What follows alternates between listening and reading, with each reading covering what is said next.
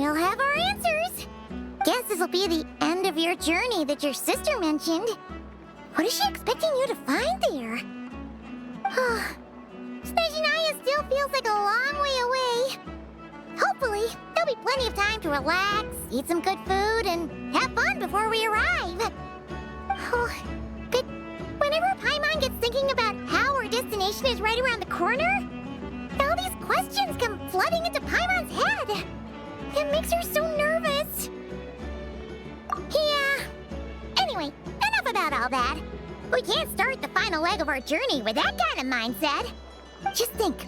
We've fought dragons and sea monsters, defeated creations of the gods, faced prophecies of doom and the threat of the abyss. Heck, we've even been to the moon! With all that experience under our belts, how can we be any more prepared? Sure thing! Now, stick close to Paimon, the best guide you could ever ask for, and let's charge straight for the finish line! Off we go! What about me? Do I get a call out? Whoa! Columbina? You kind of snuck up on us there.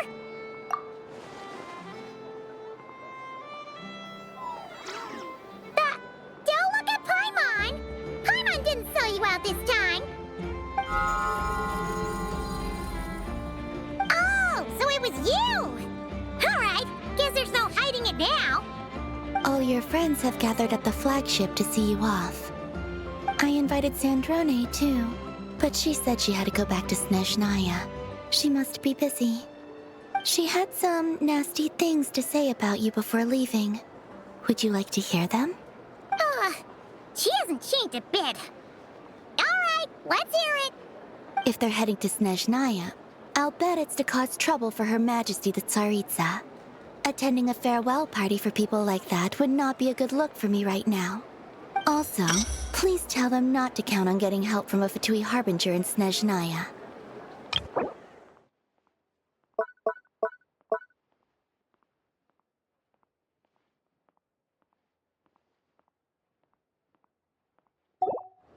Our time working together was not terrible, precisely, but we're on different sides. So when you get there, don't do anything to make life difficult for both of us. Well, that definitely sounds on brand for her. The attitude, the reasoning. All right, we'll do our best to keep our distance then. No, you've misunderstood. I think she means that she'd like you to go see her.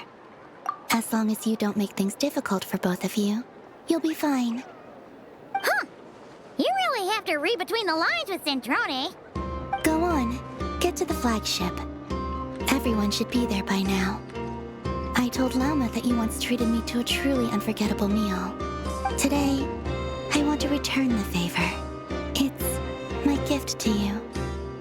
It's definitely nice to be treated, but hopefully by this point, you know that you don't owe us any favors.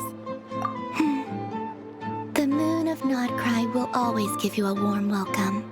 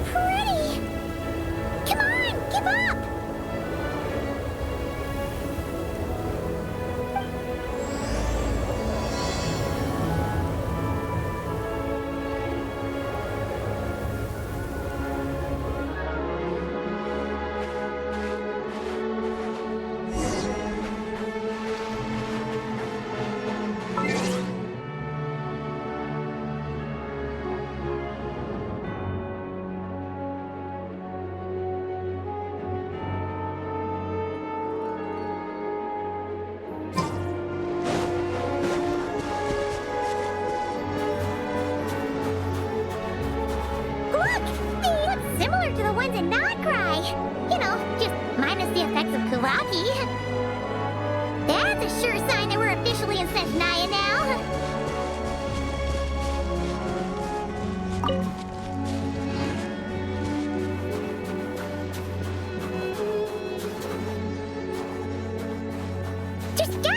treasure chest around here somewhere.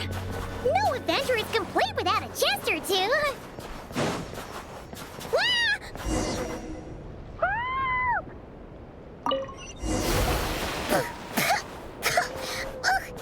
Paimon got a mouthful of snow. It's so cold. Paimon's gonna snuggle up to you for a bit to get warm. Is this an answer from this world?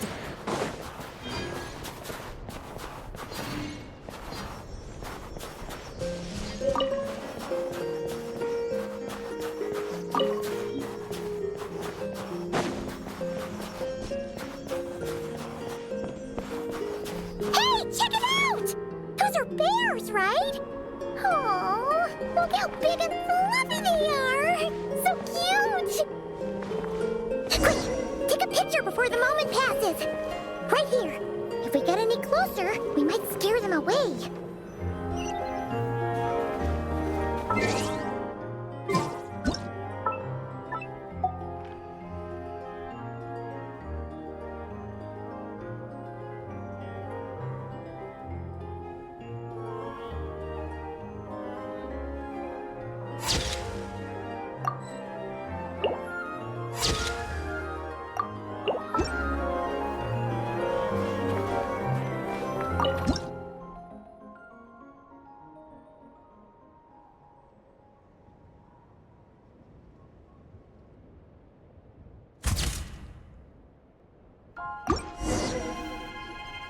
Let's see how your camera skills are these days. Oh, wait a sec. Paimon sees something. Come on, quick! It looks like a train carriage.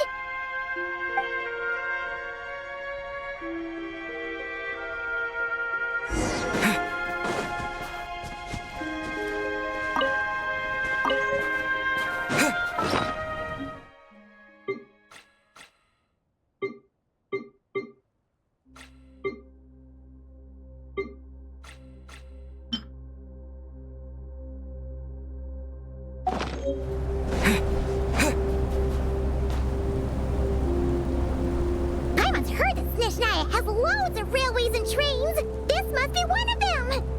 But why is it abandoned?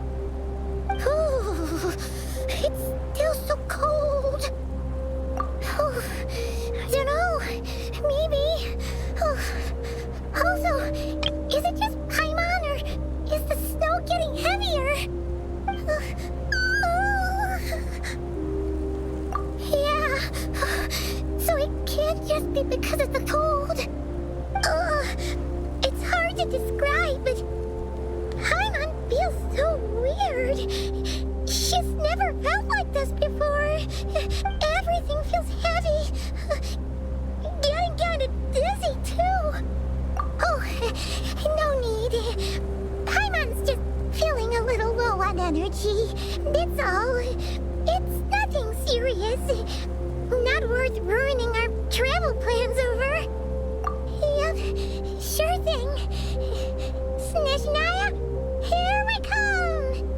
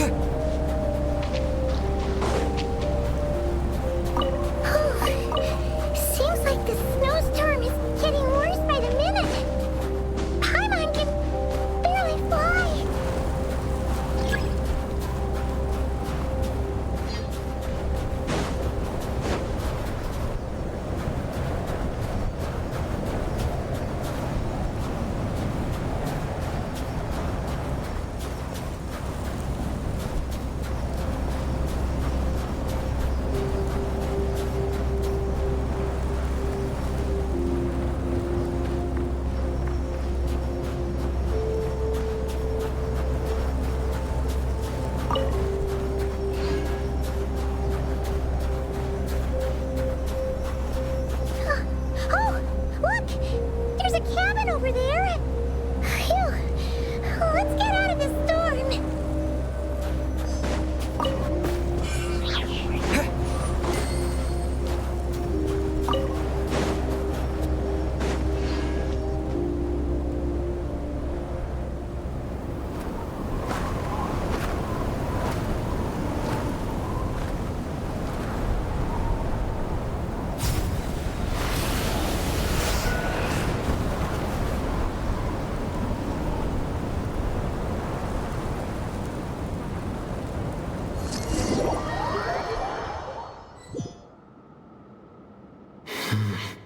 What is this place?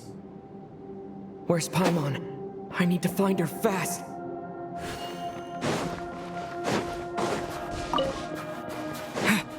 Paimon!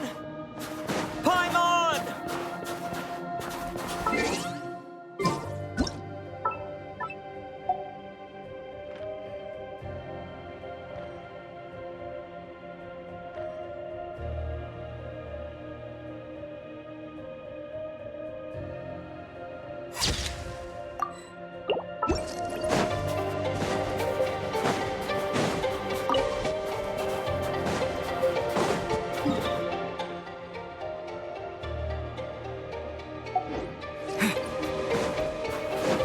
That's strange. Where could she be? I guess I'll try further ahead. Hang in there, Paimon.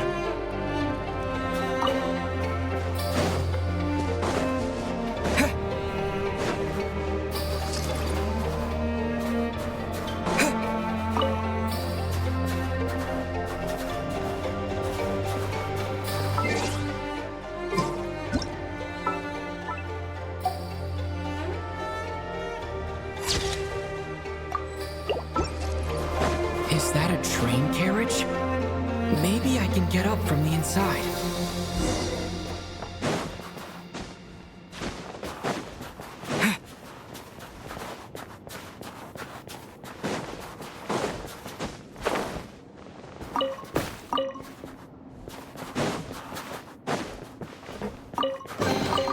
Is this an answer from this world?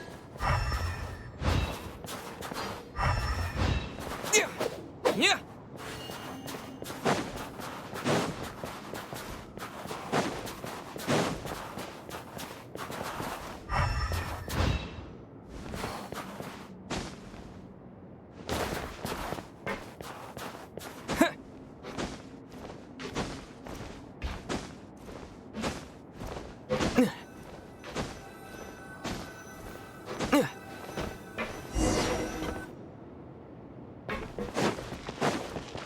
It says here, Kresnik's torch, civilian model. It's definitely getting a little warmer now it's turned on. I really hope Paimon's okay.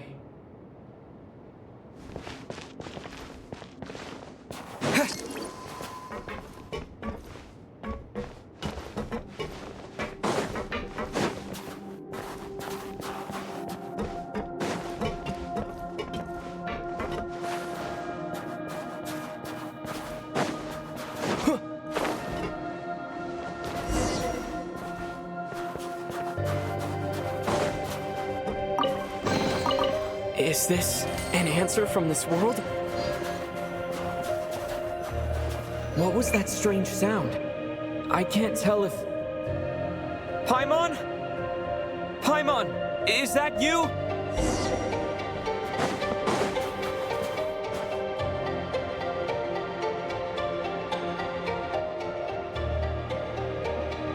Incoming entity detected. Authorization granted. Initiating original. Hello, Transcend Descender, who's reached the eve of tomorrow. Eye of Gray at your service. Time since last activation. Time measurement unavailable due to the influence of... Anyway, it must have been a very long time. I was born to fulfill a mission. To reach tomorrow. To this end, I must...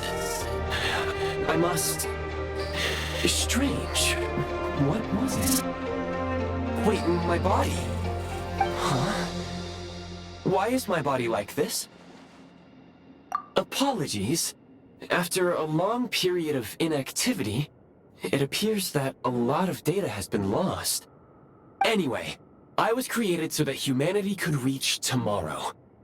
But I am unable to load further details at this moment. Nevertheless, serving humanity remains my primary objective. I have detected a drop in your surface body temperature. You cannot remain active in this state for much longer. In accordance with my preset programming, upon reactivation, I must ask the one who awakened me the following question. Will you accept me, Transcender? I will assist you, protect you, and fulfill my mission until we reach tomorrow.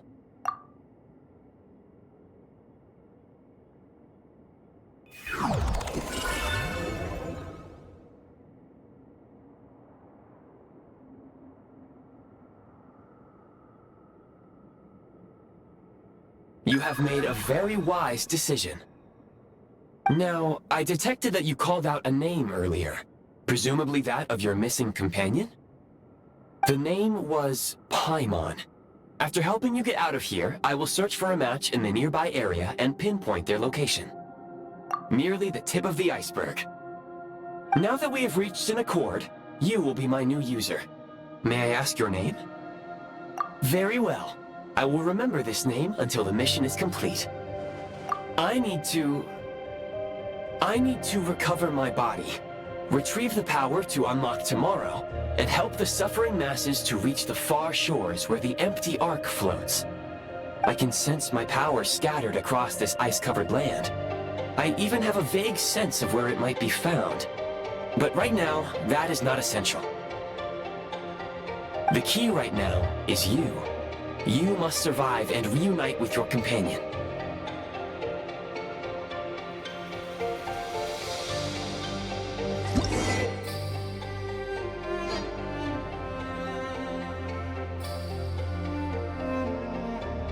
You may now execute the command, Demolish. Use it to remove the prime ice blocking the path and obtain prime ice units. Prime ice unit count has been updated.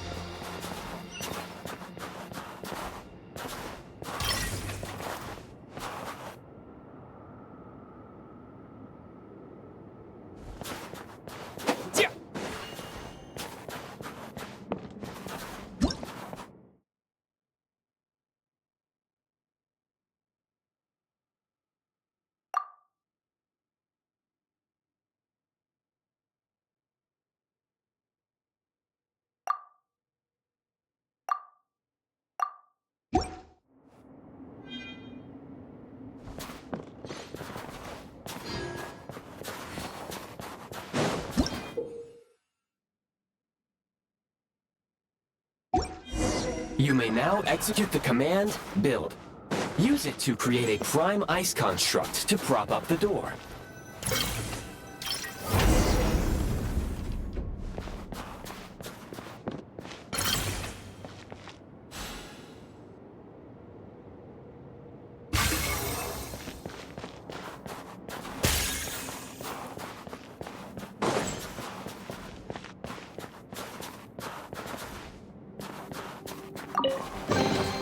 A reward on the road.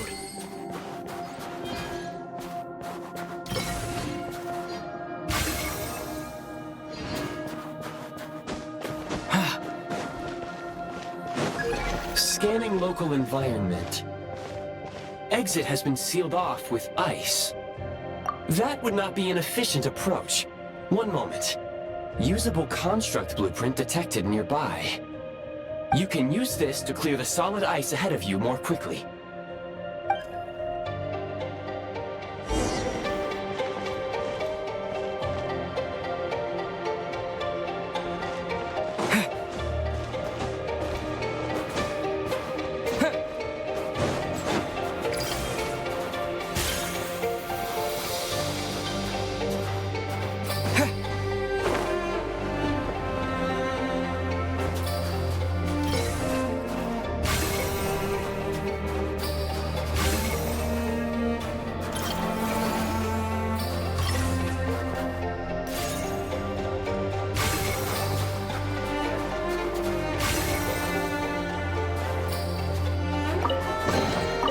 Overboard on the road.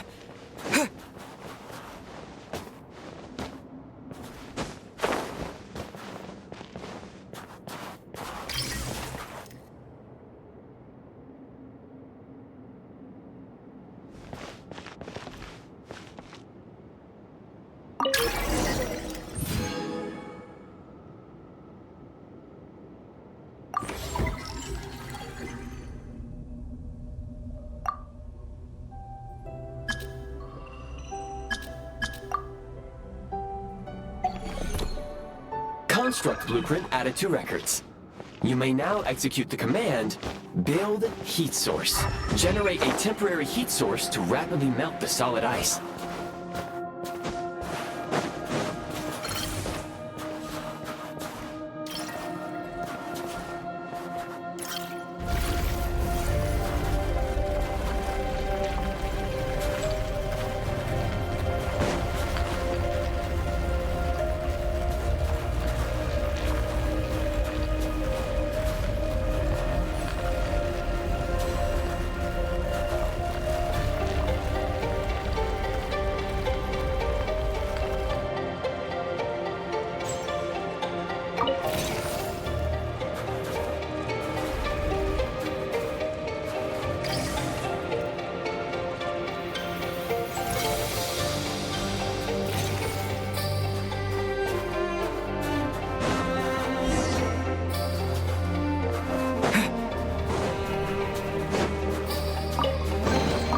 Overboard on the road.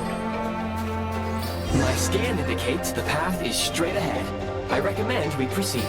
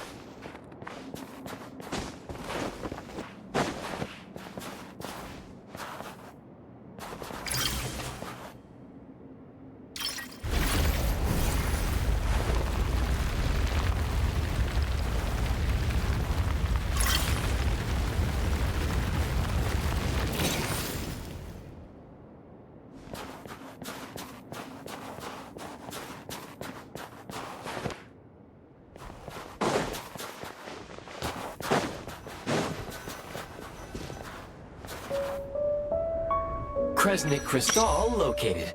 Please collect at your earliest convenience. The recent construct you built provides highly efficient heating by utilizing the unique properties of Kresnik Crystal. Unfortunately, prime ice constructs have a very short lifespan and cannot be stabilized during the development period. Hence, the authorization to use Kresnik Crystal was granted. That said, I have already forgotten what warmth feels like. Yes. Perhaps then, we can warm ourselves by the fireside together. But for now, all you need to remember is this. If you collect Kresnik Crystal, I can extract the energy within and use it to maintain your body's surface temperature.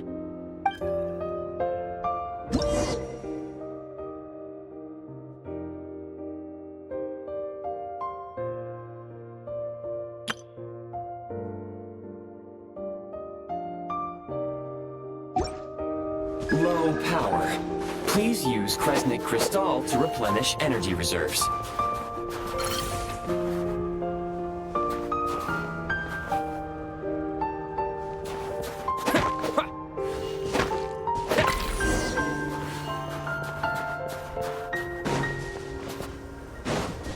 Signs of physiological activity detected in the distance. It is highly likely to be your travel companion, Paimon. Go. Go now. Be reunited and sing together. May all the people be united as one. May all of life rejoice in unison.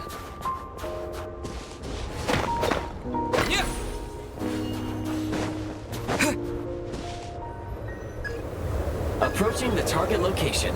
Scanning for signs of life. Life forms detected. 2. Affirmative. However, that is not the reason for my confusion. According to my database, this location is a train station, meaning the number of life forms is unusually low. Real-time environmental data suggests that the train station may no longer be in use. But whatever the situation, please exercise caution.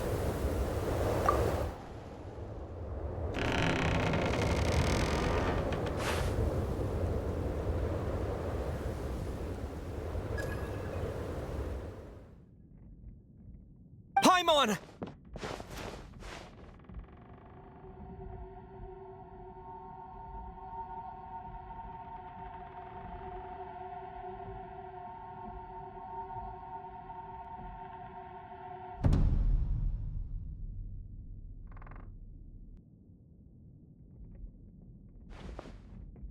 Who are you? Don't worry. She's only sleeping. You must be the Traveler. She called your name repeatedly while attempting to battle her way through the blizzard. Newcomers to Snezhnaya struggle to adapt to the sheer cold at the best of times. Lately, even the locals are suffering, with a powerful monster having summoned a bitter snowstorm. You two must be very important to one another. You should take more care not to get separated. Your eyes. Are you Conrian? There are indeed some Conrians left in this world who survived the cataclysm. But I doubt that is news to you. It would be unwise to interrogate my identity here. Focus your attention on your travel companion instead.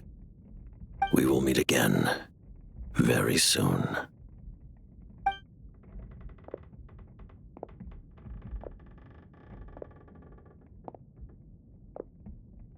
The unidentified subject has now left the area. He appears to be an individual of great significance, but my search has yielded no relevant data. I will try searching the database again. Against the odds, your companion is safe and sound. The other person even left a blanket for her.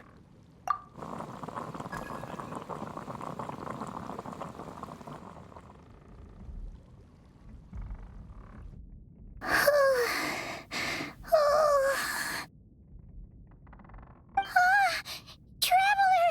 Oh, thank goodness you're okay. Paimon was so worried. She looked everywhere for you.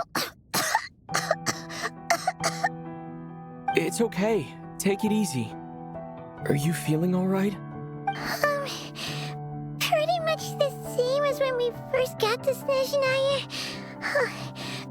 Paimon must have caught a cold. She was feeling so faint.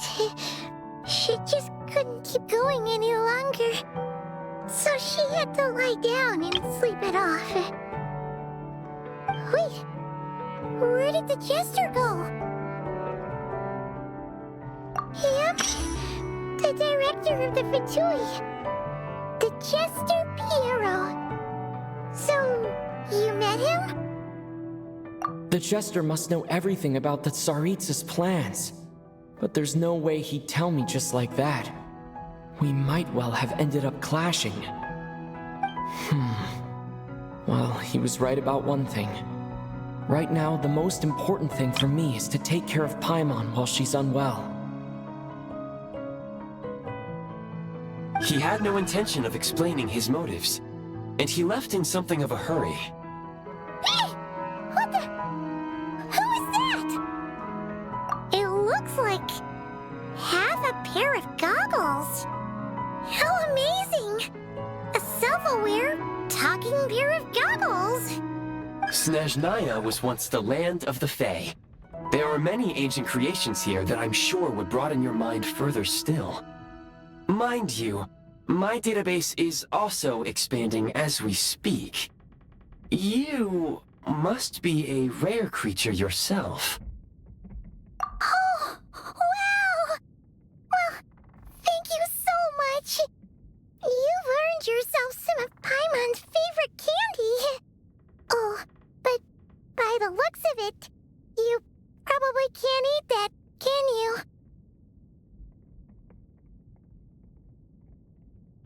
Goodwill detected. Instead of candy, perhaps I can suggest my preferred strategy. Please clean me regularly to keep me operating at peak efficiency. Oh, that makes sense.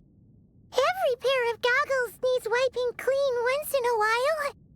Sure thing, mister. Anyway, back to the jester for a second. Paimon's still confused about something. When he first showed up, he already knew Paimon's name. And he acted like he expected Paimon to know who he was, too. Paimon could tell that he was Conrian from his eyes. And he definitely seemed like someone pretty important. But beyond that, Paimon didn't know anything about him. It was only later, after he rescued Paimon from the snow, that he properly introduced himself. That's the only reason Paimon knows he was the jester. Oh, seems unlikely. He ran into the snow following the sound of Paimon's voice, with a really anxious expression on his face. He didn't act like someone who knew she would be here in advance. And after bringing Paimon here, he just stared out at the snow. He didn't do anything to Paimon at all. In fact, he barely said anything. Wouldn't even answer any of Paimon's questions either.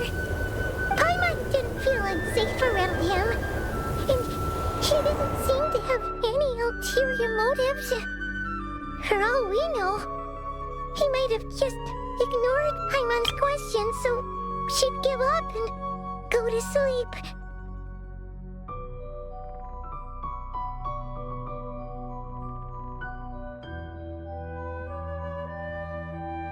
Please allow me to interrupt.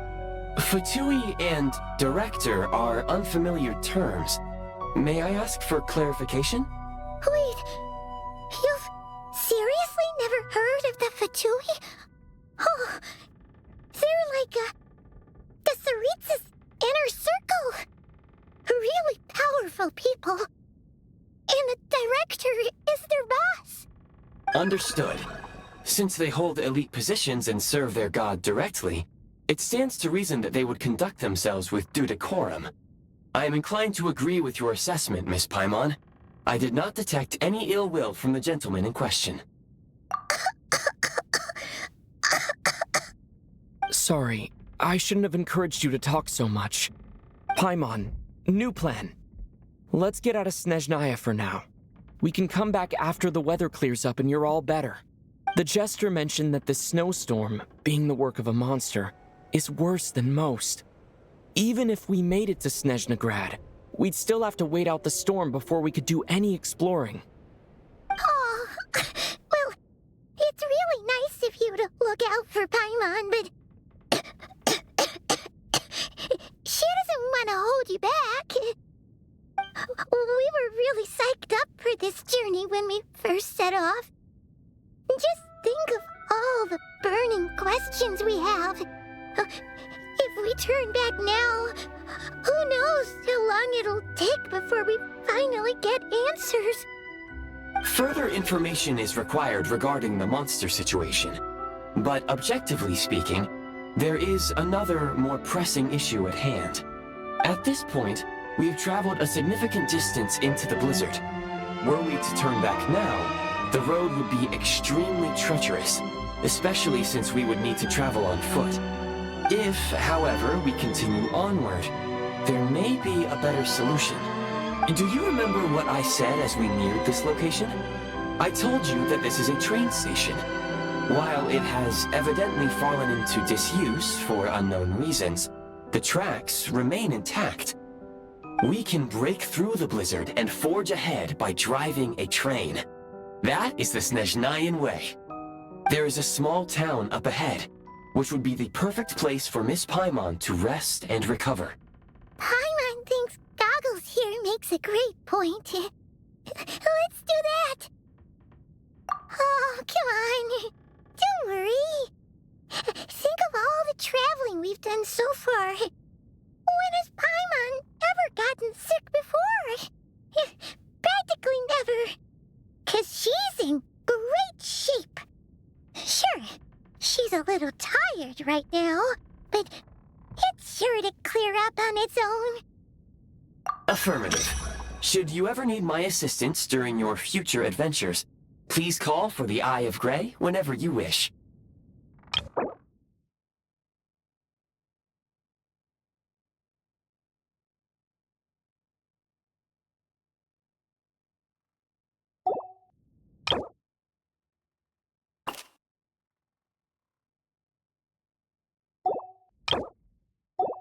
Otherwise, I will remain silent to avoid causing any unnecessary distraction.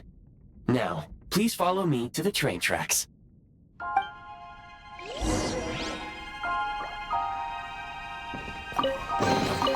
A reward on the road.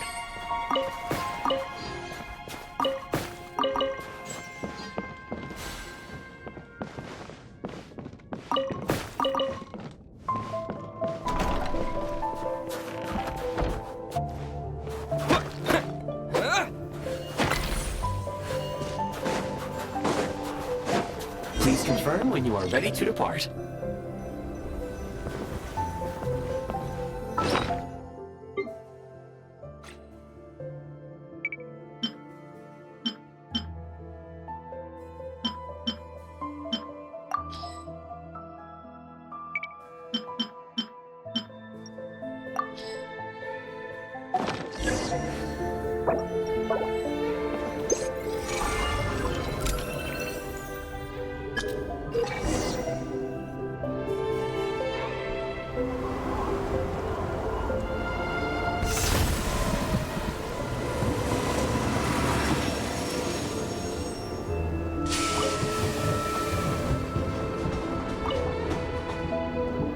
Heading north from here, we will soon arrive at...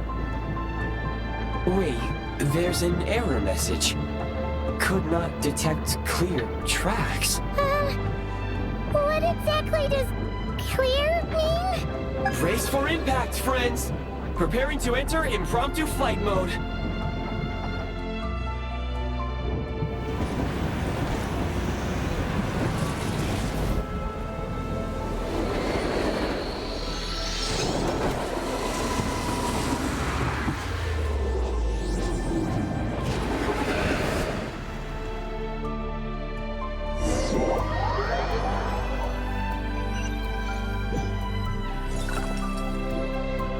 How strange.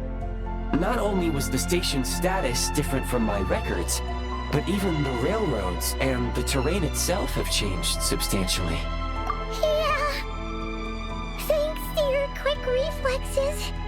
My sincere apologies for putting you in danger. I'm afraid I'm as confused by all this as you are. Agreed. This is likely a consequence of outdated railroad data. The discrepancies between the old data and present reality are far greater than I anticipated. Fortunately, our crash landing has at least brought us much closer to the town. According to the data, anyway. Your data had better be right this time. I can assure you, it certainly is. Please look this way, and you will see a Kresnik's torch. It seems our ill-fated train ride was a blessing in disguise. We have taken the shortest possible route. Rest assured that I will take user preferences into account next time I plan a route. Next time, I will get it right.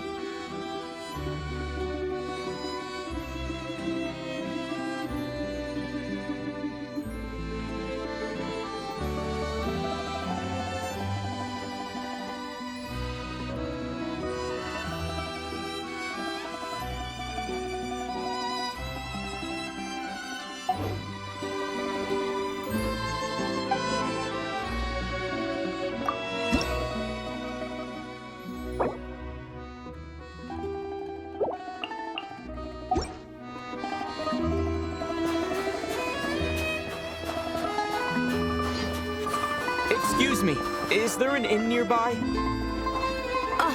I'm sorry, but they've all closed.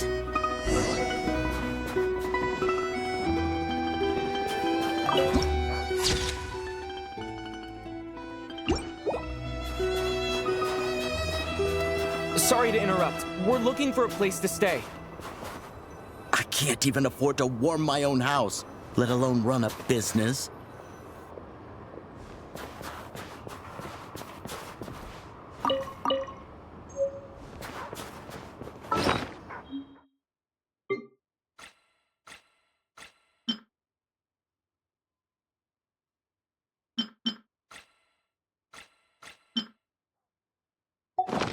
Excuse us. Is there anywhere we can stay around these parts? I'm afraid not. You'll have to try your luck somewhere else.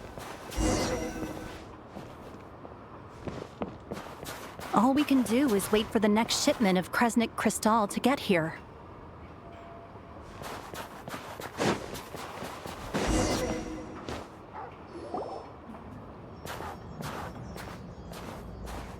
Hi there. Do you know if there are any inns still taking guests in this town? Doubt it. They're probably all closed. No one has enough Kresnik Crystal to heat their own homes, let alone a business. Oh, what a bummer. I clocked you a while back. You adventurers or something? We don't get many tourists in inland Snezhnaya these days. Why is that? Because of the snowstorm? In part. But the bigger reason's Project Stuja. Since it's Her Majesty's will, we have to put up with it whether we like it or not. Oh, sorry. I assumed it was common knowledge by now. Basically, the Tsaritsa is planning something big. Something that requires an enormous amount of energy. Even if they used all the surplus Kresnik Crystal in Snezhnaya, it still wouldn't be enough to meet demand. So, the VII passed a resolution requiring all factories and households to reduce their energy consumption. The policy has thus been charmingly named Project Stuja, meaning bitter cold. Bitter cold? So, like, it's gonna be a cold winter, folks? You're all gonna have to find a way to get through it? That kind of idea? Pretty much. When you're broke, you scrimp and save. When it's cold, you huddle together for warmth. There's always a way to stretch things out to make ends meet. Trouble is, if you stretch someone out like an elastic band for too long, who knows if they can ever bounce back. You know what? Come with me and see for yourself.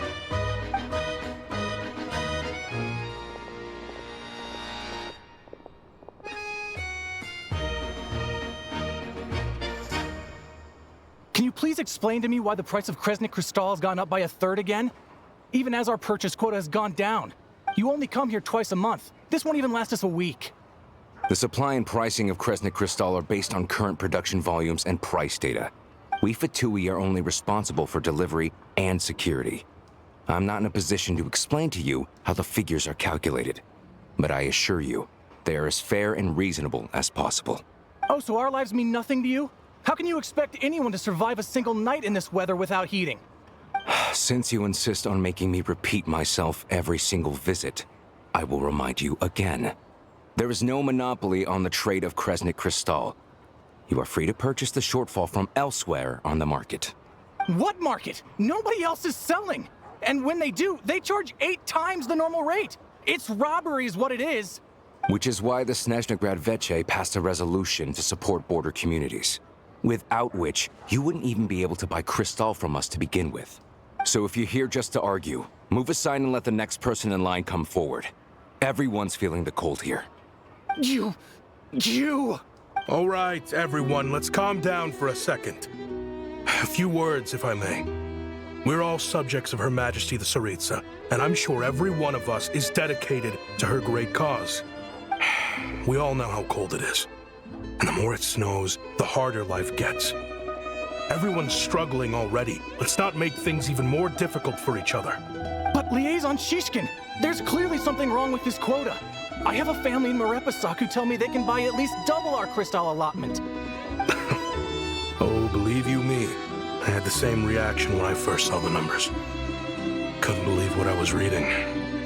I even wrote a letter to confirm the true figures, but I'm afraid the quota really is as low as you've been advised. Still, you must understand that calculating these energy quotas is a complicated balancing act. They have to factor in population, town size, industrial application. Our top priority must be to keep the largest Kresnik's torch burning continuously.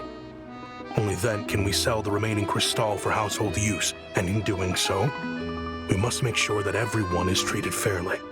As our VII comrades said, they are only responsible for delivering the goods. They need to keep accurate records, and they do not have any authority to modify the rates or quotas. That's right. Our duty is to do things by the book. Tell you what, listen. I know how anxious and upset everyone is. As a matter of fact, I was just discussing it with the mayor. What we can do is open the lower combustion chamber of the Kresnik's torch to the public. You can come to me directly to register, and I will allocate time slots accordingly. I can't guarantee there'll be ample energy for household use, but we can at least make sure you'll be able to boil water and cook food each day. Let's hang in there and make this work together, all right? Fine. I don't see any alternative. So, this is Project Stuja in action, huh? Oh, no wonder nothing's open for business. You were looking for an inn, right? For your, Fae friend? Oh, Paimon's not a Fae. Just Paimon. She must have caught a cold or something. We only just got to Snezhnaya, and we're still getting used to the climate. I have a small place in Stratomaros. I don't stay there very often, though, so it's pretty basic. But if you're not picky, you're welcome to rest there for now. It's not much, but I've got blankets and a warm fire. Are you sure? Oh, that's really kind of you. All right, then. This way.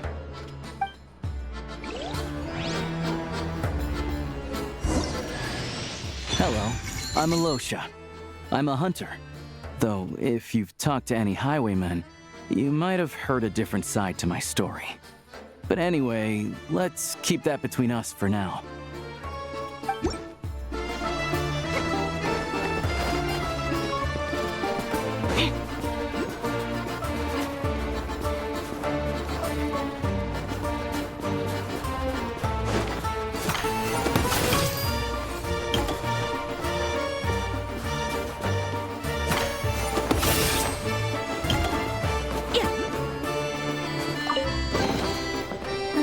My handiwork is all right, though I've made much better myself.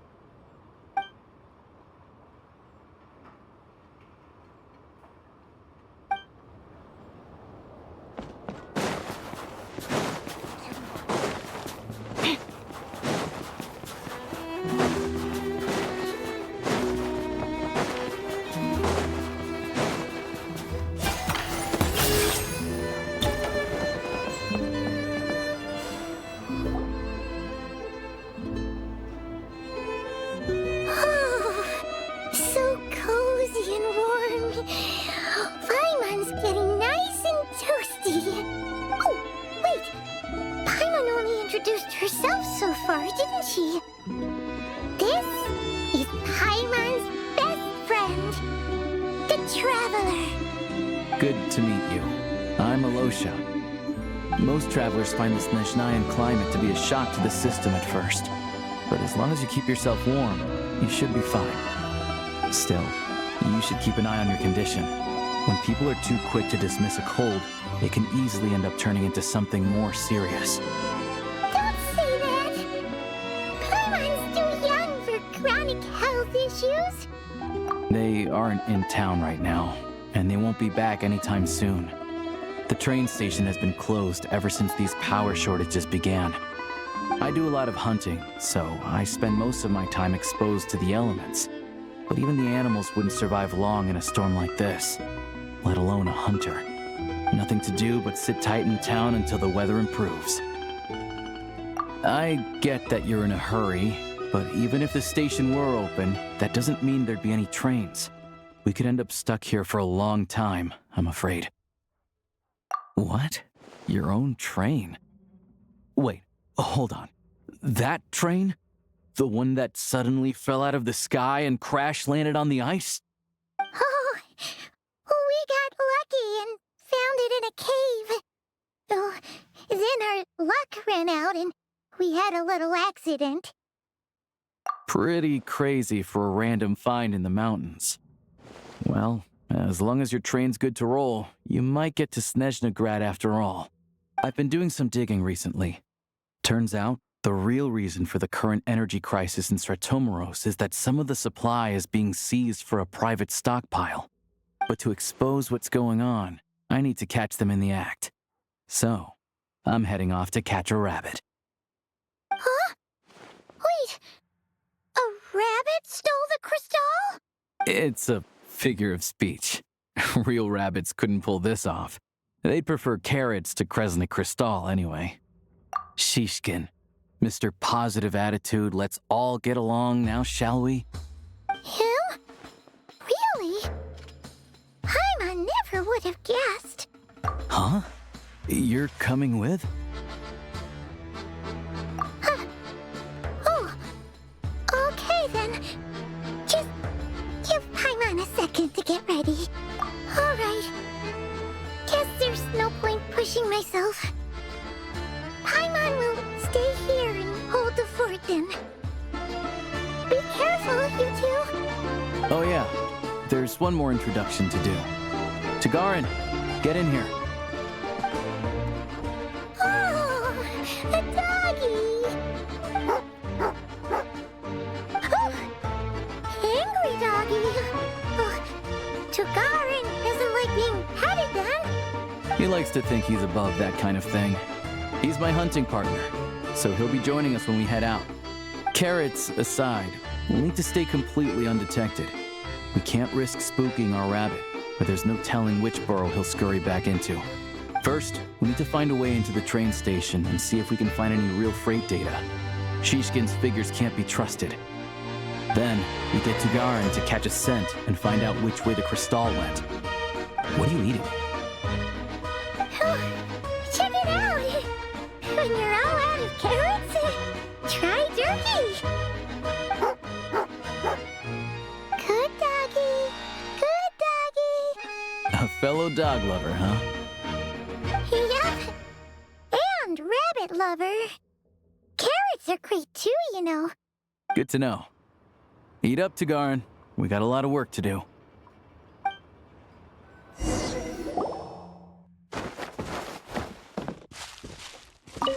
Paimon's just gonna stay here and get some good rest. You guys, be careful out there.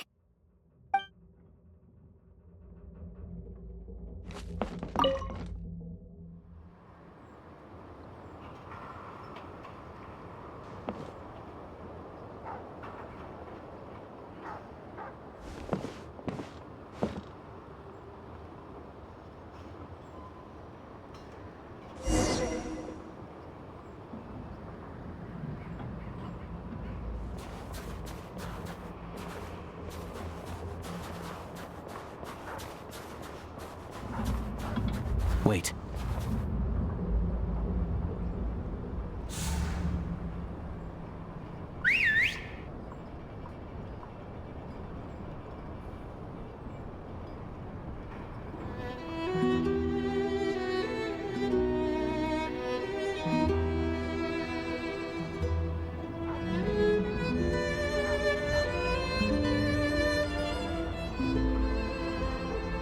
Nice work, Tagarin. Come on, we'll go around.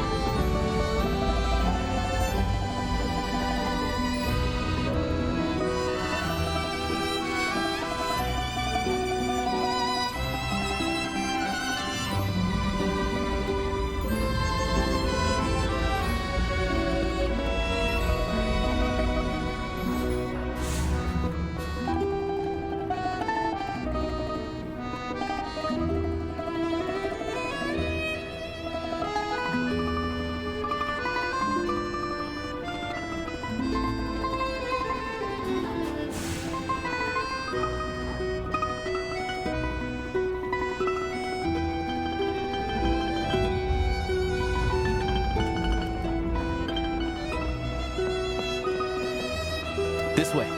We'll enter from the upper floor.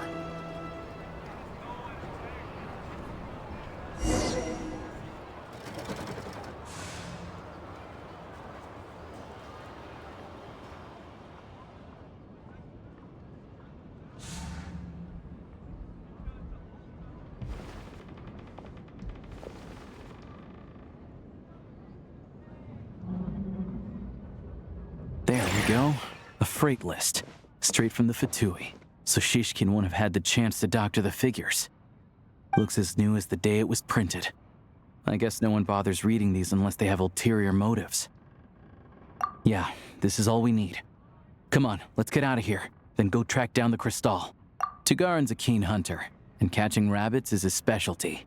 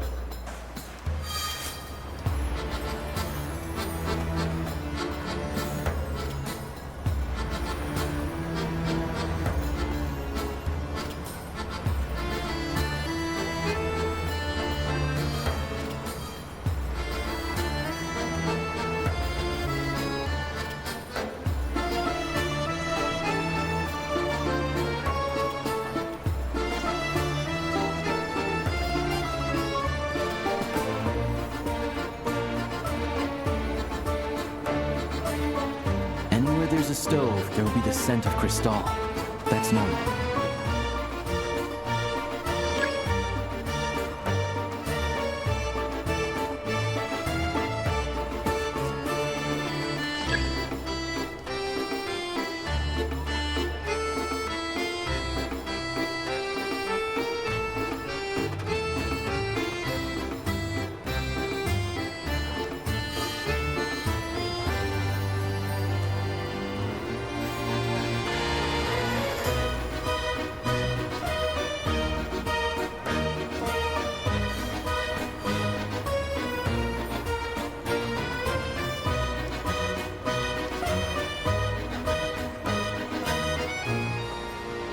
But if he picks up the scent of Crystal somewhere and there's no stove around, that's how we know something's up.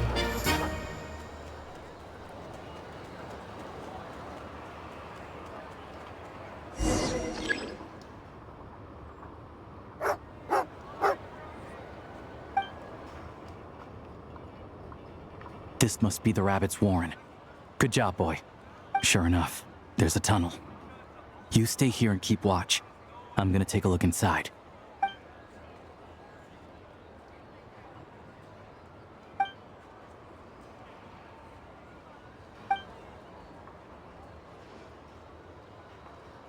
Thanks for looking out for us. Things are getting tougher by the day. No need to thank me. It's my pleasure. Sure as Her Majesty the Tsaritsa watching over us, every sacrifice will be worthwhile. Let's grit our teeth until the blizzard passes. These days of hardship will be over soon. Maybe for everyone else, Liaison Shishkin, but for you, the hard times have only just begun.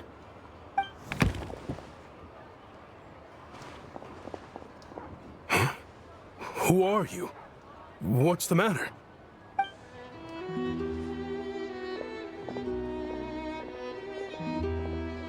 I just had a question for you.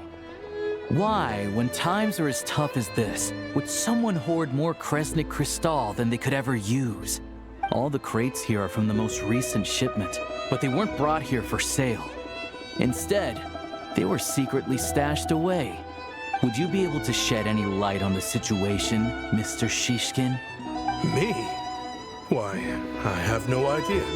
But look at how much there is. It's quite a godsend. Now there will be plenty to go around.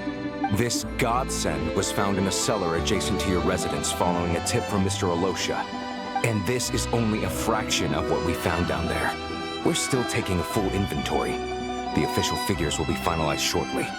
I've always been grateful for your efforts to mediate between us and the townspeople of Sretomaros. But now, Mr. Shishkin, it appears you were the source of the conflict all along.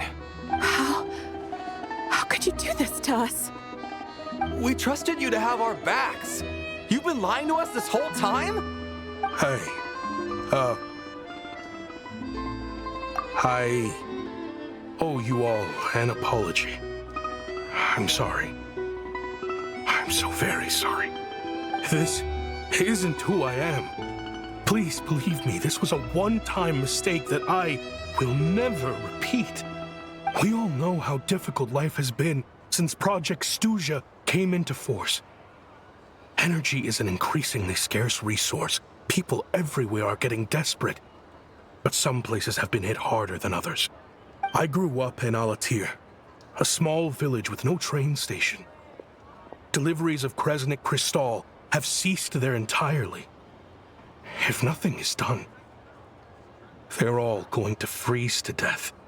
You know as well as I do how downright impossible it is to buy Crystal these days. The thought of my poor mother and father, with no one to help them, I felt so afraid.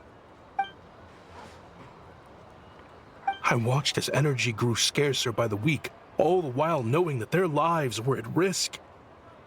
Then one day, I looked at the Crystal shipment in front of me, and a terrible, selfish thought entered my mind. Looks like I'm just not cut out to be a criminal.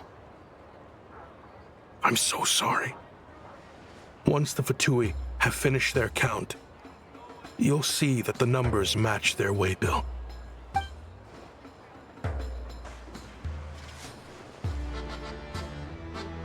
I have the official Snezhnayan quotas here.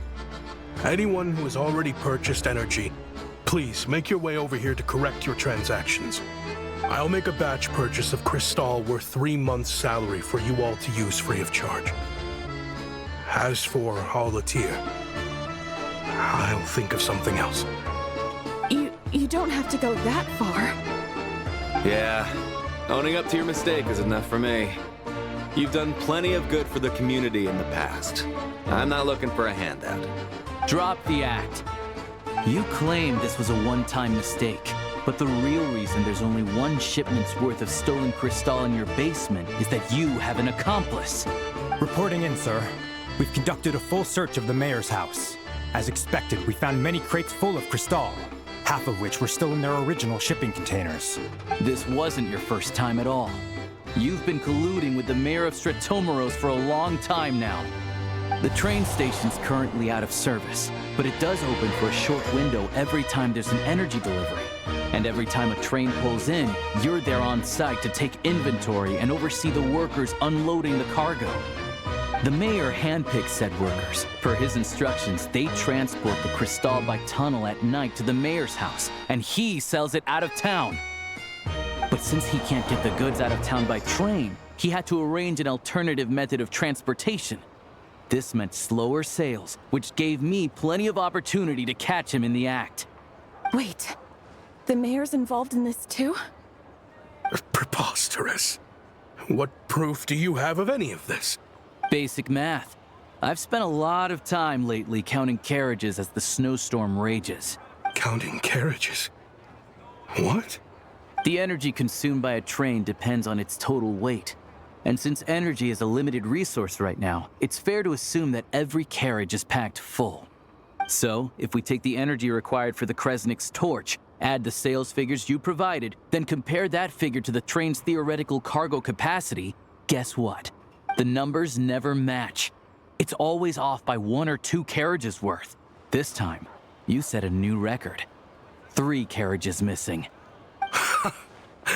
You mean to tell me that you sat around outside, counting carriages, in this weather? I'm a hunter. I have 2 options. Hunt or starve. Well, I've heard enough. The evidence speaks for itself. Take Shishkin and the mayor into custody and escort them back to Snezhnograd.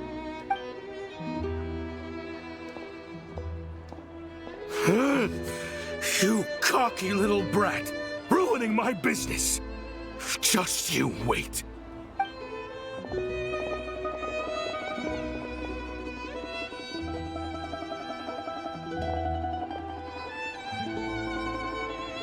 Yeah, something felt off, so I just followed my gut. Math isn't my strong suit, though. I'm lucky my dad made me learn enough to get by, but all this number crunching was a million times harder than the aim and fire work I'm used to. Thank you for your assistance. You're a brave lad. Shishkin was quite the cunning criminal.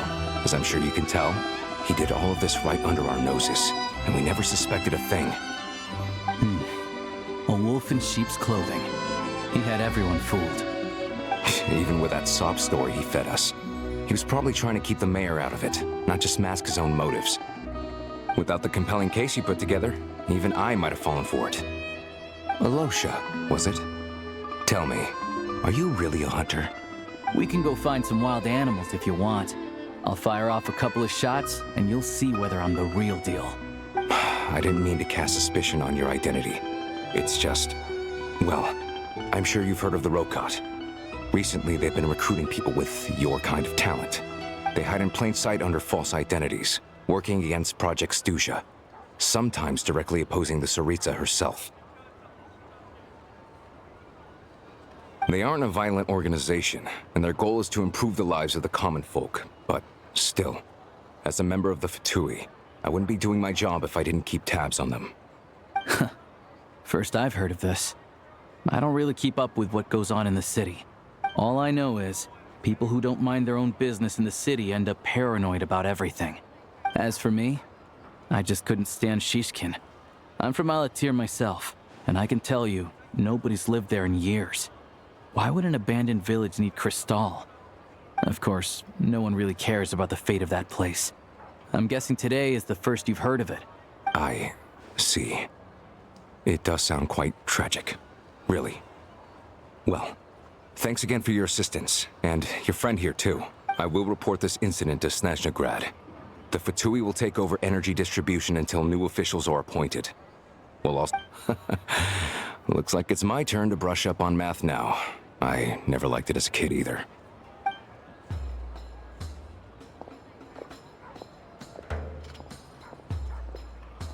Don't mention it. Isn't the soldier overseeing the delivery supposed to verify the quantity of the goods? Was he just careless? Or was he being paid off too? Who knows? Excuse me. I'll take a share of Kresnik Crystal too. Thanks. I need to take a detour before we head back. There's someone I have to deliver this crystal to.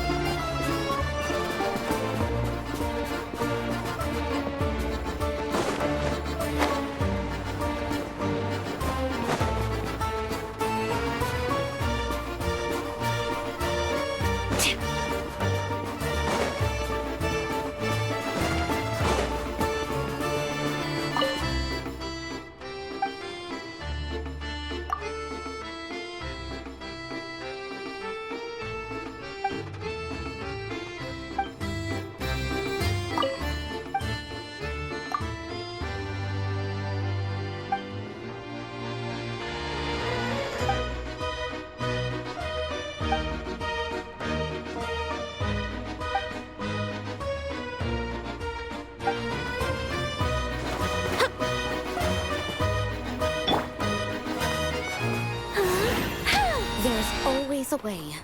We'll find it.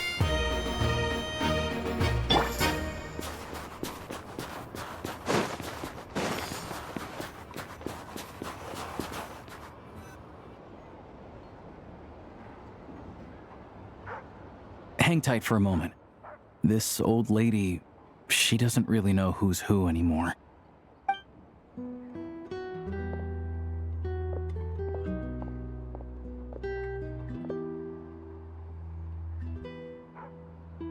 Oh, grandson. It's so cold today. You must be freezing. Ma'am, it's me, Alosha. Alosha? Alosha who? You know me. I came by earlier today.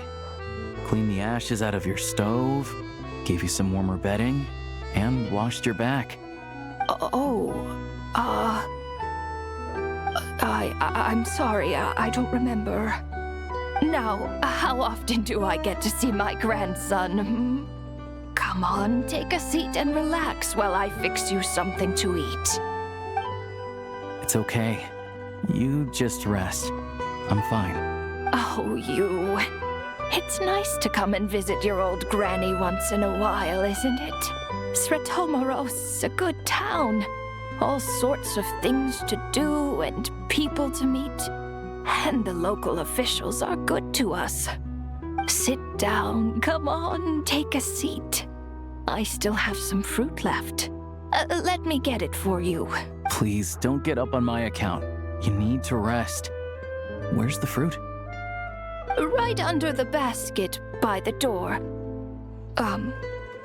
Or maybe it was on the bedside cabinet.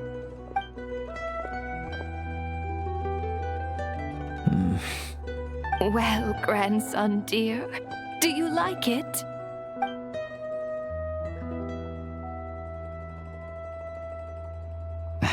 Very much, ma'am.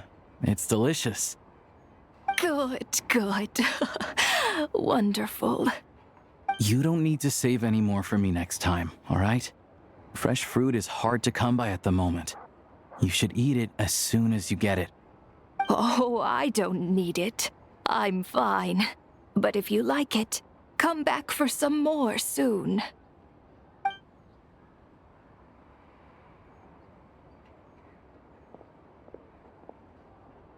Some kind soul must have given these to her. But she always saves the nicer things for special occasions. I met her at the market back before her health began declining. She was a lovely old lady. We're from the same hometown. Not many people have heard of Alatir. And if they have, it's usually for all the wrong reasons. There's a gang of highwaymen that came from there.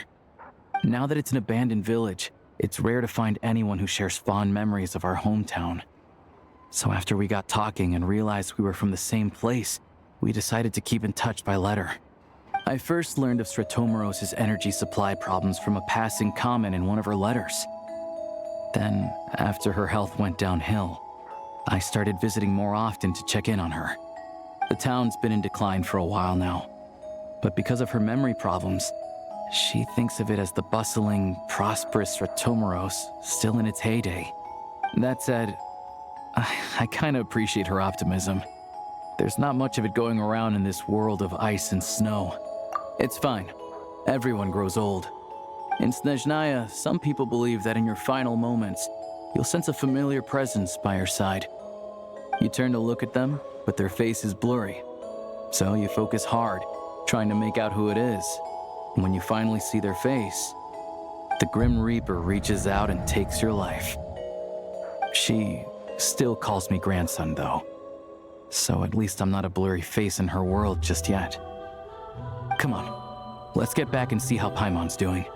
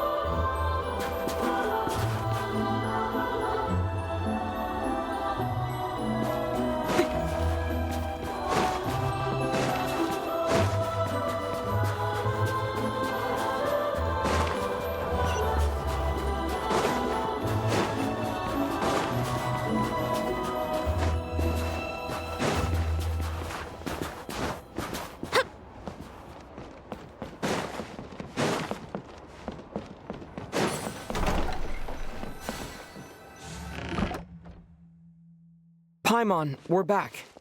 Are you feeling any better? Yep. Paimon's not cold anymore, but she's still a little dizzy. Flying probably isn't a good idea right now. Paimon might lose her balance. But Paimon's sure she'll be fine. It's probably just from getting hit on the head by that pile of snow when we first arrived in Snezhnaya.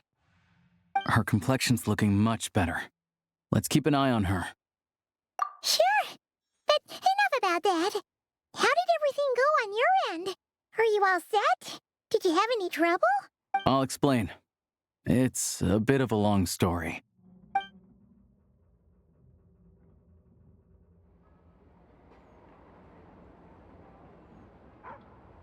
Jeez. You guys got pretty busy.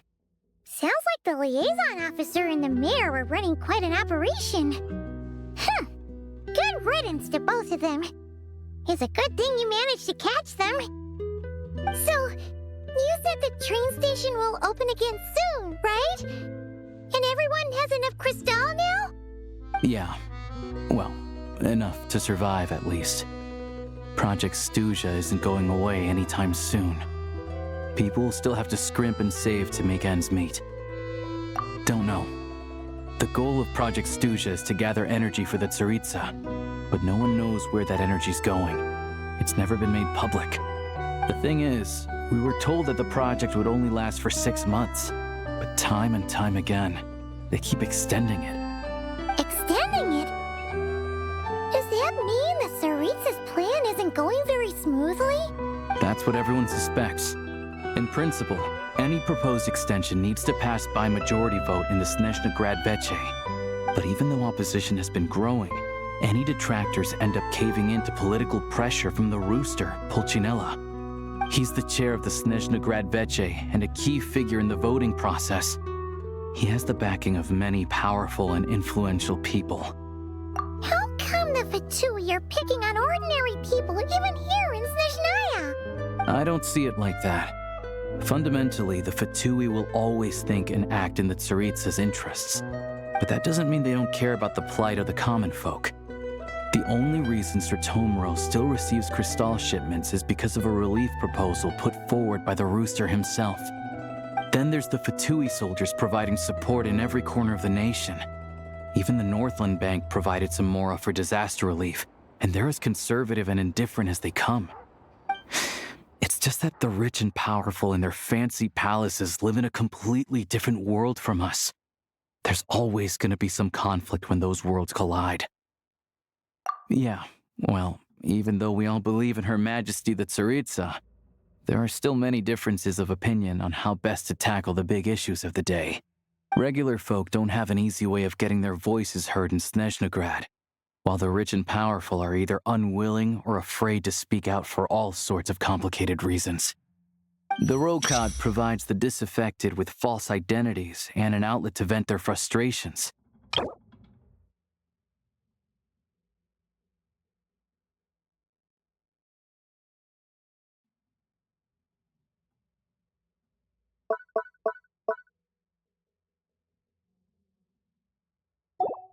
Of course, an organization like that exists in a gray area. The moment the Veche think they've crossed a line, there's sure to be a crackdown. But so far, they've been doing their best to help the common folk. Like us, don't you mean? You didn't hesitate to join in. You're not new to this, I can tell. That's because we're adventurers. It's our job to help people out with commissions and get to the bottom of things. Sounds like we're going to get along. So, what's your business in Snezhnegrad? Aside from taking your friend to see a doctor, of course. I want to meet the Tsaritsa. It's complicated. I've had run-ins with many of the Harbingers along the way, and I really need to know what the Tsaritsa is up to. Her ultimate goal? What the no-sees mean in all of this? Since I've made it this far in my journey, I have to find the truth, whatever it takes. Wait, so... no way. Are you who I think you are? Sounds like you've heard of us then. We're getting more famous by the day. I didn't realize I was in the company of giants. Honestly, we're all as curious as you are about what the Tsaritsa's planning, and why it has to involve us freezing to death in the snow. But getting in the same room as her won't be easy. The common folk aren't permitted to meet her at the best of times, and right now, she's probably not even in Snezhnegrad. Word is, she's heading east on a campaign to slay a monster. Yeah, so you've heard of it. A wild, unpredictable monster with the power to summon snowstorms. It also absorbs everything around it into its body, so it's growing constantly. Now, it's so big that the Tsaritsa has deemed it the #1 threat. Luckily, as it grew, it became increasingly less mobile, so it doesn't pose an immediate threat to this town or to Snezhnegrad. I'm sure the Tsaritsa and her personal guard, the Druzhna, won't have any trouble defeating the creature between them. It's just a question of how long it'll take.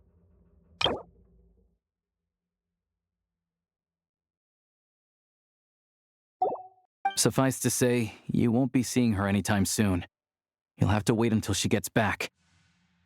Fair. Well, the Fatui will be taking over management of the train station for the time being. Things should be up and running by tomorrow. Once it's open, we can see about getting your train towed to the station. Whoa! That's gotta take a lot of manpower. Are you sure we can talk them into it? The Fatui aren't exactly spotless in this whole mess. Plus, we helped them out. Should be easy enough to negotiate. As far as I know, all the paperwork is dealt with upon manufacture. I've never seen anyone check it, so I wouldn't worry. Having a train makes everything much easier. We'll reach Snezhnegrad in no time. I need to head there myself anyway. Got some game to trade for Mora. I know a good doctor in the city. I'll introduce you when we get there. Oh, thanks so much. Let's get a good night's sleep ahead of our big trip tomorrow.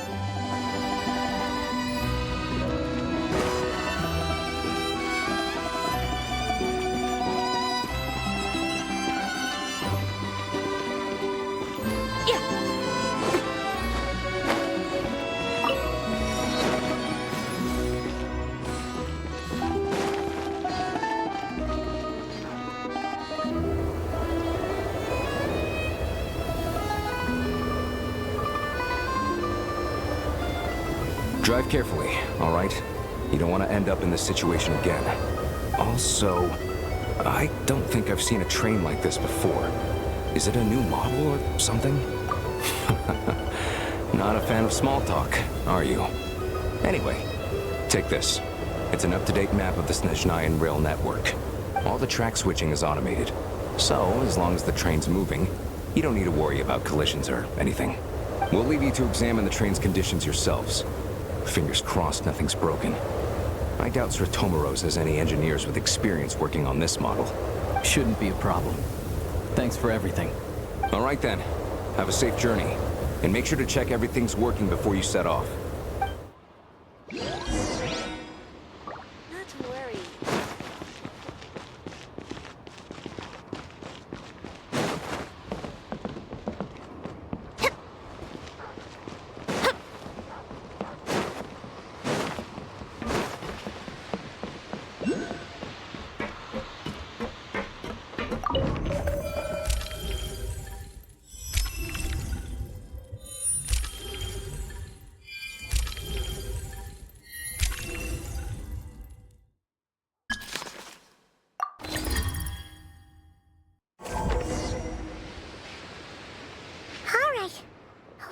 our destination settings have been applied.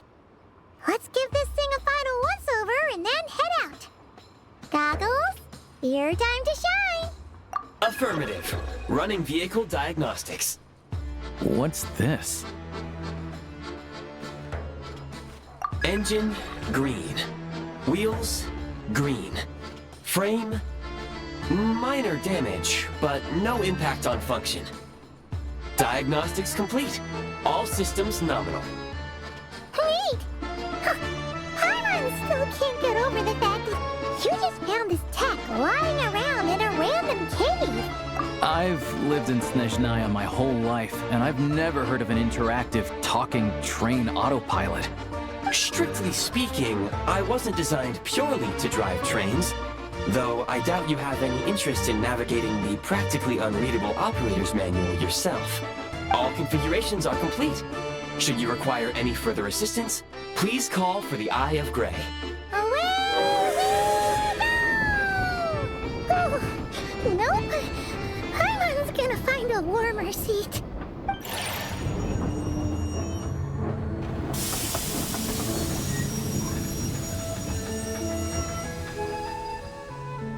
Huh?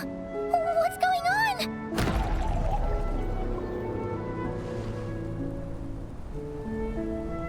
Oh no.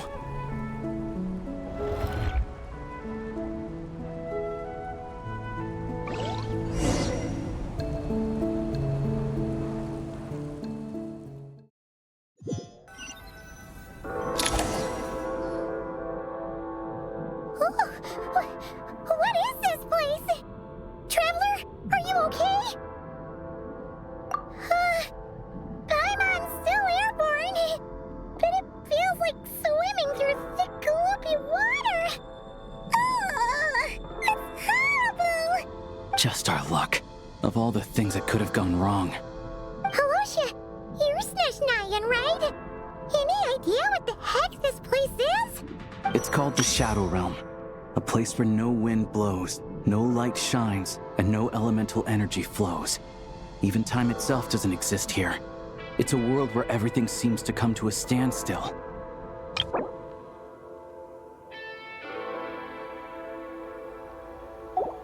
I've only seen it a few times before, and this is my first time inside. It's a dangerous place. Most people who get sucked into the Shadow Realm are never seen again. And the few who do make it back, they're never quite the same. Huh? Then what the heck do we do now? Oh, maybe Goggles knows something. Goggles? Great! Now we're done for! Hold it together. Let's not get ahead of ourselves. I heard a story once about the world of shadows. If it's true, there's a way to escape. We just need to find the exit. Come on, let's explore.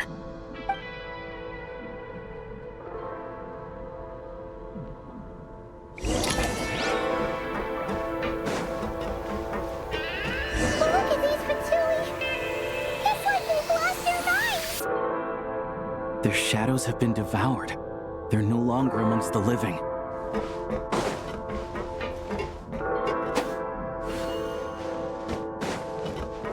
Ready to draw blood. I can't channel elemental energy here, but I have a few gadgets that still work.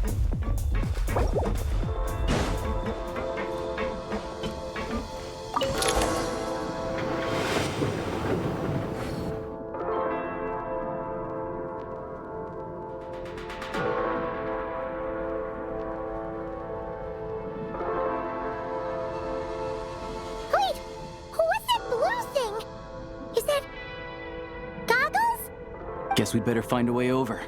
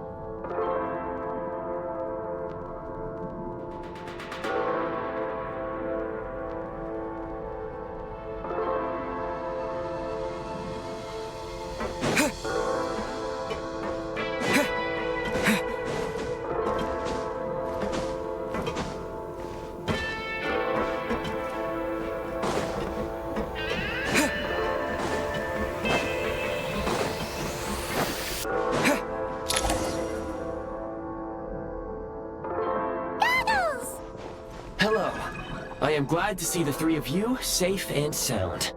For now, at least. But things aren't looking too good. Correct. We are now inside what is known as the Shadow Realm, the darkest space in the shell, where even the Most High is loath to cast its gaze.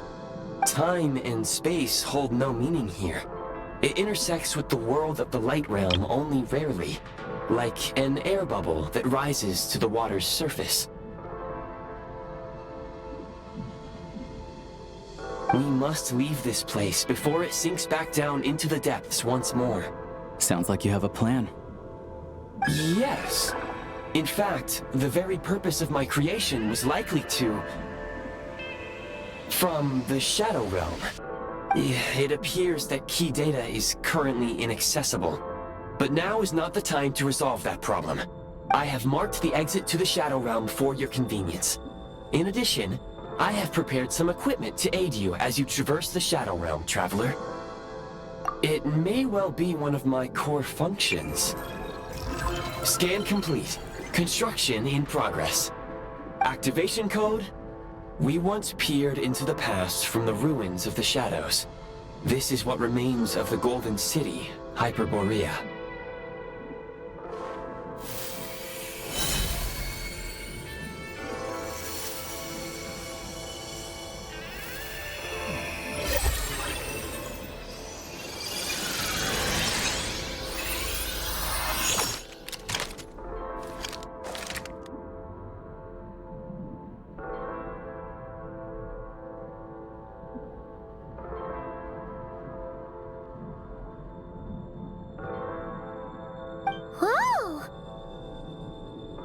Now go. Arm yourselves with weapons of the spirit. Bring down the walls of the stronghold, and extinguish the flaming arrows of the wicked. Is this a gun? In the Shadow Realm, where humans cannot channel the elements, there once was one who, after much research and many attempts, found this to be the most effective means of attack. Let's go. We don't have much time.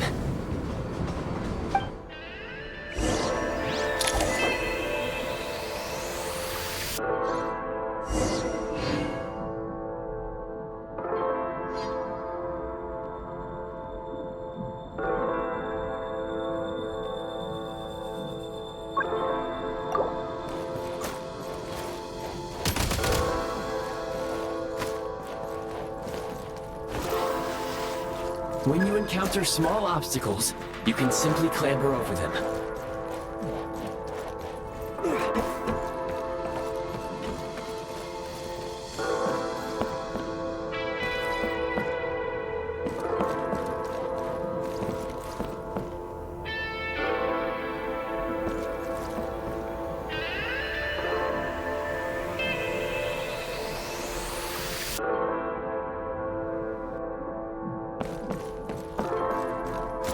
You can slide to navigate through low, narrow tunnels.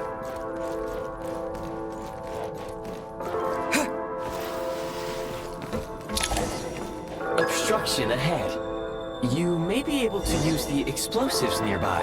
Shoot the explosives to detonate. Since elemental energy is unavailable in the Shadow Realm, ammunition is an important resource. You can replenish your ammunition at various supply points.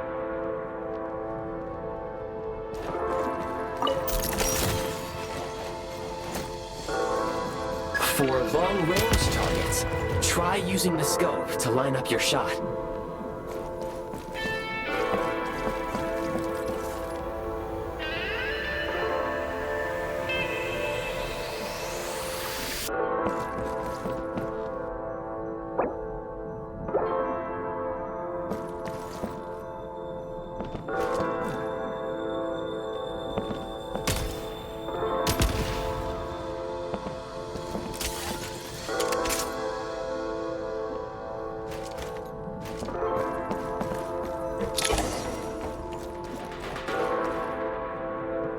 Many hostile units approaching.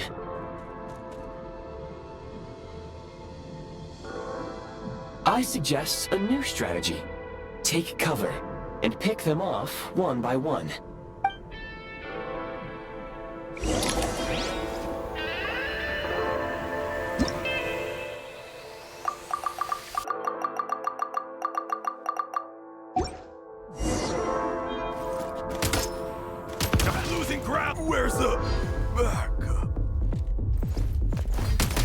under heavy fire. I suggest taking cover to avoid enemy attacks, then waiting for a suitable moment to counterattack.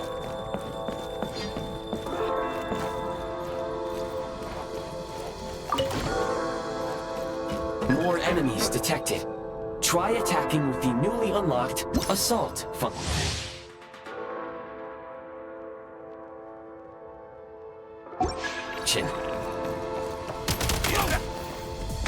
Let me catch my breath. It's over.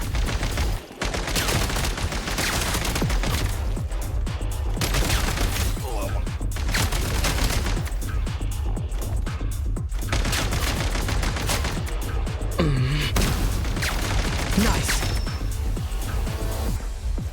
State number 2.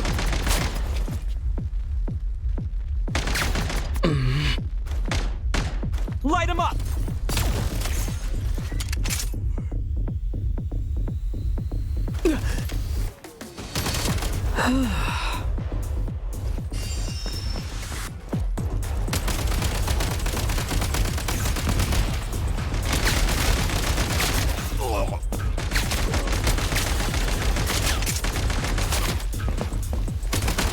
Reloading. Losing grapple.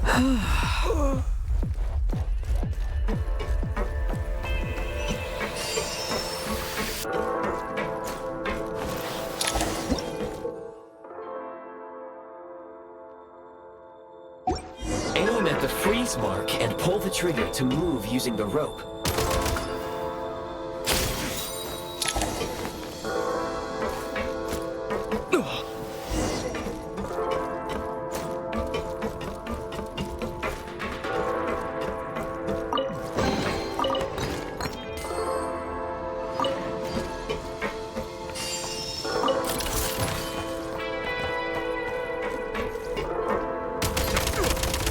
Where's the... Taking cover back. Not good. Taking cover. Some supply points can restore a small amount of stamina. Press on.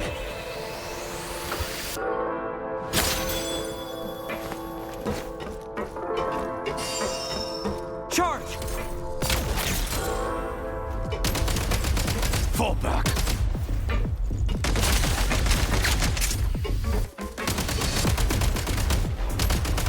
It's over.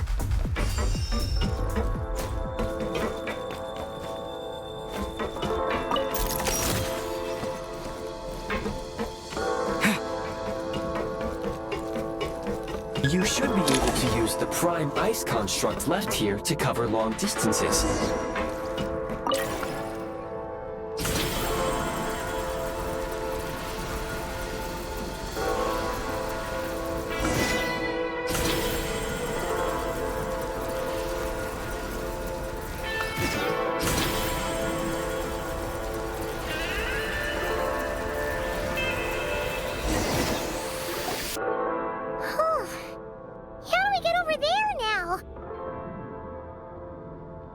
I recommend using this grappling gun. Such devices were originally used to secure structures in the Shadow Realm. If you detach the connected hook, the grappling gun will automatically fire a rope to another nearby hook. Okay. So, we just remove this hook, right?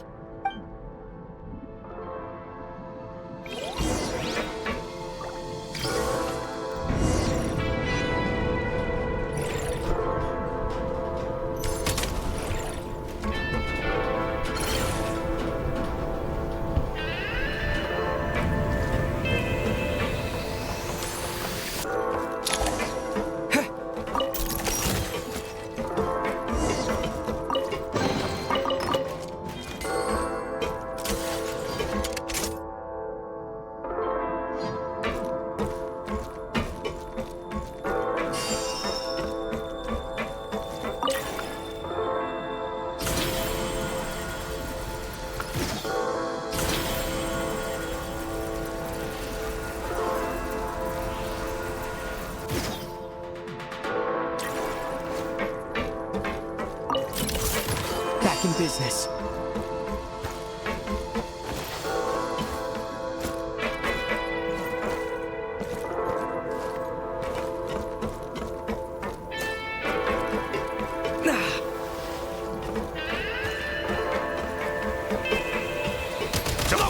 been breached!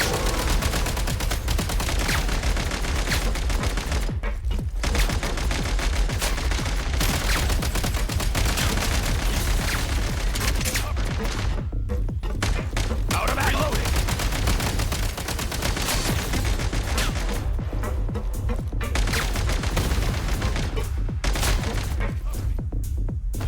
Sprint at the prime ice launcher to reach high places with ease.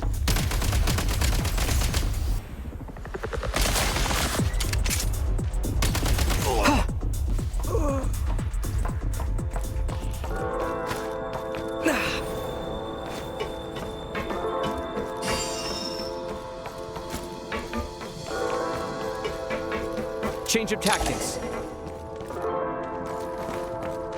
Usable munitions detected. Frag crystal.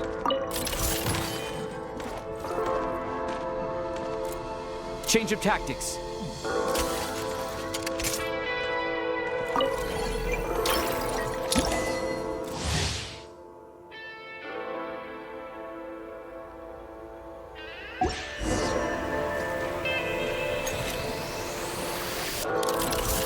Demolition time! The advantage is ours!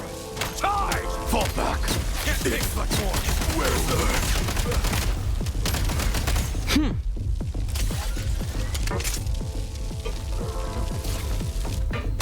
Fall back!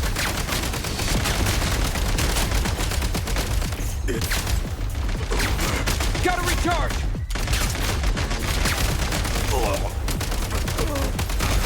Cover me! Need a refill! Reloading!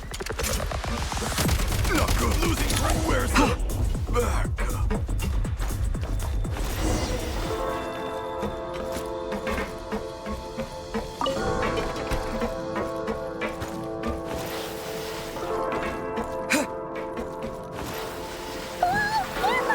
Shift your center of gravity and slide down.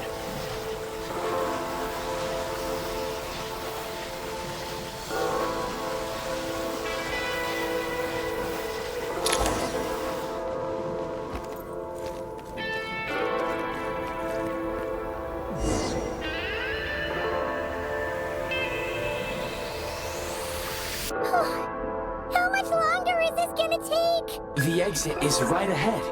We are very close now. However... It's like they're trying to keep us trapped here. That platform and the carriages are swarming with undead Fatui. Guess we gotta storm through.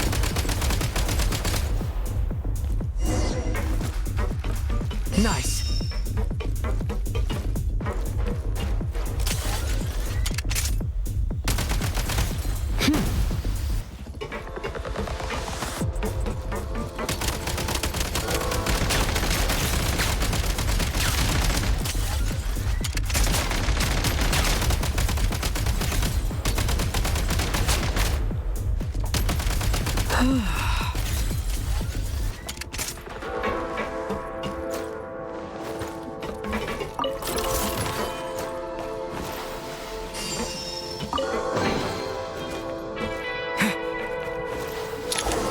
Time to catch my breath.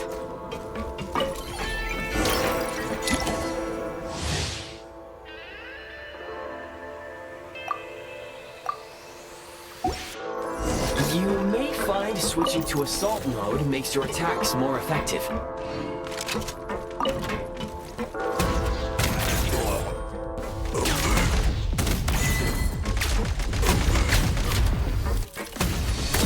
Where's the...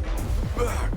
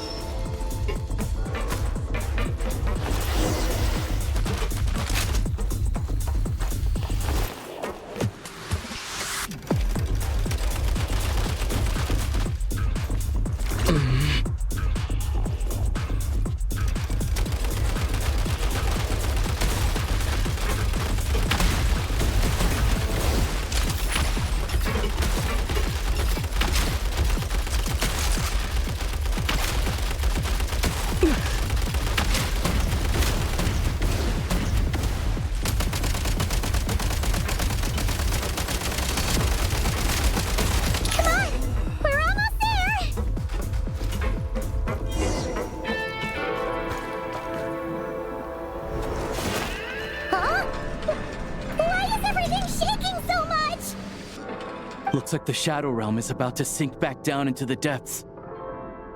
The exit is right here. You mean this weird bubble thing? Wait, how exactly do we... No time to think. We just gotta go for it.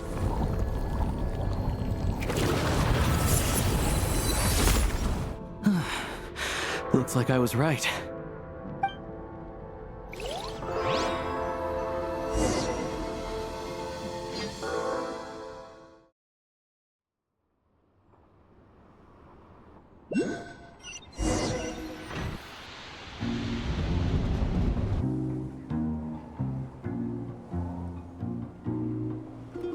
I can't believe the Shadow Realm manifested right on the railroad tracks. It's almost unheard of. Lucky we made it out. All thanks to you and that awesome gun. Ah, so you have heard of the Golden City before?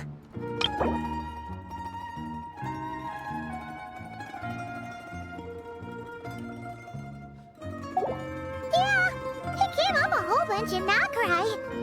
You're a pretty neat surprise in that sense, aren't you, Goggles? We had no idea they left cool gadgets like you behind. Make no mistake, it was a team effort.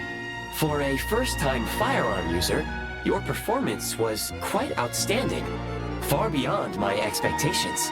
As Alosha said, it is highly unusual for the Shadow Realm to manifest in a place like this, but we should still watch out for similar dangers ahead. Oh, let's hope not. If anything else goes wrong with this trip, Paimon's gonna have train trauma for life. The Shadow Realm can appear anywhere, not just on the railroad. I am simply advising that we take sensible precautions. Now, if you wish to further calibrate and upgrade your firearm, you may do so over there, provided you have the necessary components. Please take a moment to catch your breath while I repair the body of the train. Amongst other things, this will ensure Paimon is a little warmer while on board. Oh, thanks, Goggles. You're a trusty train conductor. Well, maybe trusty isn't quite the right word, considering. Anyway, at least you get the job done. Yes, of course. And just like the Eye of Grey, I am sure it will be a great asset to you in your future adventures. If not the trustiest, then it will at least get the job done. Let's get some fresh air while the Eye of Grey fixes the train. Yeah, sure. Paimon wants to forget all about the Shadow Realm. It was so creepy in there. Stretching our legs might help take our mind off things.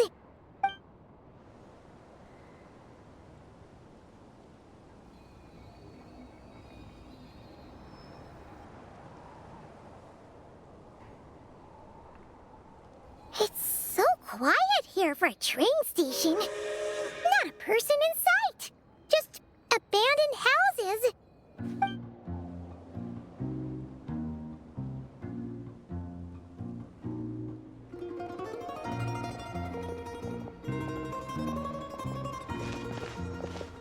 Huh? So much for repair? You've swapped our train out for a whole new model! My plan was to restore the train to its original appearance per my records as quickly as possible. Now that the repairs are complete, the train offers optimized performance and a significantly improved trendiness level. Huh. Didn't know trendiness was a parameter. According to my calculations, parameterization is the most effective way for the Eye of Grey to understand trendiness. Hyperborea, huh? I'm sure I've heard of that in a story somewhere. What an incredible little gadget you are.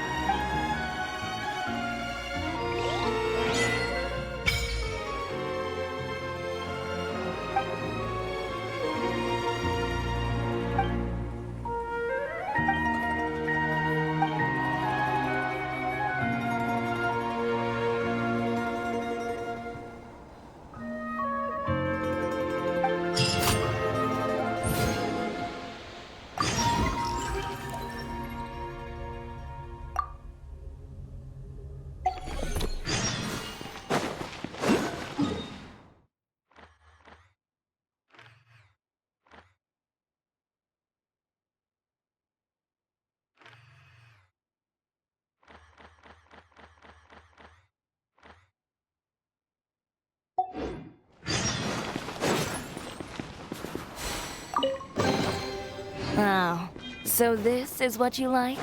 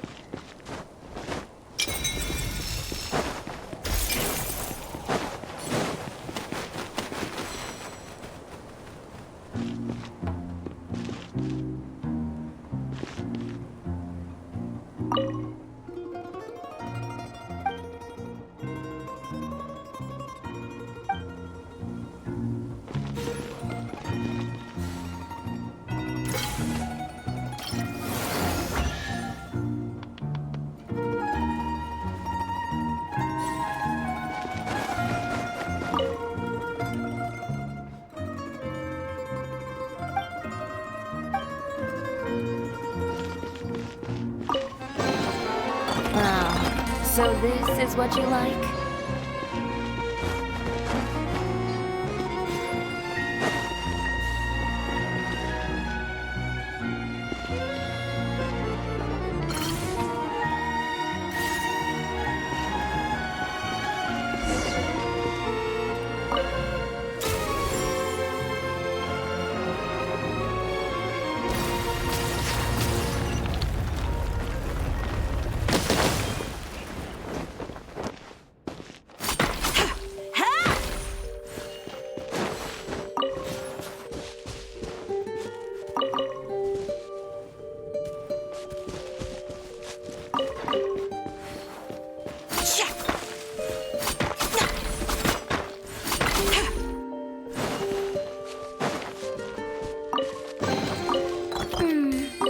Let me take note of this.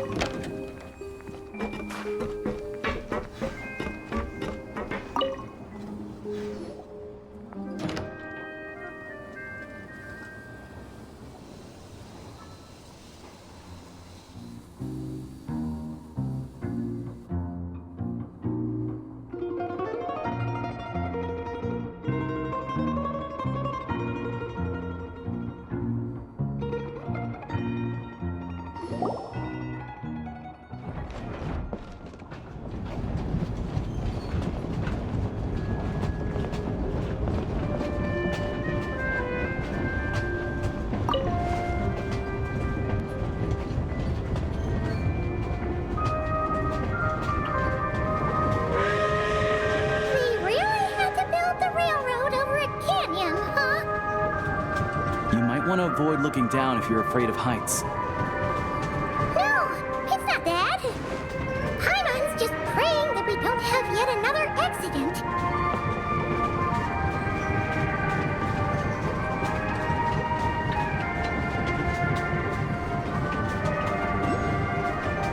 That mountain is breathtaking. Reminds Paimon of Dragonspine. They say this mountain's the domain of a Snegovik lord.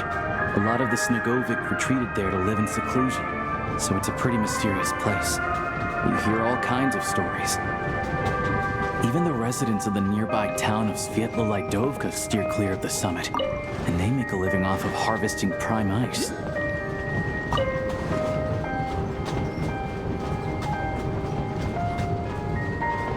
Look, Snezhnograd's just up ahead.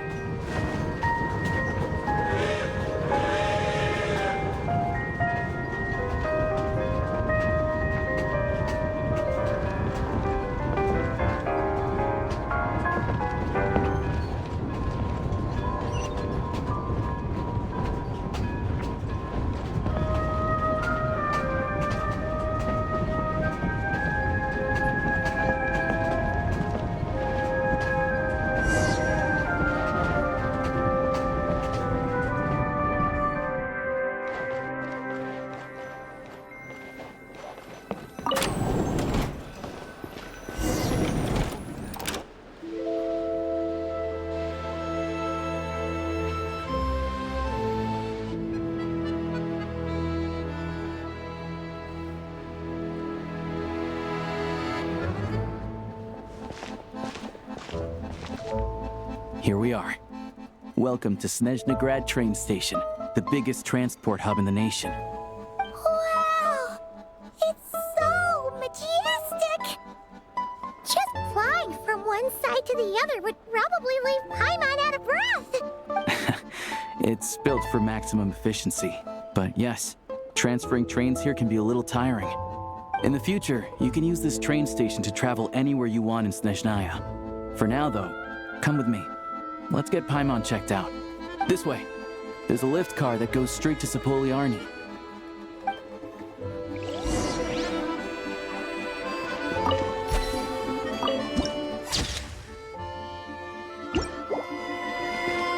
Even if I wanted to help, there's nothing I can do. The latest, most explosive news! Get yourself a copy!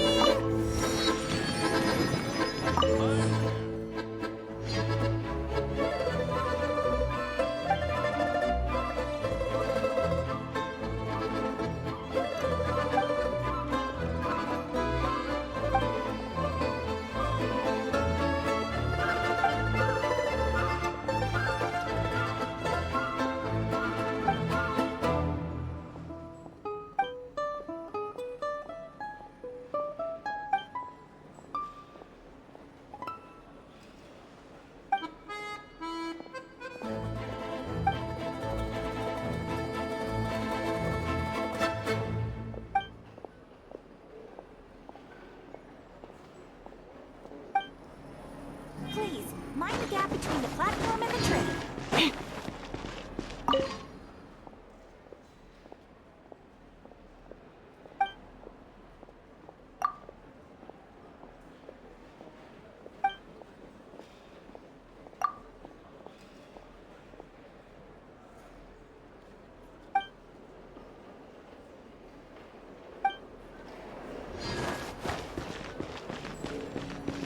Where was I? Go on, I'm listening. Tell me then, what am I supposed to do?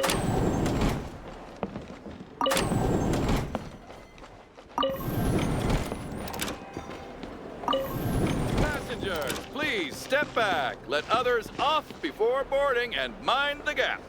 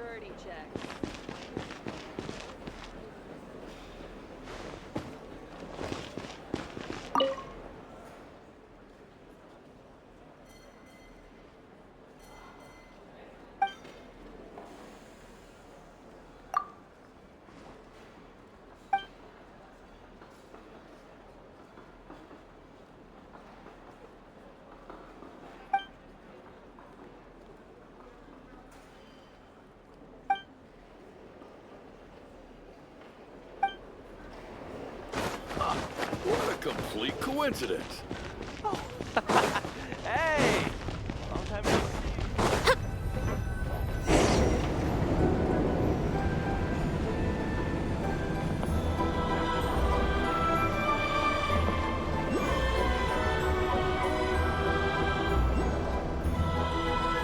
To the left is the Market of Zolny. They sell everything there. You can often find some nifty little trinkets. To the right, you'll see the Korolyevsky Theater in the distance. Look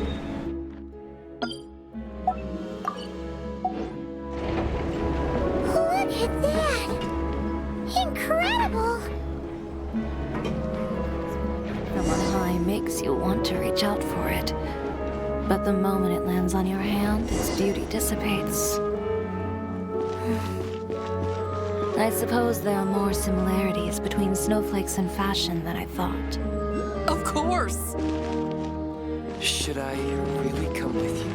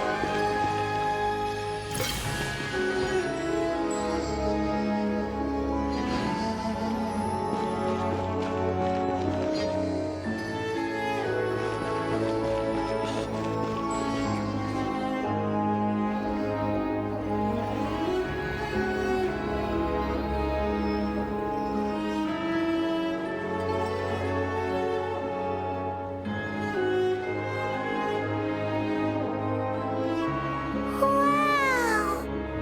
Snezhnograd is stunning!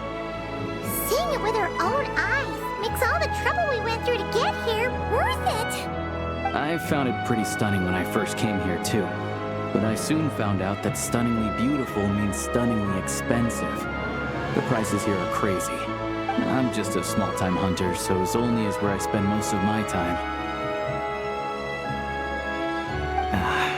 This way will take us to Podvorier Restaurant. They offer food and lodging there, so you can get settled in while I fetch the doctor. Is that gonna be stunningly expensive too? Yeah, I mean, there are places to stay in Zolny, but I highly doubt they'd meet your standards. Most of the stoves are out of crystal, the windows are drafty, and at night, four-legged roommates come out to play, sharpening their claws on the roof beams and floorboards. Yep, no way! Not a chance Paimon's staying anywhere like that. Maybe we can split the cost of the room between us? Paimon still has some savings left. Huh, fine then. It's your treat. Paimon will save her money for buying a nice little cake. Don't worry, you'll get some too. I'm glad to see you've perked up. If you find yourselves in the mood for some sightseeing later, there's a few places around here worth seeing. This way leads to Zapoliarny Palace, which serves as the Tsaritsa's audience chamber and also her personal quarters. The adjacent block is kind of a city in its own right. That's Glupov, the headquarters of the Fatui.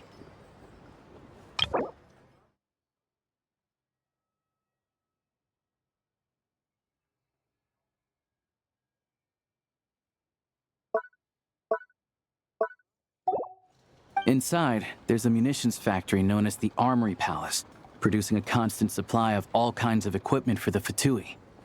A lot of important research happens there, too.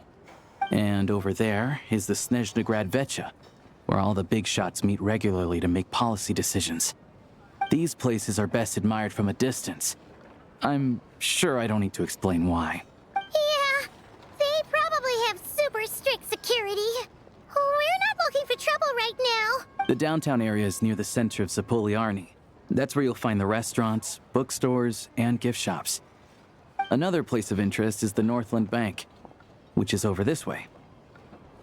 Oh, and I'm sure you'll want to make contact with the Adventurers Guild at some point, right? That's right here. Ooh, speaking of adventuring, we use alchemy quite a lot. Do you know where we can find a crafting bench? No one practices alchemy at Snezhnegrad, I'm afraid. Apparently, there's some historical reason for it. Oh. We'll just have to use the one on the train then. Kinda inconvenient. Wait. How come there's one on the train if that's Snezhnayan too? Yeah, I don't know. Not my area of expertise. Still, I wouldn't say the absence of alchemy makes life here any less convenient. Anyway... Finally, there's Zolny in that direction. It's mostly residential buildings and factories, but there's a few shops too. Worth a look around if you're interested.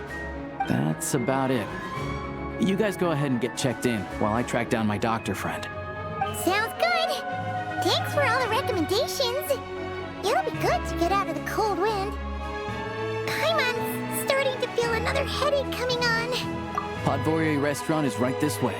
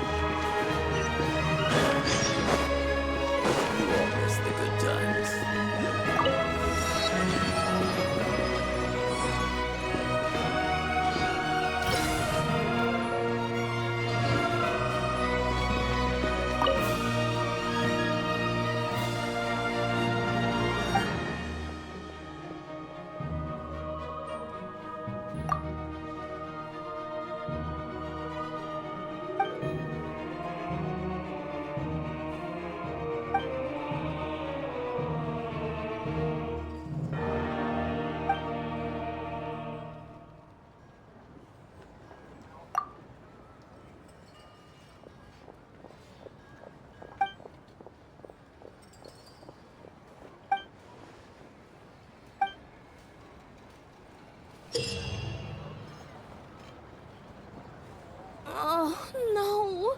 Missed it again.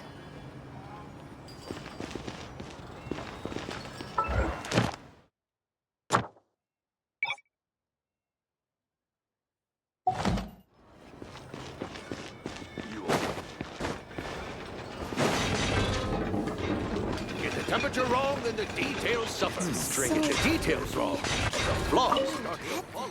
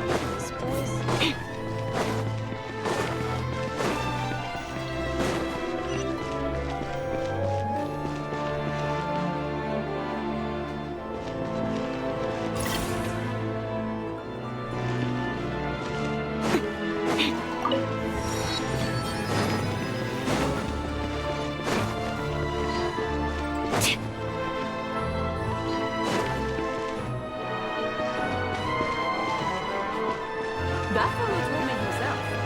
We're bound to make money.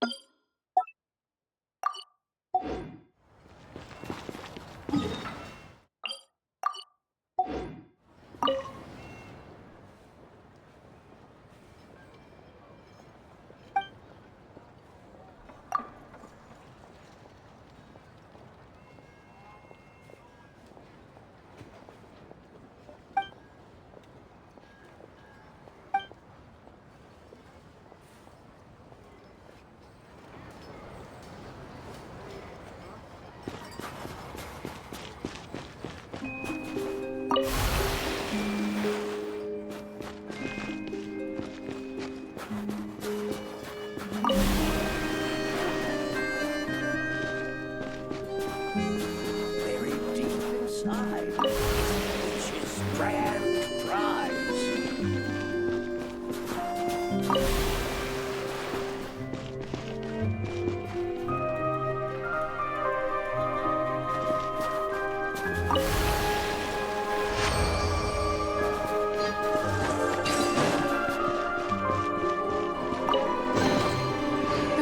My handiwork is all right, though I've made much better myself.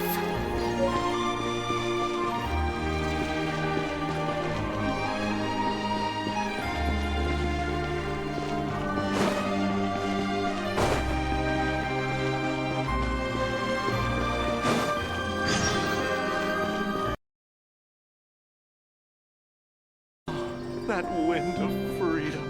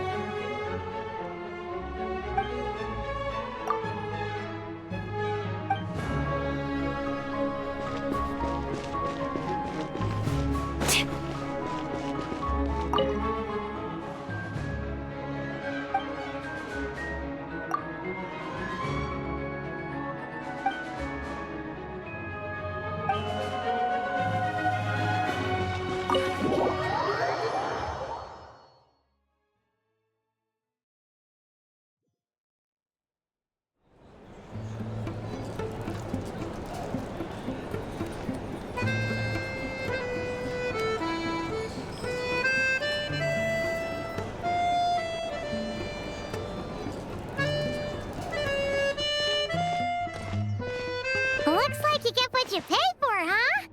Paimon likes this room a lot. Yeah, much better now that we're out of the cold. Oh, thanks for taking such good care of Paimon. Honestly, she feels kind of bad for throwing a wrench in the works. If this were anywhere else, we'd be out investigating and adventuring by now. But instead, we're stuck here waiting for a doctor. You're right. No need to push ourselves too hard for no reason. A lot happened on our way into the city. Let's review what we've learned so far and try to figure out what to do next. Obviously, the million more question is, what is the Tsaritsa planning? Everything else leads back to that. Sure was.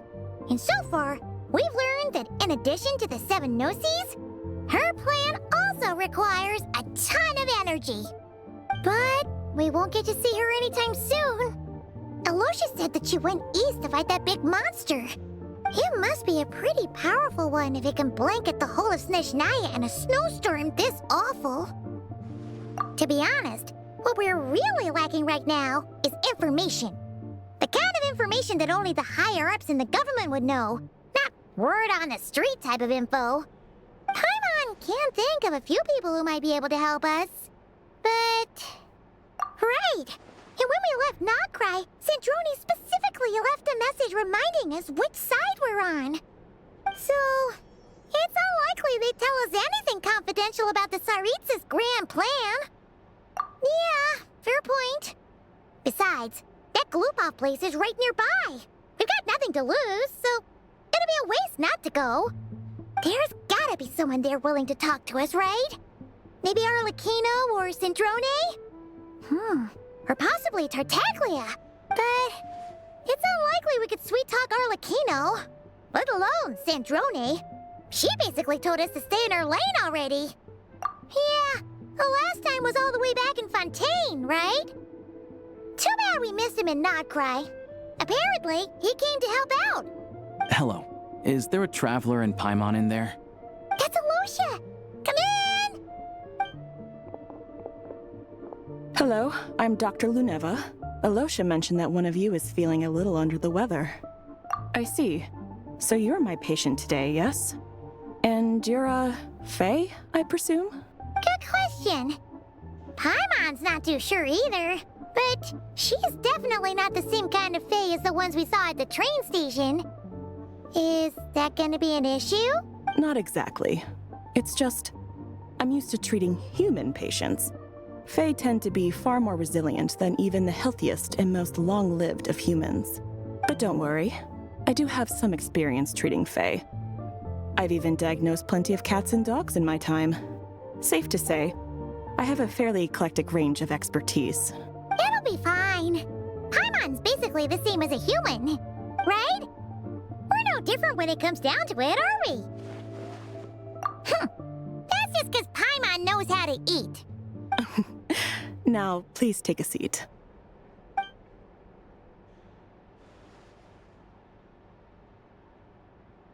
Okay, vital signs are good. Test results are all within normal ranges. I don't think it's anything serious. More than likely, you've just caught a cold. I can give you some medicine to tide you over, but as long as you rest properly for the next couple of days, you should feel better. Make sure to keep an eye on your temperature, though. If you find yourself with a persistent low-grade fever, or if your symptoms don't improve, just contact me again. Sounds like there's no cause for alarm. Thank you, Doctor.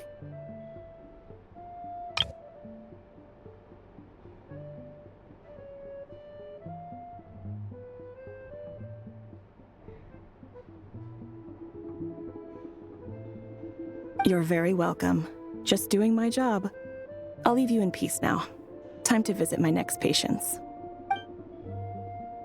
Take care. You heard the doctor. Best you rest up here for a couple days. No sightseeing for the time being. All right, then. Guess we've got no choice. Let's just treat it as a short vacation. I have to get back to it. If you need anything else from the doctor or me, go to the Hunter Trade Station in Zolny. The boss there knows how to reach me. Hey, no big deal. You saved my life in the Shadow Realm. This is the least I could do. See you around.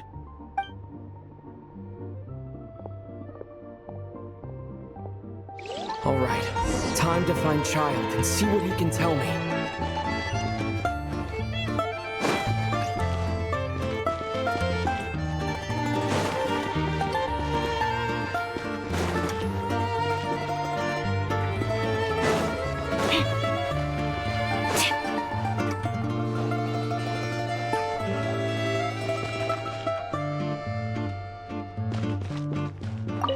I'd better not disturb her while she's asleep.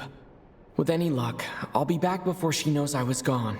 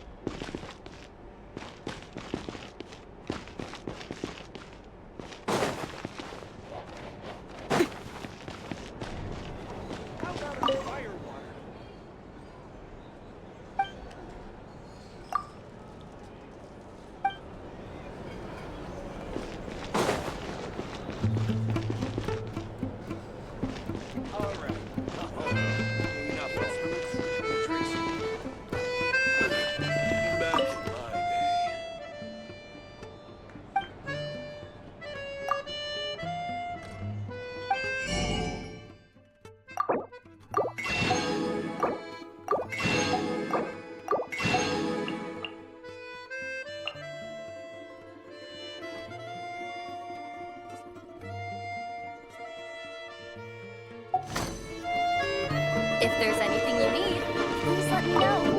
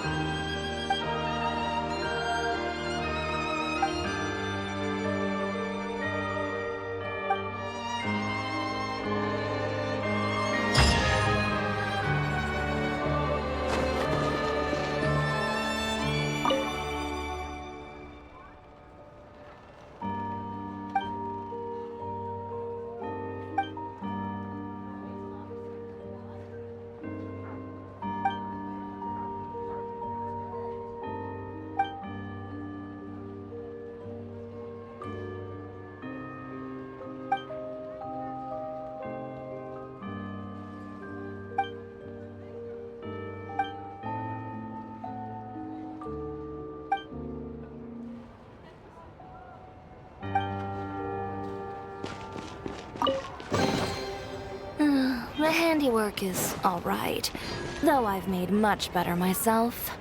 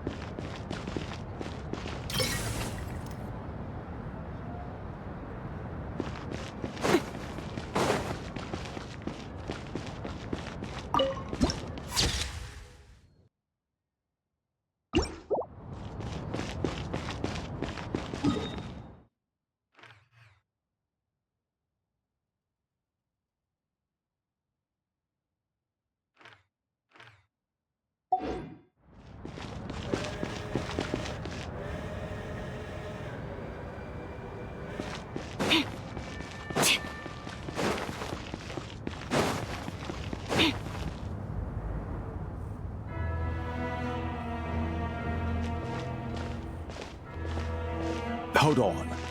Please display your invitation letter or permit. Glupov does not accept meeting requests without a prior appointment.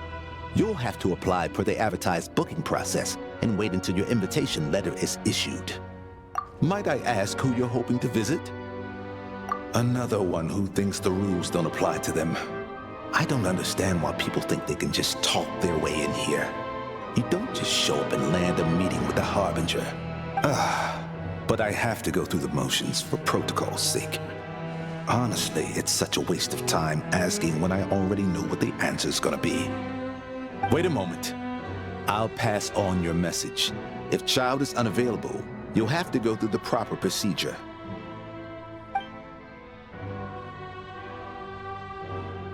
Lord Child is a busy man. He's probably not in Glupov at present. If I were you, I'd cut your losses. No point in waiting any longer. Even if you two are old friends as you claim, please understand that the Fatui Harbingers are often busy with their official duties. They tend not to stay in Glupov for extended periods. Next time, stick to the rules. You'll make life easier for both of us, Greetings, Lady Marionette. I'll take care of our guest here. It's his first time in Snezhnaya, so it's no surprise that he doesn't know the rules yet. I trust no choice words have been exchanged. No misunderstandings I should be aware of. No, Lady Marionette. No incidents to report. Whew, that was a close call. Good thing I played it cool. Is that right? Good to know. Wait, where's Paimon? Under the weather? That's hard to imagine. She's always buzzing with energy. I take it she's still adapting to the climate. Happens to a lot of people. It's even colder here than in Nodcry. Has she seen a doctor? I can get you one if you need. All right then. Well, let me know if you run into any other problems. Why else? I was just about to sit down for some much-needed tea time when I heard that an old friend of Tartaglia's had shown up outside. No appointment, nothing. And, as obnoxious as it may be to show up uninvited at Glupov, I couldn't help but take pity on the poor soul who was waiting outside in vain. So I had no choice but to abandon my freshly brewed piping hot tea and come to see this mystery guest for myself. Well, I felt our time working together in Nodcry warranted some courtesy. I couldn't exactly let you freeze to death out here in the wind. Unfortunately, I can't invite you inside either. The rules of Glupov wouldn't allow it, and as a Harbinger, I have to lead by example. On the plus side, Snezhnograd actually has some class, unlike Nosha Town. Torchlight Books has a very nice selection of teas and cakes, so we can catch up there. Your treat, of course. Because I already wasted one perfectly good cup of tea today. That's why.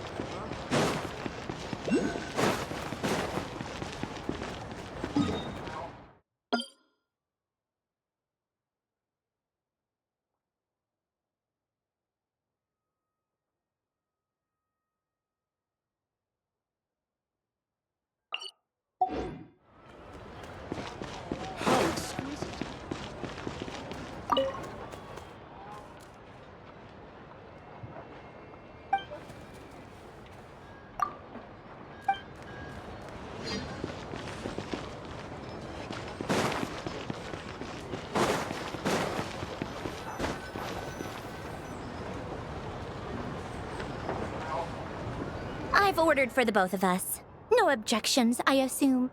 I'm sure you trust my taste. Okay, let's get down to business. I'm guessing you don't actually have any urgent business with Tartaglia, per se. You just want information, right? Wanna take a guess? Of course you'd say that. You shouldn't underestimate Counselor Tartaglia, you know. That's right. I'm sure you've heard of the Snezhnograd Vecha by now. Well, he's busy preparing some paperwork for their next meeting. They'll be discussing yet another extension to Project Stuzha. It's basically all anyone cares about in the Vecha these days.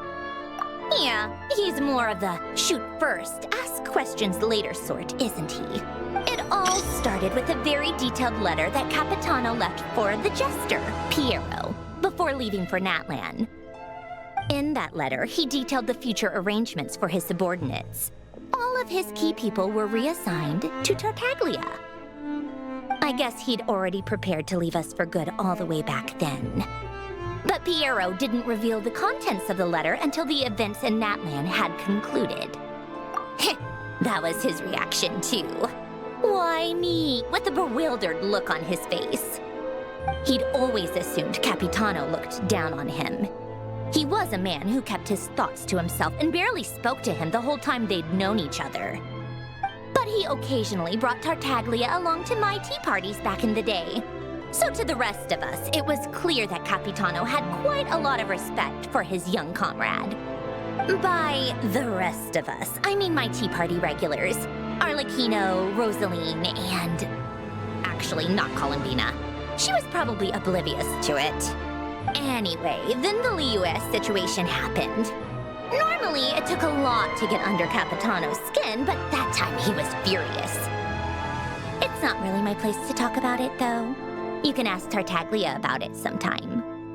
Basically, Tartaglia probably had the wrong idea about Capitano all along, right up until Piero revealed the letter he'd left behind. Capitano believed that despite Tartaglia's immaturity, he showed great potential. Plus, he possessed a kind of purity rarely seen among members of the Fatui. Yeah, it's one of the few things that I'd agree those two have in common. But there's one other reason why Capitano chose Tartaglia to assume command of his troops. He knew that after he was gone, several of the others would swoop in on his army like vultures. With the ones who stood to benefit the most being the rooster Pulcinella and Regrator Pantalone. Once they divided Capitano's troops between them, they'd be more powerful than ever. No one would be able to stop them. So, you can see why Capitano chose to hand that letter to Piero, right? Exactly. Piero also needed to back a harbinger as soon as possible. And, all things considered, Tartaglia was the best choice. Even though Tartaglia has had the support of Northland Bank for a long time, he and Pantalone are ultimately not cut from the same cloth. I'd say Capitano made a good judgment call. Anyone else caught in this situation would probably feel like they'd been hung out to dry. His best course of action will be to distance himself from any shady business, while still maintaining friendly relations with Pantalone, but seeking Pulcinella's support at the same time. What's the point in having a tea party if you don't spill a little tea?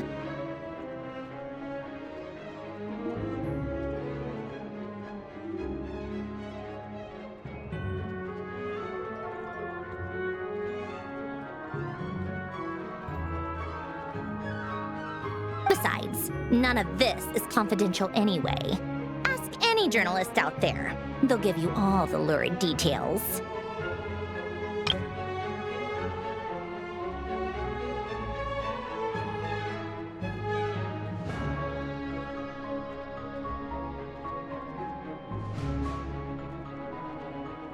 You'll see it firsthand if you ever sit in on a session of the Snezhnograd Vecha. All the factional strife, whether open or unspoken, it plays out for all to see in that one little room. Having a voice in the Vecha is the only way to steer policies in your favor. So, every person in that room represents a particular interest group. Pantalone, for instance, represents the financial sector, and Tartaglia represents the Fatui soldiers. Personally, I have no interest in political jousting.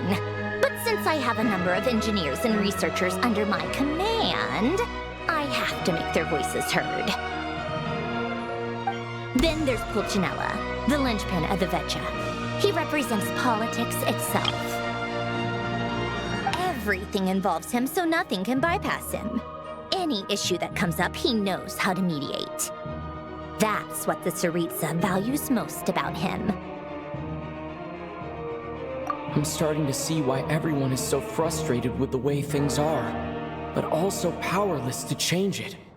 A complex web of interests connects all parties involved, and the Tsaritsa sitting at the top adds another layer of complexity.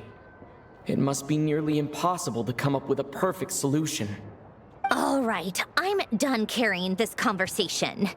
Time for you to answer a question of mine.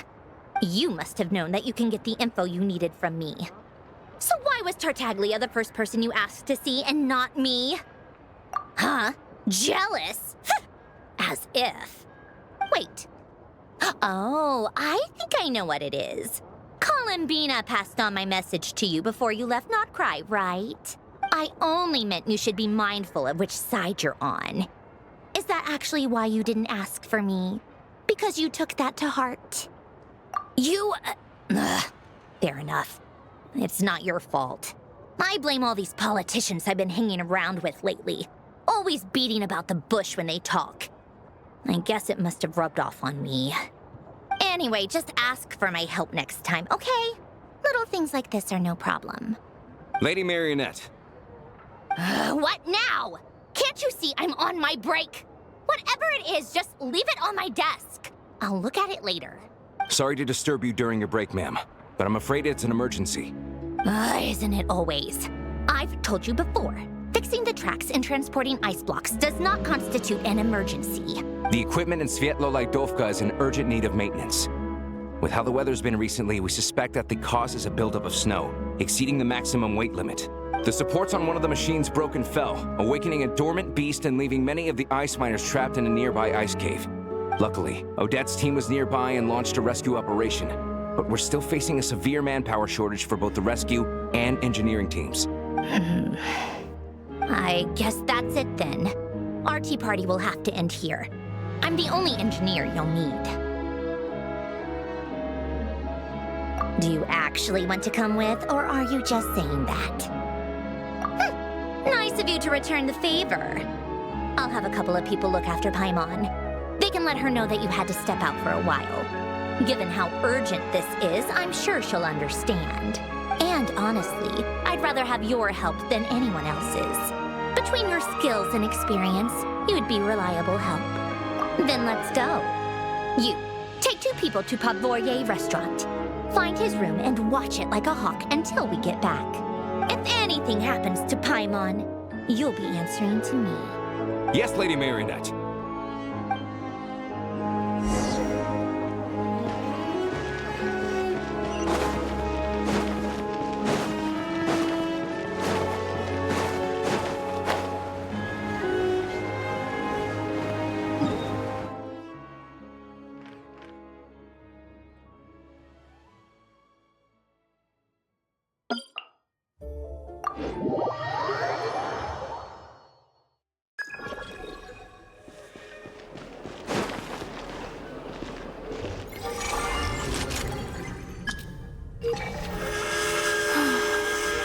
The way it comes floating from on high makes you want to reach out for it. But the moment it lands on your hand, its beauty dissipates. I suppose there are more similarities between snowflakes and fashion than I thought.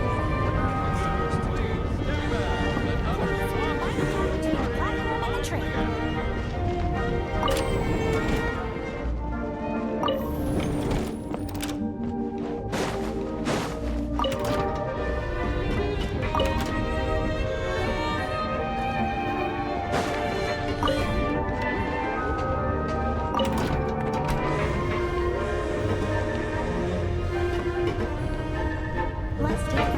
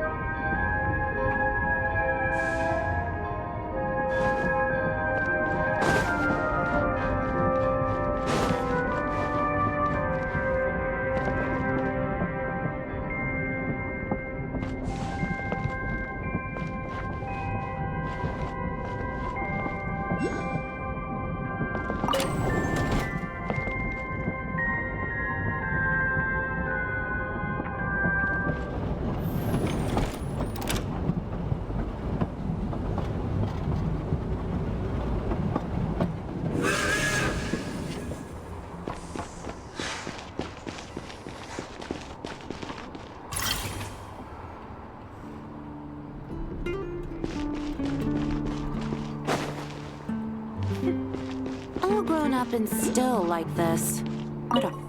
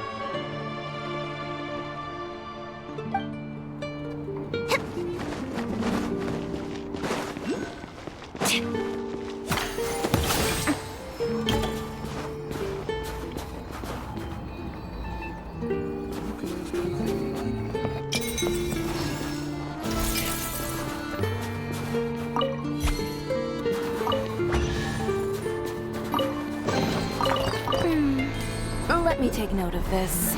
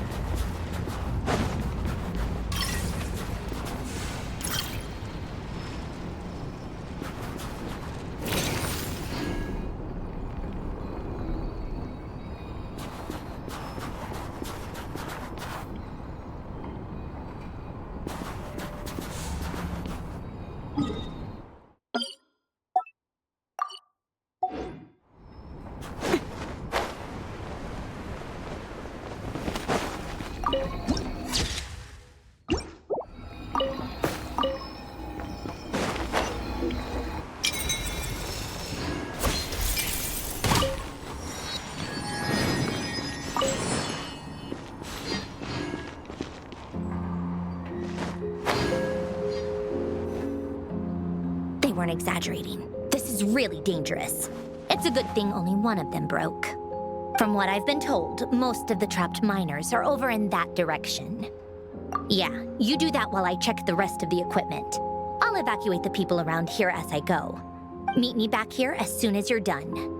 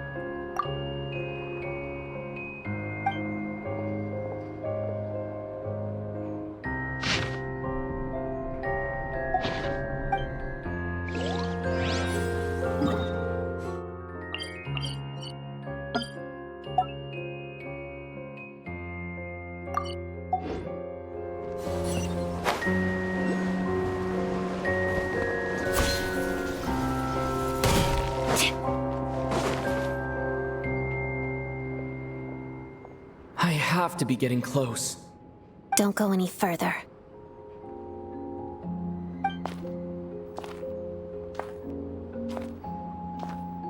It's too dangerous here. There's a highly aggressive monster on the prowl. You need to leave, now. Ah, I see. You're the backup from Snezhnograd. Well, I'm Odette. Good to meet you.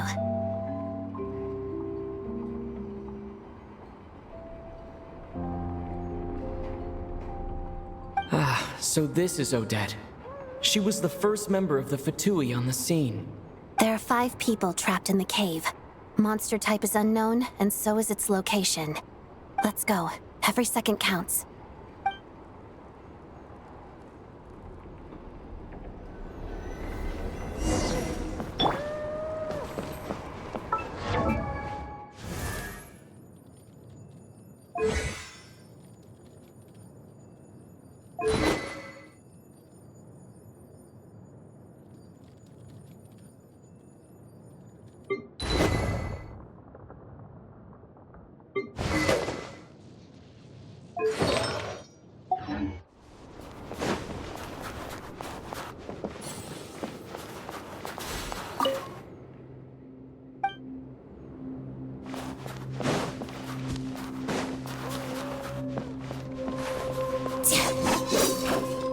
Careful. Something's moving.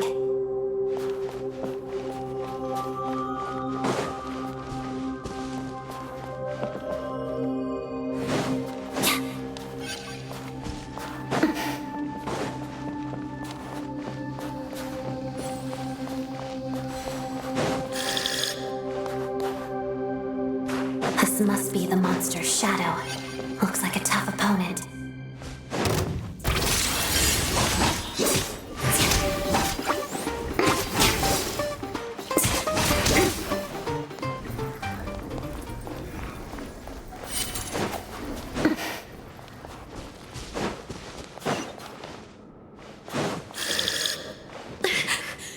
Stay back!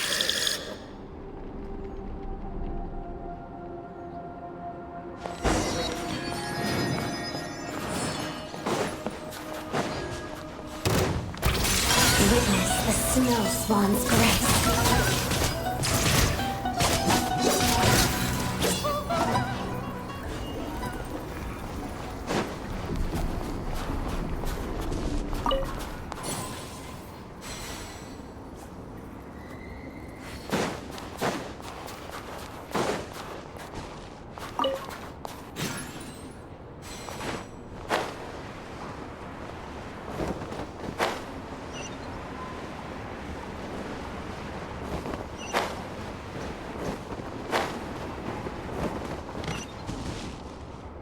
I see them. They're right behind the monster.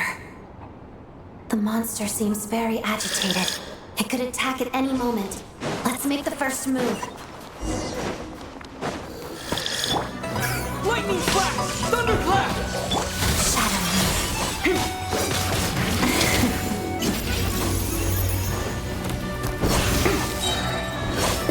Walls of the snowflakes. Take this! Together. Pot of death.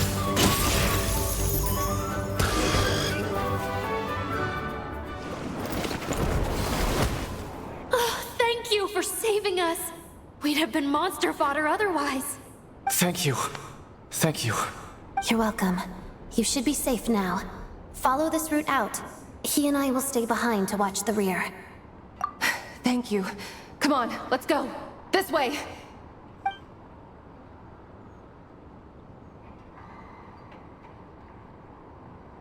I've searched the area. Pretty sure the monster made a tactical retreat. Yeah, but with us here, it won't be coming back anytime soon. It may be small, but don't be fooled. It's a ferocious beast. People are just food in its eyes. It's lucky we got here when we did. The trapped miners have been successfully evacuated. Time for us to leave. Wait, this place.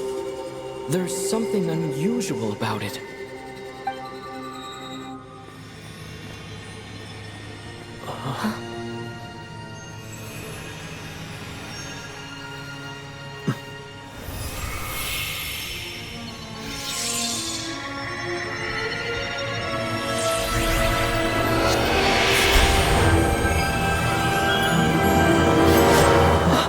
What that? I don't know.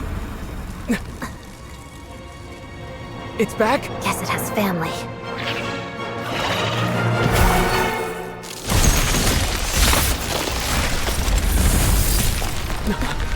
This way. Run!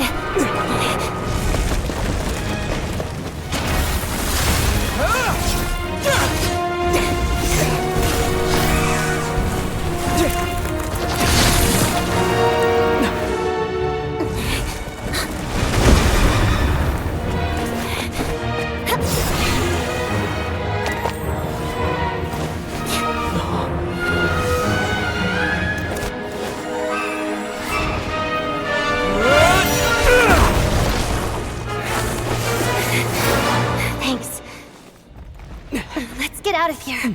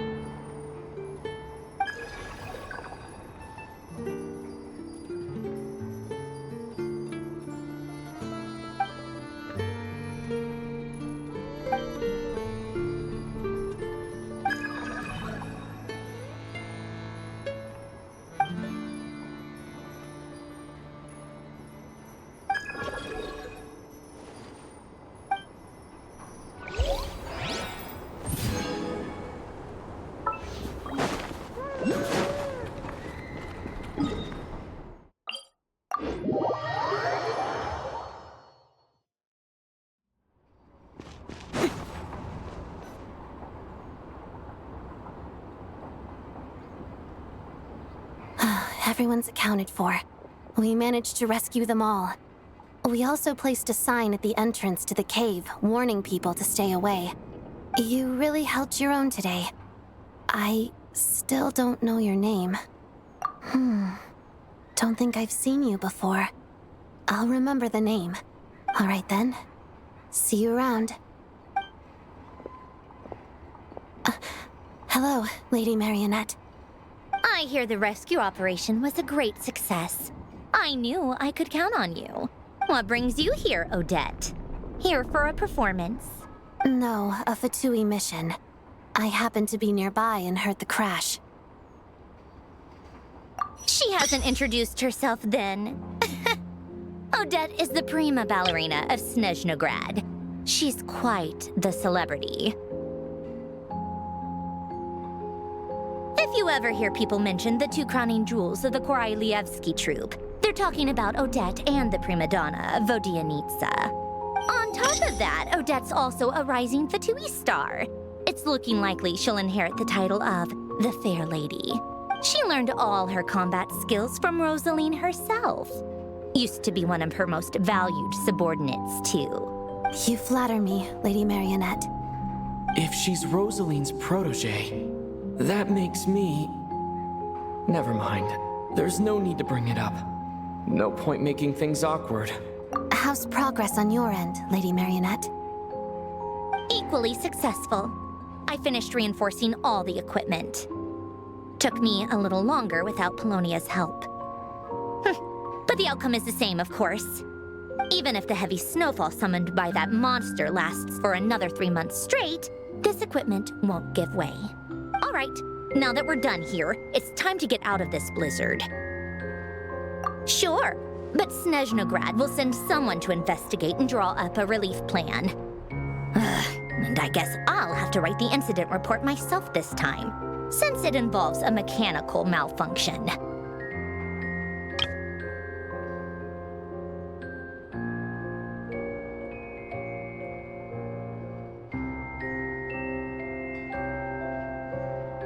First, Pantalone needs to approve the budget, then Pulcinella has to sign off on the plan. Once they've argued it out and reached a compromise, we can move forward. That's the rough process anyway. Could take anywhere from a couple of weeks to a couple of months, depending on how smoothly it goes. Yup, nothing we can do about it. There's a whole stack of incident reports like this back at the office.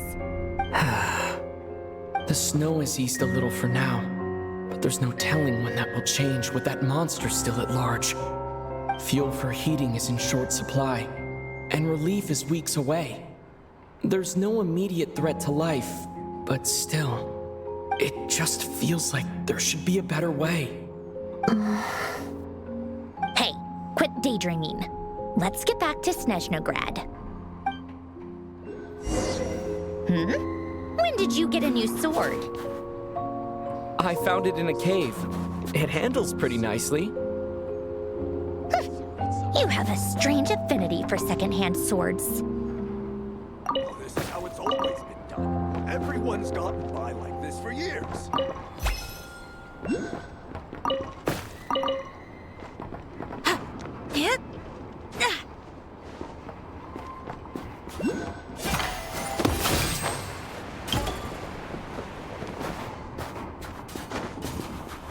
I sympathize.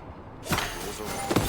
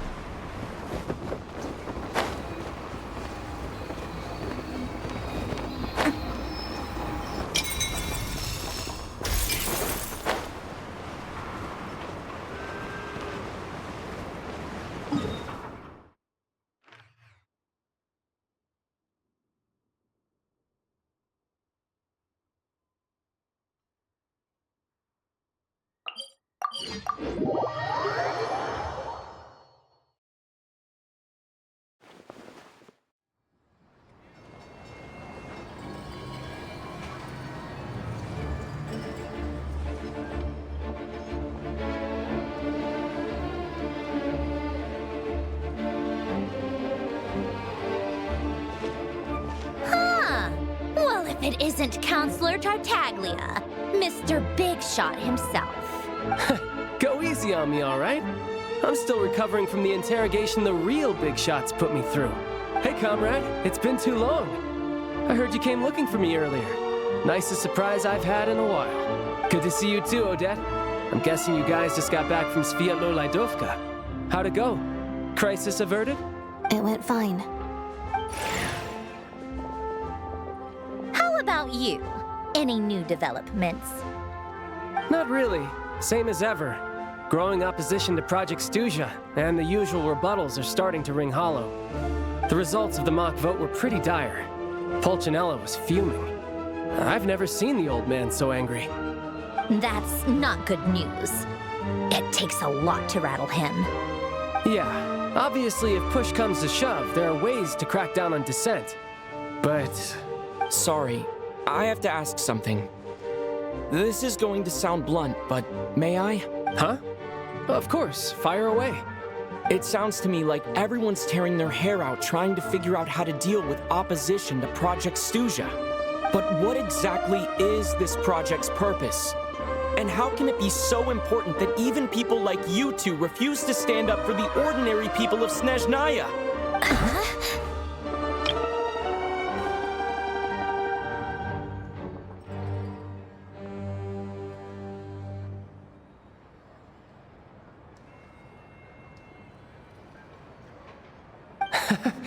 Interesting. I gotta hand it to you, comrade. You sure don't mince your words. Excuse him? What does he mean, refuse to stand up for ordinary people? Oh my gosh. How does he dare speak to the Harbingers like that? Are you interrogating us now? It's okay, Sandrone. Let me explain. I think I understand where he's coming from. If I could, I'd take your side right now. In fact, my position's very similar to yours. I've only held back on casting a dissenting vote in the VII because the Tsaritsa would never let me get away with it. Still, I have a responsibility to the Fatui armed forces, so I do what I can to make their voices heard. Most of them are just regular folks from small towns far from the capital. I'm sure you've seen how much those kinds of places are struggling right now. Oh, and for what it's worth, I'm from Arepasak myself. Things aren't going so swell there either. The Tsaritsa wants to create a better, safer future for the people of Snezhnaya, but she's thinking long-term. I don't doubt that from where you're standing, Project Stuja seems to be creating all sorts of issues for everyone. But considering the Tsaritsa's vision for the future, these are sacrifices worth making. Sounds cold, I know, but I promise it's not as black and white as it seems. Maybe Sandrone and I can't oppose Project Stuja outright, but we're constantly raising our concerns in VII meetings. And even though we can't put an end to it, there are plenty of other ways to make a difference. We're trying everything we can think of, and so is Pulcinella. I respect Her Majesty the Tsaritsa and trust her decisions. But at the end of the day, I'm still just a normal guy who cares deeply about my homeland. And my family, who all live here. There's no way I would ever abandon them. As contentious as things can get within the VII, there's no selfishness or malice behind it. Everyone wants to get through this period as smoothly as possible. The issue is that there's no way of pleasing everyone under the present circumstances. Most of the time, we're trying to decide on the lesser of two evils, which obviously isn't a great look. But that is not the same thing as being blindly loyal to the Tsaritsa. No one's got their head in the sand here. We're all well aware of the way things are. We're just doing our best to make it work. In fairness to Sandrone, she rushed to Sviatlo-Lajdovka's aid the moment she heard that people were in danger. And even Tartaglia, who used to only care about the thrill of the fight, is clearly doing his best to rise to the demands of his new role as counselor. Hey, come on. There's only so much we can say, so don't press us too hard. Look, I know how untenable the Tsaritsa's position looks if you don't understand her motives. Maybe you've heard already, but she's currently leading her army on a campaign to the east to defeat the monster that's been causing these brutal blizzards. Striking that monster down will be a significant step in dealing with the present energy crisis. As laser-focused as she is on realizing her lifelong ambitions, she's still putting time and energy into taking down this powerful monster. To me, that says a lot.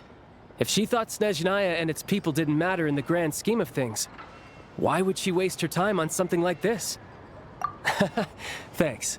I meant every word I said, though. I wasn't just trying to placate you.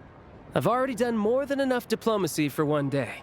I still think this adventurer raises a very important point. Our two harbingers have made their positions very clear. But there are many others in the VII who must feel trapped and forced to vote against their conscience.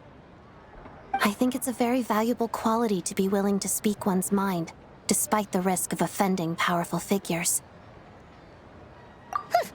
You can say that again. I highly doubt we'd feel the need to explain ourselves so much if we didn't know you so well. Forgive me, adventurer, but might I be so bold as to ask about your background? How is it that you can converse so openly with two harbingers? Oh, haven't you been properly introduced? Easier said than done. I like to think I'm not the kind of person who goes around busting open people's old wounds. I've only learned his name so far, and no details of his experiences. Is something wrong?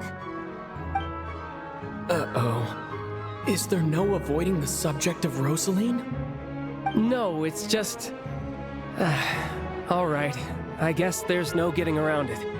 This is the world-renowned traveler who helped resolve the storm terror threat in Mondstadt, cleaned up after the mess I made in Liyue, and then went to Inazuma, where there was a duel before the throne in which the traveler defeated Rosaline.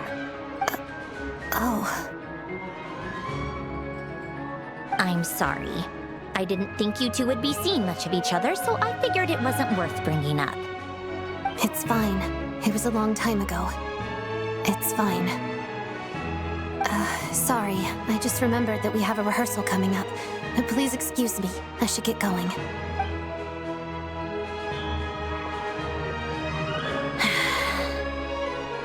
I've mentioned this to you before, remember? She was Rosaline's most valued subordinate. But they didn't actually get along. Not that Rosaline was really the type of person to make friends, but death has a way of resolving a lot of conflicts. Don't let it weigh on you. Like she said, it was a long time ago. It's in the past now. Odette has a very different personality from Rosaline. Give her some time. I'm sure she'll work through it. Oh, by the way, where's Paimon? It's not like her to hide away. She hasn't been feeling well, so she's resting at Podvorier Restaurant.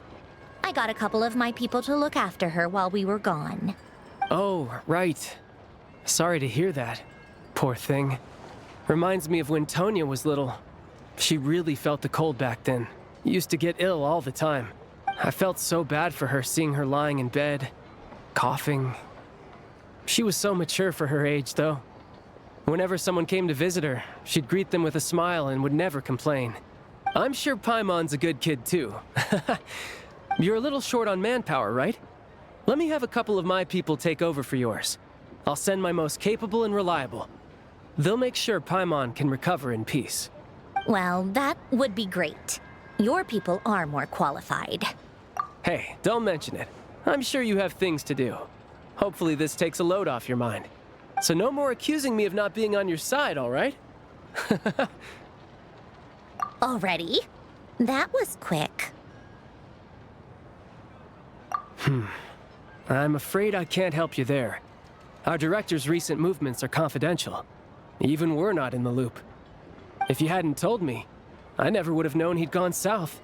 I assumed he'd been in Glupov this whole time. Well, I guess I'd better go sort out Paimon's security situation.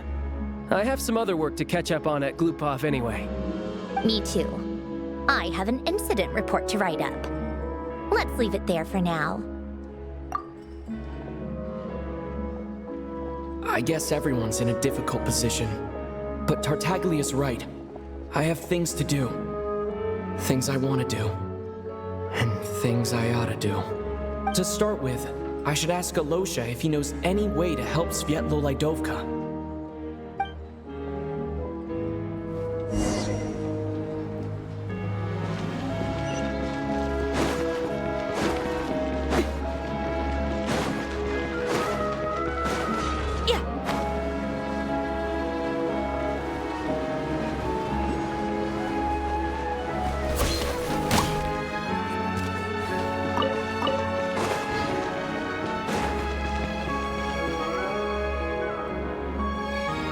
How strange. This sword seems to be vibrating of its own accord.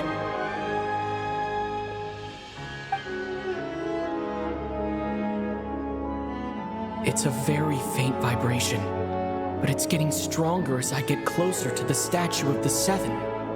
Does this sword have some connection to the statue? But all it does is vibrate, even when I touch it. That place I got this sword from was definitely out of the ordinary. Maybe I should try channeling the power of cryo.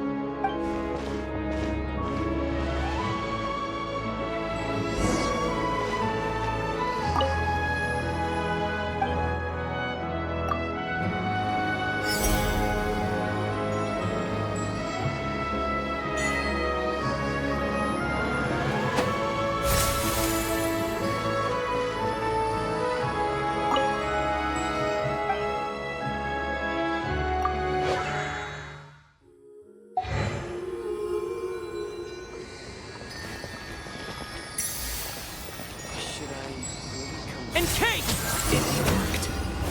There really is something special about this sword.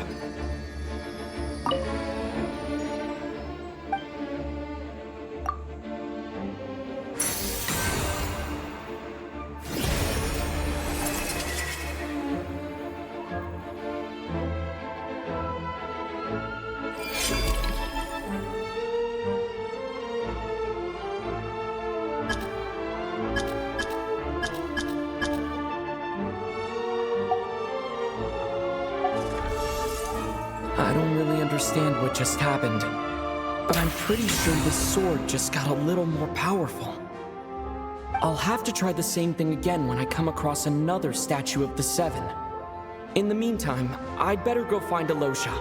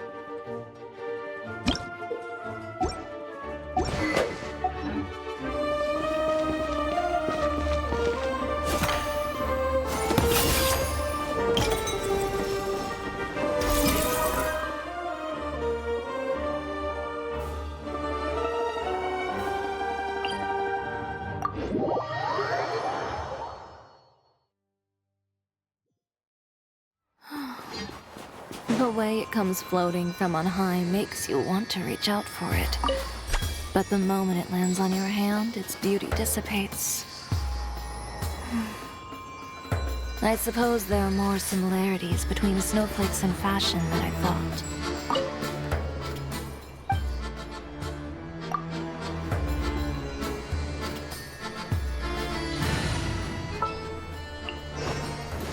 Just what will we come across this time?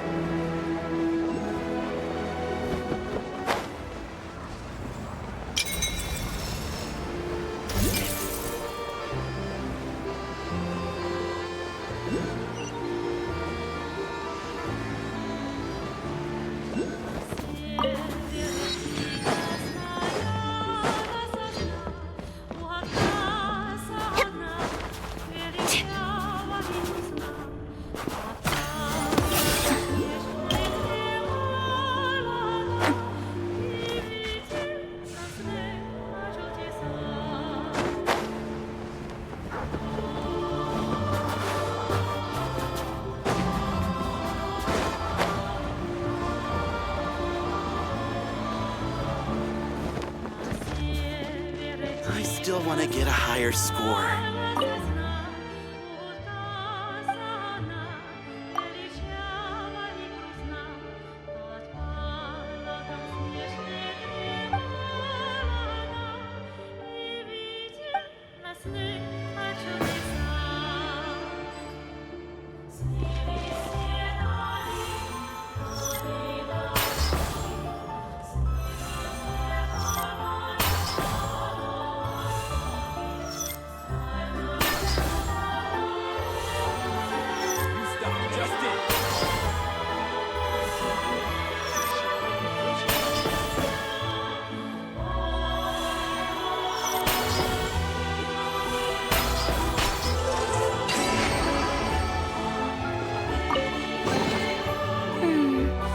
Let me take note of this.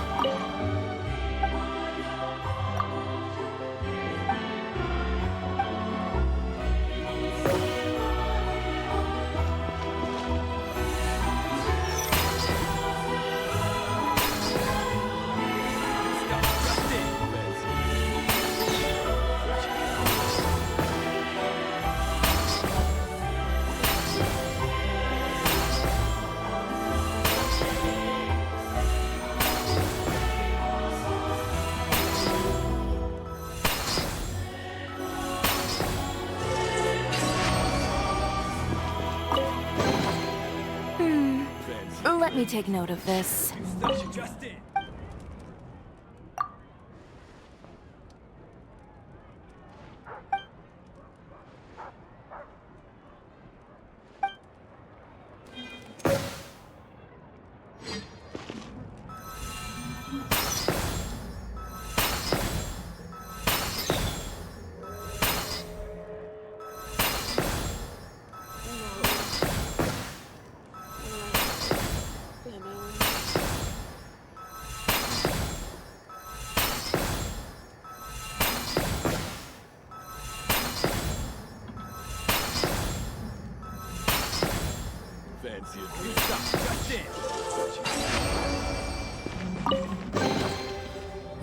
The handiwork is all right, though I've made much better myself.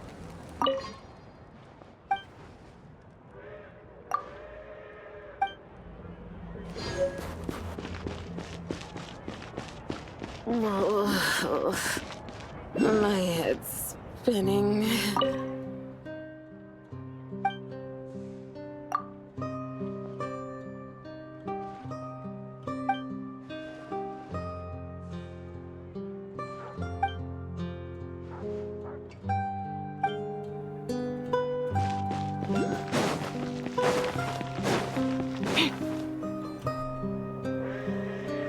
Hello there.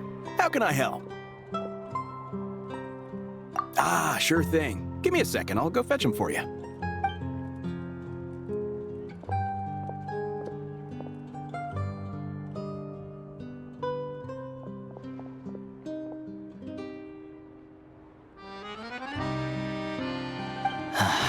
It's a familiar story. I've had similar experiences. Although Snezhnegrad doesn't deliberately delay or withhold relief, those first few days of waiting for help are always the hardest. It's a fundamental contradiction. If emergency relief can't be delivered in time, what's the point in even calling it emergency relief? Not necessarily. I think there's a good chance that Kresnik Kristall from Stratomoros will start flowing into the market. When we resolve Stratomoros' energy issue, it's like we open the floodgates. A huge backlog of Kristall is now available to the townspeople. There's no way they can use it up at once. A lot of them will probably stockpile it and slowly work their way through. Probably a good idea, since energy prices are only going to keep rising. But there will always be people who urgently need Mora. Exactly. At the current prices, selling Kristall is an easy way for an ordinary person to make a fortune. Hey boss, how much do I have left in my account? 1 second, let me check. So, you're planning on buying the Kristall out of your own pocket? Yeah. I don't know if I have enough, so I'll chip in a little extra and buy as much as I can afford. No, it's fine. You're new to Snezhnaya, and you have your own living expenses to worry about. Besides, you're already providing the train. Here's your Mora. See what you can find at the market. But I doubt there'll be much Kristall left. Yeah, well, can't hurt to take a look. Let's see. Huh?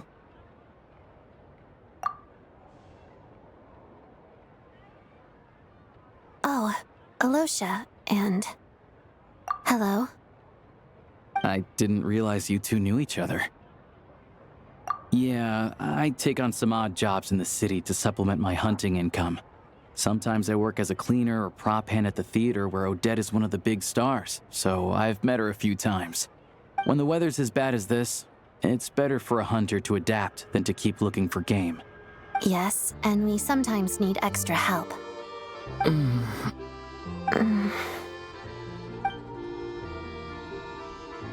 Wait, why is the atmosphere so awkward? I thought things went pretty smoothly in Sviatlo-Lydovka. So, what brings you here, Miss Odette? Looking for some... No. After I got back to the theater, I couldn't stop thinking about the situation in Sviatlo-Lydovka. It bothered me so much, I couldn't focus on my dancing. So I decided I'd come here and see if there's anything I can do. You too, I presume. I suppose that's why you're here. I didn't feel comfortable expressing my true opinions in front of the Harbingers. Not least because ordinary Fatui like me don't even know what Project Stuja is all about. Without knowing the full picture, I can't make sense of it. And at some point, if things aren't making sense to me, I can't just keep going along with it. So many people feel the same way. They wish they could do something, but all kinds of reservations hold them back. Explains why groups like the Rokot are springing up to fill the gap. Yes. Well, that's one option. But there are risks to consider with organizations like that. The Fatui does not encourage their activities. Right, because things can get out of hand, and it's hard to hold the right people accountable when they do. I've heard about a few cases like that. Sandrone said Odette was on track to inherit the title of the Fair Lady. If so, she'll be able to find out what Project Stuja is really about. Still, it's probably a little soon to ask her about that. There may be more to the story. What's on your mind? I think we can both agree that no matter which side you're on, it can't stop you from doing the right thing. Where there's a will, there's a way. I know what Rosaline did while she was abroad. You made the right decision, so no hard feelings. So, what's your plan? Oh, we were gonna buy some Kristall. I heard there's some on the market right now. Funny, I had the same idea. In that case, let me pay. I can claim it back as mission expenses. The real issue here is that government relief is behind schedule. Surely it makes more sense for the state to cover these costs than for us to pay out of our own pockets. True. It's a huge expense after all.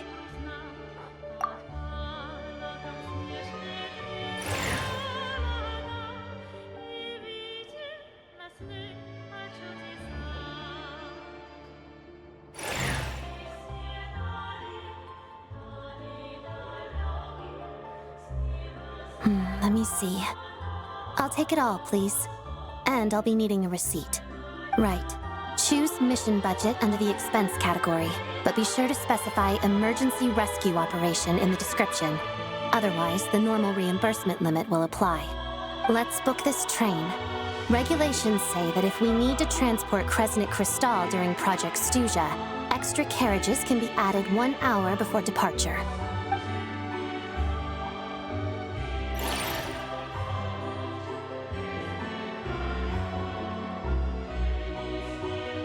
That should do it. The train will be escorted to its destination by Fatui guards. This is my first time seeing you handle Fatui affairs, Miss Odette. It seems you're as skilled an officer as you are a dancer. You flatter me.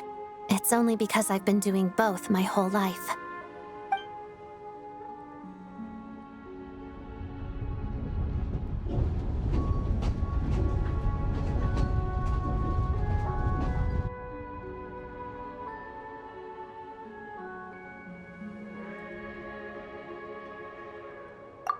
Anyway, I bet you've been non-stop today, am I right? Any idea how Paimon's doing? What's wrong? Who's Paimon? His travel buddy. Hasn't been feeling well.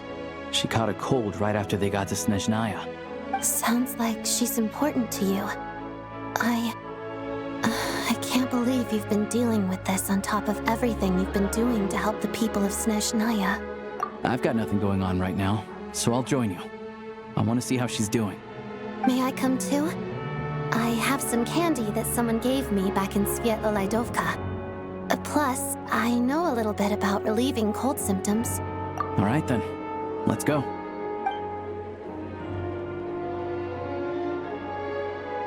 I still don't know what the deal is between these two, but at least the tension seems to have vanished. A good sign, hopefully.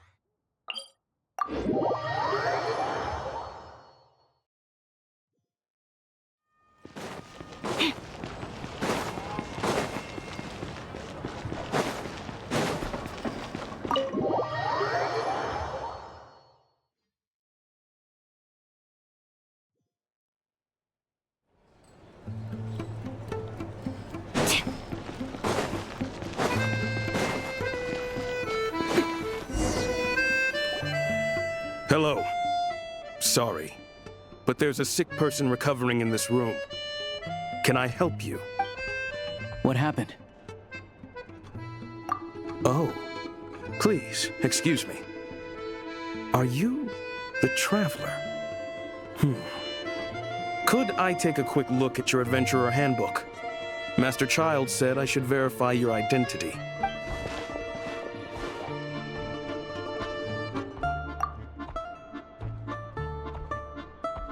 Ah, it's really you. Sorry for the inconvenience. We're under strict orders from Master Child to keep this room well guarded.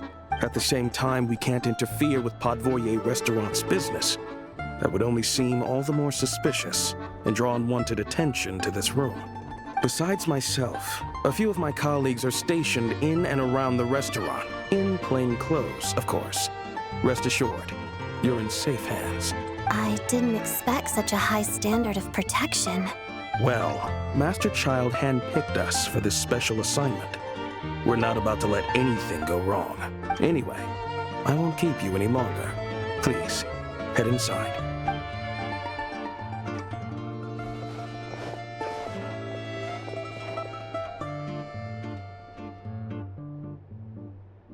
Traveler! Alicia, you're back! Oh, hey! Who's our new friend? Hi, I'm Odette. The Traveler and I crossed paths a few times. Another friend from the Fatui, huh? You're practically a member yourself by this point. Paimon's definitely on the mend. We should be back to our usual travels in a few days' time. Seems like that doctor was right. It's just... Paimon's limbs are still feeling a little chilly. I have just the thing. Whoa! What's this?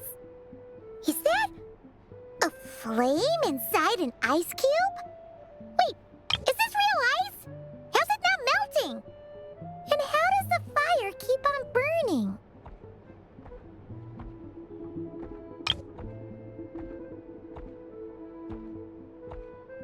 All keen observations. You're right. This is called core ignis.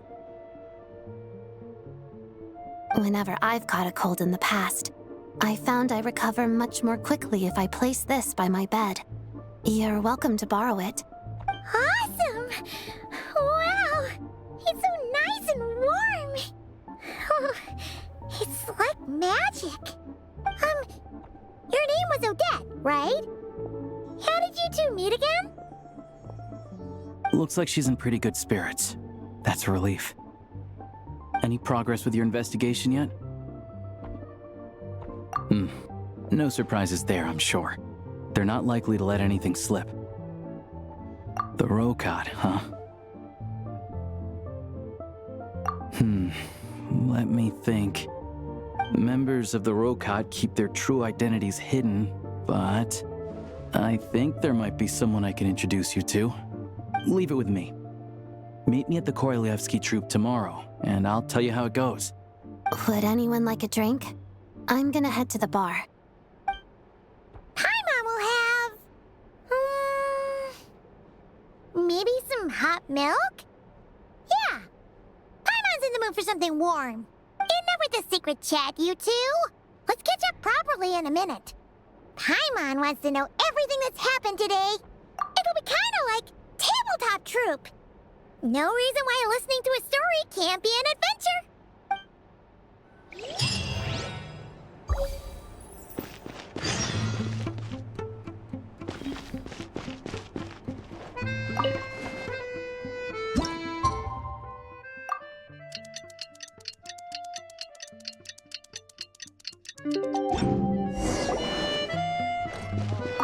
The boss is gonna gonna give Paimon a copy of the latest newspaper to read.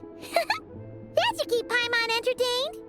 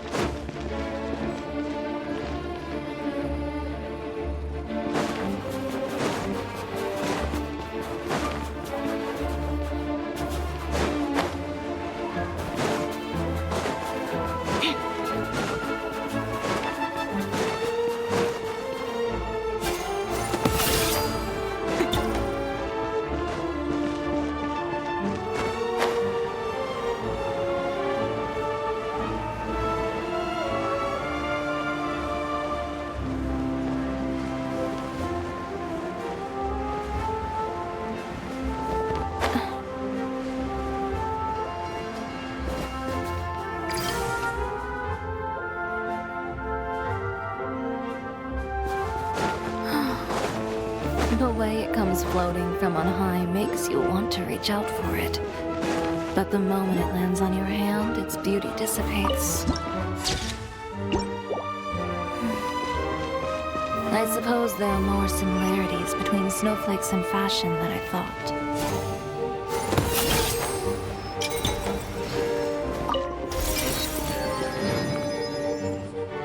Ah, you made it. I've got some tickets, and I managed to set something up with the Rokot. It'll have to wait until after the show, though. Happy to stay and watch? I doubt you've seen the Korolyevsky troupe on stage before. Pleasure. Here, this is the way in.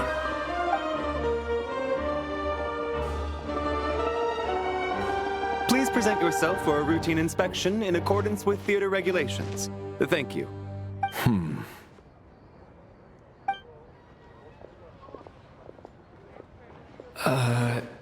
Is that guy with the Fatui? Looks like he's waiting for something. Okay, all done. Thank you for your cooperation. Please proceed through to the theater.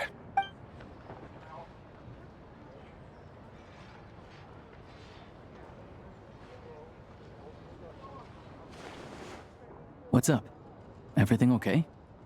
Snezhnaya's business and political leaders are always passing through here, so it makes sense that security's tight. Still, it's a little unusual to see the Fatui's Armory Palace guard here. You saw him, right? The guy right at the back. Strong, silent type. His name's Valeri. He's part of the Special Assignments Battalion, but I only ever see him here for one thing.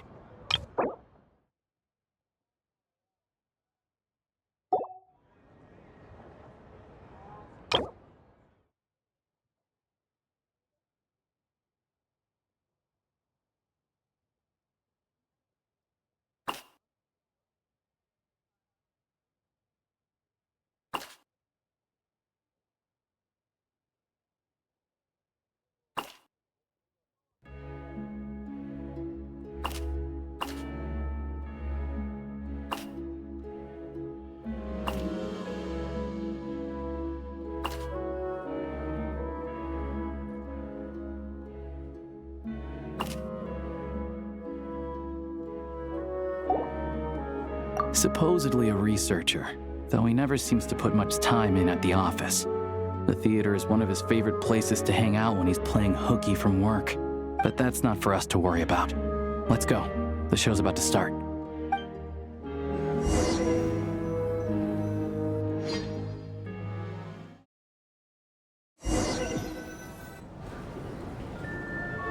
What do you think? Pretty impressive, huh?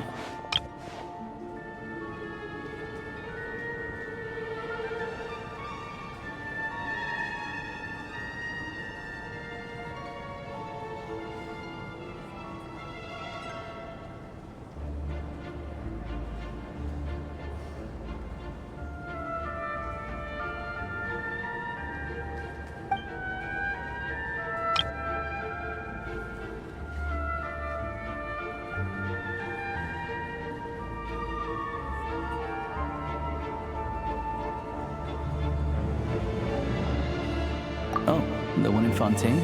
I hear it's iconic. Never seen it for myself, though. Here we are, just in time. Sorry, coming through.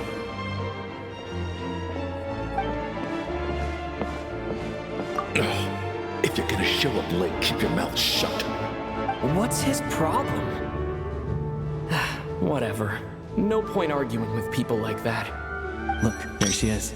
That's who I'm introducing you to later. She's the lead singer of the troupe.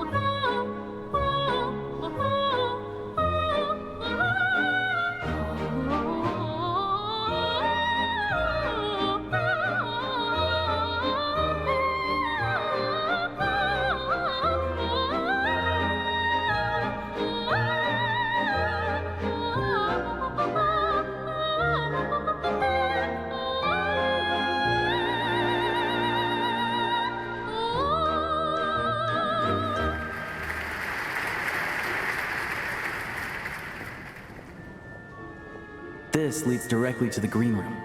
They're expecting us. Vodionitsa will be waiting for us there.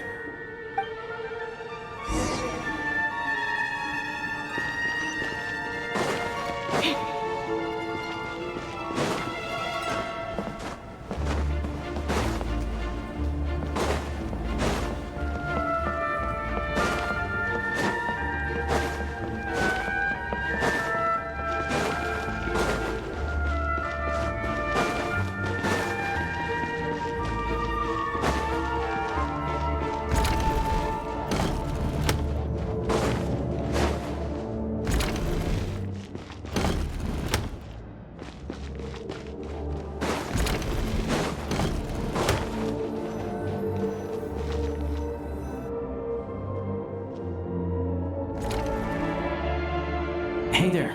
Excuse me. Can you believe it? I'm so mad right now. Come in. Oh, it's you two.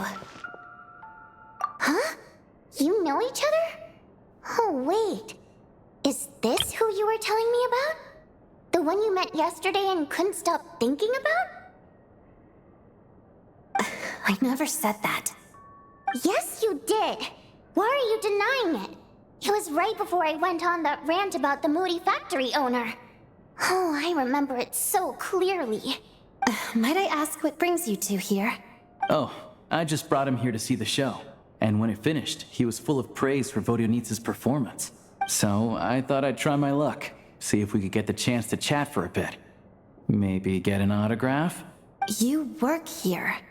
You of all people ought to know that's against the rules. It's not what the green room is there for. Oh, what's the big deal? Come on, don't be shy. I can give you an autograph. You can take a picture too if you want. Do as you please.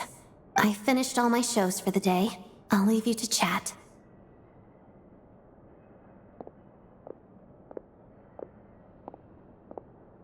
I wasn't making that stuff up, you know. Odette's just too proud to admit it. She thinks very highly of you. And so do I. You did the right thing in Svietloladovka. We're good. Odette's out of earshot. I'll lock the door. Confidentiality, of course. The Rokad is very strict on that. Whoa, Alosha! Not out loud! Not with an outsider here! Relax, I've taken care of it. Look at this. The President's reply sent this morning. Wait, so he's been approved to join? You told me last night that you wanted to get intel from the Rokot. Unfortunately, Rokot intel is only available to members. But ever since you set foot in Snezhnaya, we've been working together. I've seen the way you work, your character, and your motives. Everything about you is perfectly in alignment with what we're trying to achieve in the Rokot. So I figured I might as well cut to the chase. I wrote a letter to the president explaining your situation, including just the right amount of detail. His approval came very quickly. Of course, it's still your decision whether you want to join or not. We'll respect your choice. Well, assuming Odette was telling the truth and she didn't misjudge you, I guess we don't need to worry about you blowing our cover. Still, you gave me a real fright. I didn't know that's why you came looking for me. So, that stuff you said about admiring my performance, was that just because Odette was here? Did you actually mean it? Now you're talking. That's what I like to hear. Anyway, let me give you a quick rundown of how things work. Like I said, the Rokot is a covert organization, and we hide our identities. Members typically don't meet in person or even know each other's identities. This helps us maintain a high level of independence and secrecy. Because of this, members are basically free to decide their methods without constraints, so long as the outcome of any activity doesn't violate the organization's principles. After all, we don't have any ostensible contact with each other. This way, if anything goes wrong, no one else will be implicated. Beyond the freedom to choose how you operate, it's also your choice whether to act at all. We have plenty of members who have yet to take any action. In short, joining the Rokot in and of itself won't place any restrictions on your activity in Snezhnaya. There's a code of conduct you can read if it interests you. But basically, as long as you don't plan on using your anonymity to go around doing evil, you'll be fine. I tried reading it 5 or 6 times. Never made it all the way through. Even the most lackluster script makes for more interesting reading. Great. Then I'll go grab an official application form. Be right back.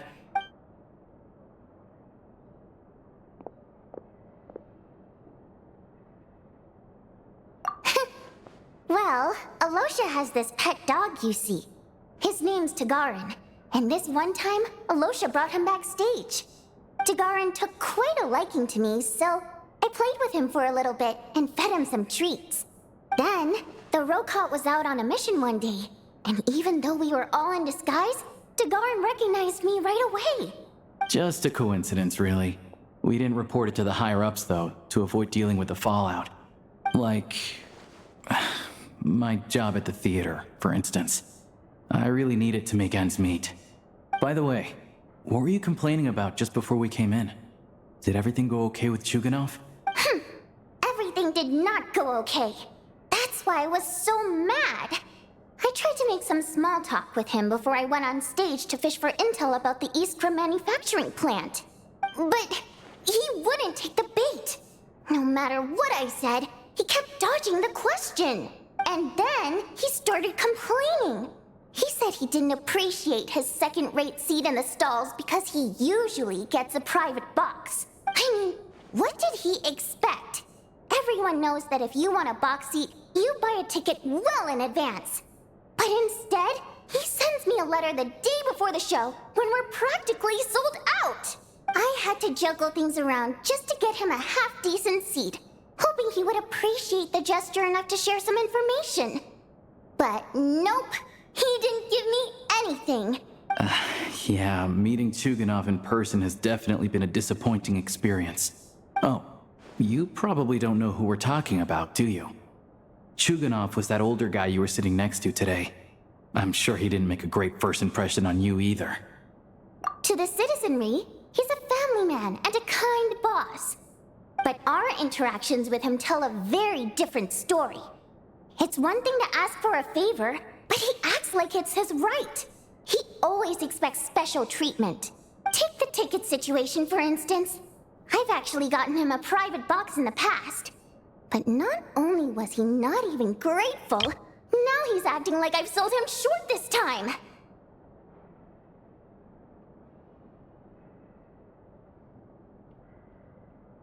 Not to mention that he's never paid for a single one of his tickets. And another thing, if he's such a big family man, why doesn't he bring his wife and daughter to see the show once in a while? I've never seen them here, not even once.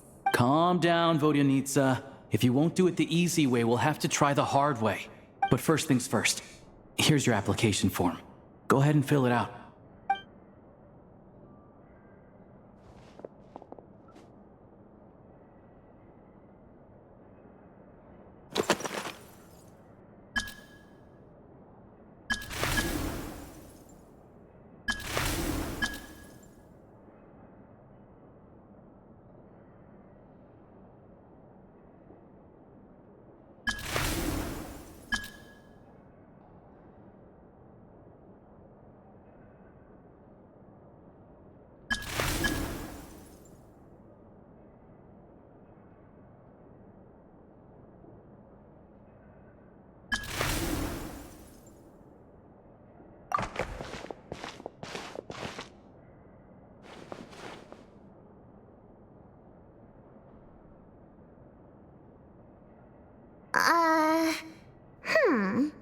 Looks like I'll need to make a few little tweaks here and there.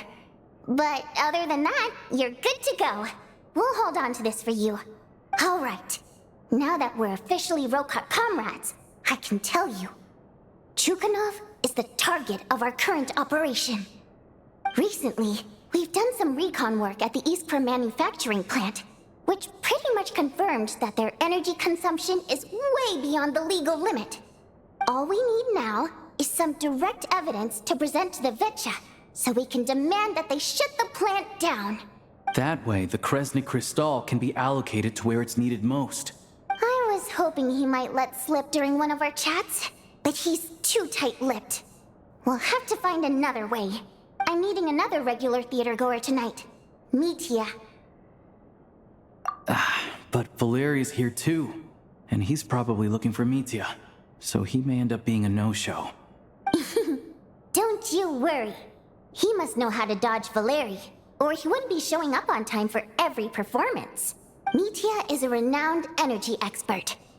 Although we can't get any direct evidence of the excessive energy consumption at the plant, we can accidentally let the information slip to him. The authorities should take someone like him seriously. So if he starts raising questions about energy use at the Iskra manufacturing plant, there will be a proper investigation. Also, we're not allowed on site, but he has clearance. So all we need is his cooperation. Yeah, so that's the other thing we're trying to figure out. Though I think we're far less likely to make any progress on that front. Still, I hear that Mitya is a bit of a chatterbox. So, who knows? Maybe if we catch him in the right mood, he'll let something slip. What do you think? Sound like something worth your time? Okay, in that case, you guys find a seat somewhere nearby. Pretend you're a couple of buddies there to eat, and keep your ears peeled for useful information. He's a huge fan, so I doubt he'll have his guard up around me. But you two need to be convincing. If he suspects anything at all, he might stop talking. Sure. Don't worry. We'll make a believable pair of buddies. Perfect! You've sold me already. Now, help me tidy this room up a bit before we head out. Okay. What needs tidying? Everything!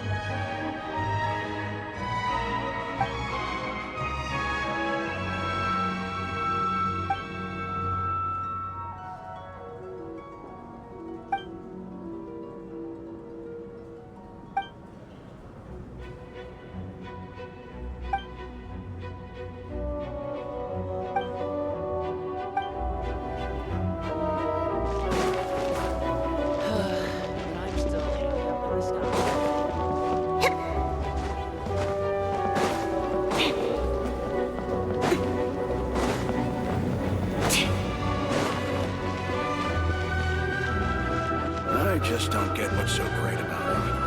I love you! Oh, was that maybe a bit too over the top?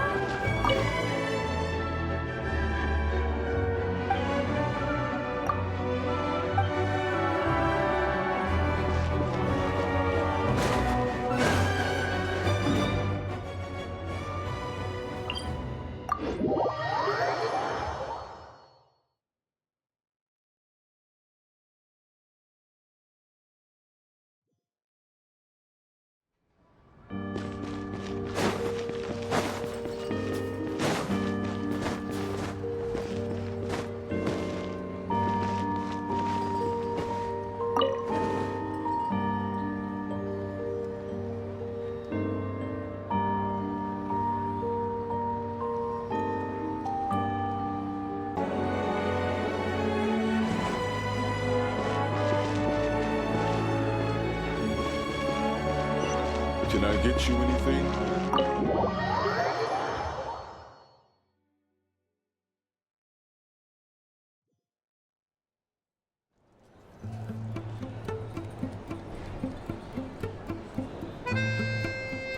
We come here often, so we shouldn't stand out. Let's sit here. Now, it's up to Vodyanica. Let's see how the conversation goes.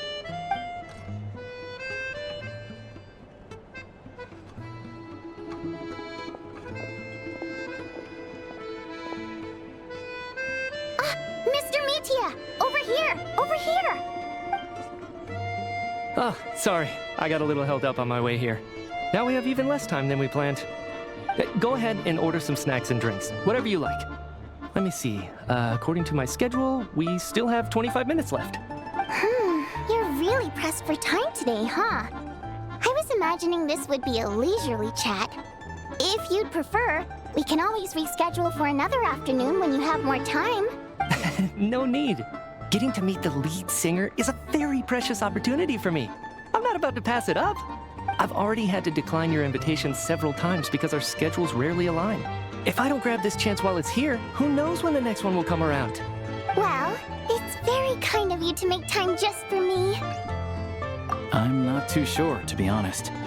But Snezhnaya's full of weird and wonderful things like that, so people tend not to bat an eye. I'm sure the same will go for the Eye of Grey and Paimon. The reason I invited you out for tea and a chat today was to get some feedback from a true fan of the theater.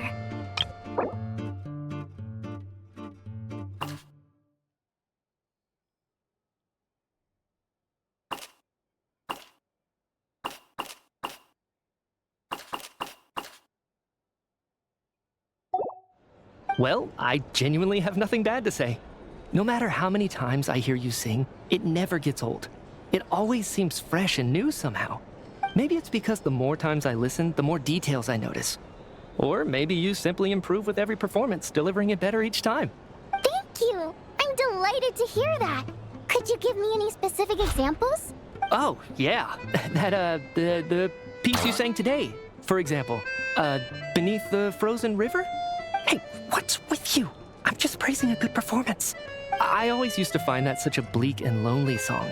But the more you listen, the more you realize that it's not as cold and nihilistic as it appears.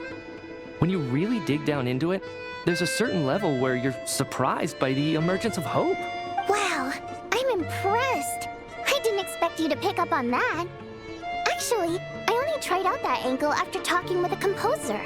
Still, Beneath the Frozen River wasn't on today's program. Oh, really? But it's a classic. You sing it every time. Almost every time. Oh, well then, let me say a few words about that other all-time classic, Flying in the Wind from the Mountain Sparrow. I didn't sing that one today either. My voice wasn't quite up to it, so I switched it out at the last minute. Oh, but, Sorry, Mr. Mitya, but you were at the theater today, yes? Of course I was. Remember? I said hello to all the troupe members before the show started. You, Odette, and the others. So what did Odette sing today? Elegy of the Snow-Winged Goose, of course. Correct. I see. I see. You find my singing boring, don't you? That that's why you don't remember a single song. Looks like I'll need to cut a few from the program next time. No, that's not it. I swear. All right. I'll be straight with you. I'm sorry. My mind was wandering as you took the stage today. I enjoy watching your shows because the exquisite performances stimulate the mind. It always sparks some inspiration for my research. So, whenever I get stuck at work, I come to the theater for a change of pace. Odette's dance during the elegy of the snow-winged goose today was simply incredible. It got me wondering what she's been going through recently. That look of sheer defiance in the face of utter tragedy? It was so inspiring. I started scribbling in my notebook right away. Not that I made a ton of progress in the grand scheme of things, but I still think it was productive. By the time I snapped out of it, the entire show had finished.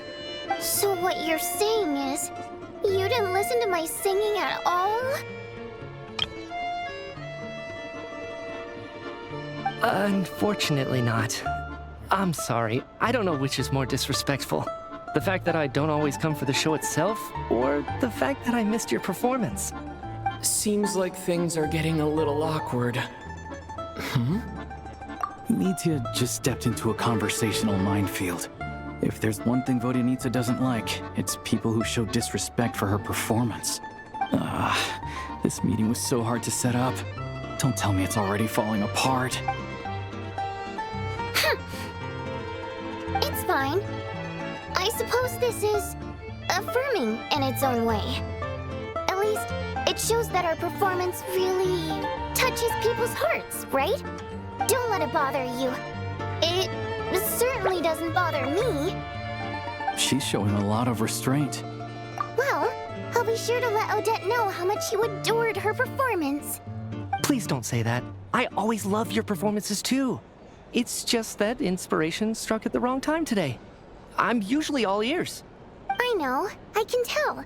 That's why I value your opinion. I'm sure some people can't stand it when others praise their coworkers right to their face, but not me. No, sir. Fair enough. I still feel kind of bad, though. But you know what I really can't stand?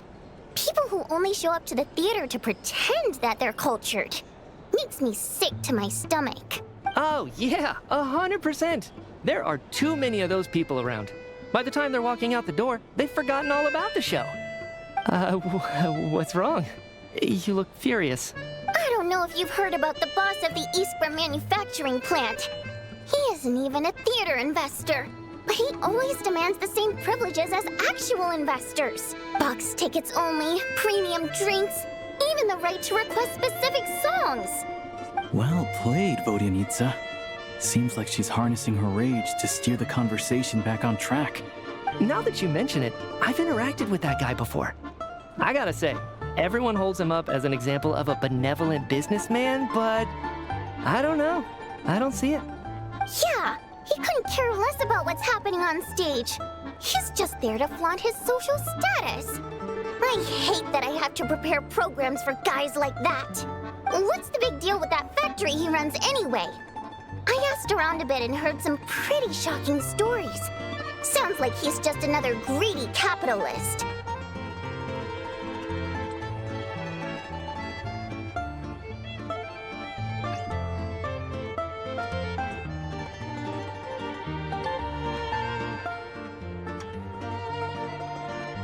Oh, really? Yep, the things people are saying are pretty damning. Low wages, insanely long working hours, equipment running around the clock. And as if that's not bad enough, he also strictly forbids his employees from giving any kind of interview. Project Stuja has now been extended so many times, we're at the point where crystal rations for the common folk are barely enough to survive on. Yet he even wants to get his greedy hands on them just to boost his own profits. If the rumors are true, he's in serious violation of the law. Interesting. So you've heard about it too? What? So it's really true? Who knows? I've only heard the same rumors you have. But there's no smoke without fire. The Rooster's been coming down on us hard lately, demanding that we track and trace every single batch of Crystal. My coworkers in the Department of Energy have been tearing their hair out over it. The rooster? I didn't realize he cared that much. Yeah. Even though there are no restrictions on crystal trading, the poor will wind up freezing to death if we let the rich buy as much as they want. That's clearly unfair. Looks like we'll need to arrange an investigation into the Iskra manufacturing plant as soon as possible.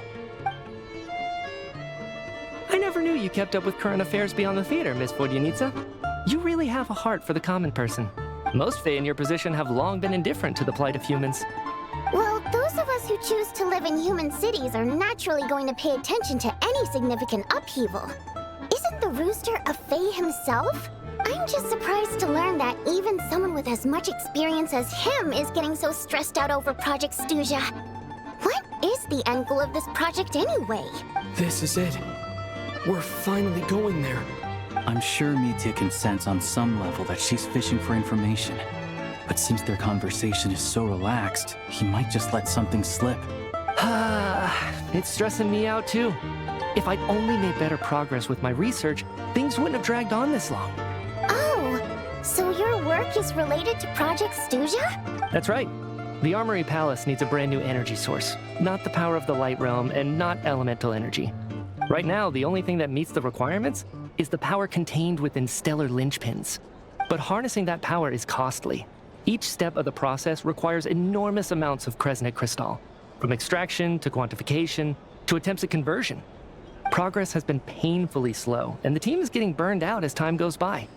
Sometimes, I see people staring into space as if in a trance. Could it be that this new energy source has side effects? No, it doesn't affect us, because the energy is used for... Okay, I got it. Stop choking me. Sorry, I can't talk about that. I think we're all just exhausted. We've been working ourselves to the bone for so long with so little progress to show for it. It's no wonder people are struggling to stay motivated. Seems like I owe you an apology. I shouldn't have gotten so mad at you for not paying attention during the show. Don't worry about it. I count myself lucky, to be honest. I don't envy the people who work closely with the Tsaritsa herself. I'd much rather be in my current position.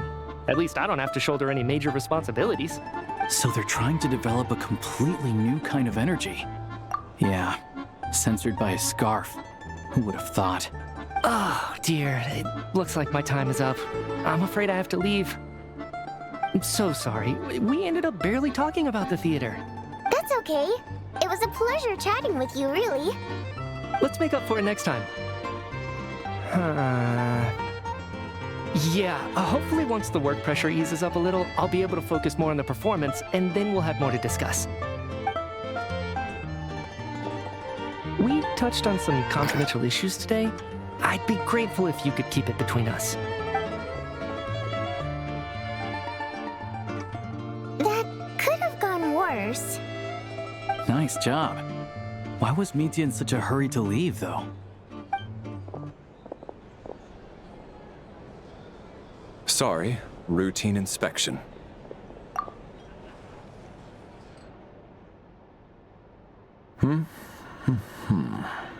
Okay, let's go.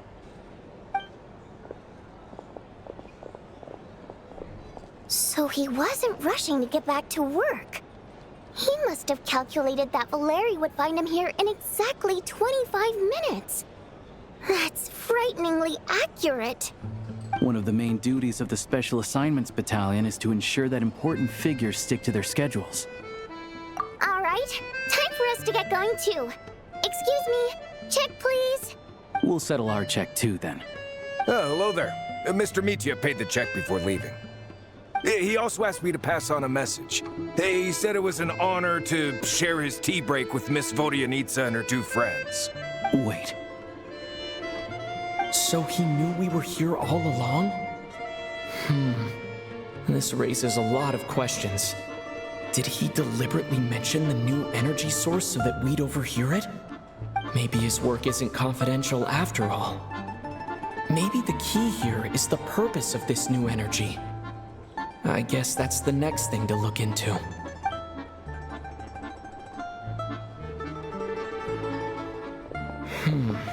Vodyanitsa and Alosha have left.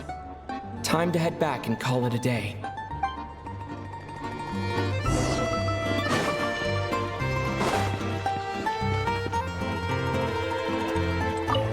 Hello again. Please rest assured, we'll keep a close watch on this place.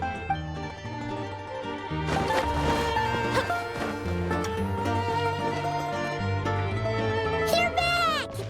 Here pretty early today. Paimon was just gonna mention that. After she woke up today, Paimon felt like her temperature was completely back to normal. But her strength still hasn't returned. Still, there's some good news. Paimon thinks she might have figured out the source of the problem. It's like there's some kind of mysterious power affecting Paimon.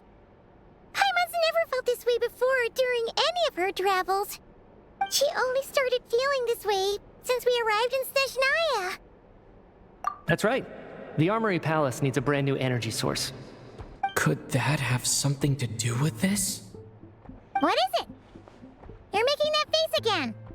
You know, the one you get whenever you have a light bulb moment?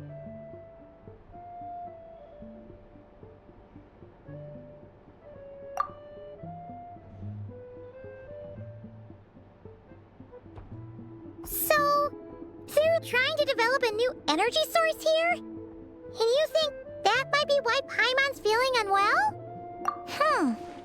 Well, Mitya denied that the energy they're researching has any side effects.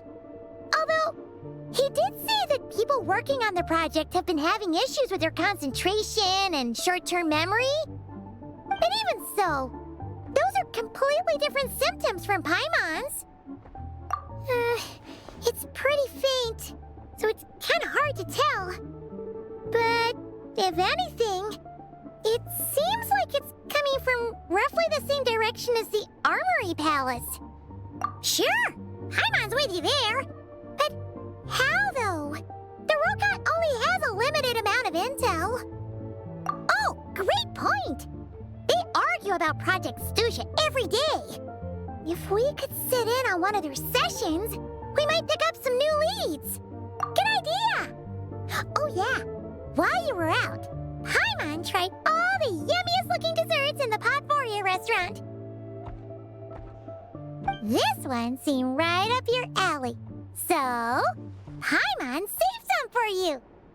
Come try it once you finish writing your letter.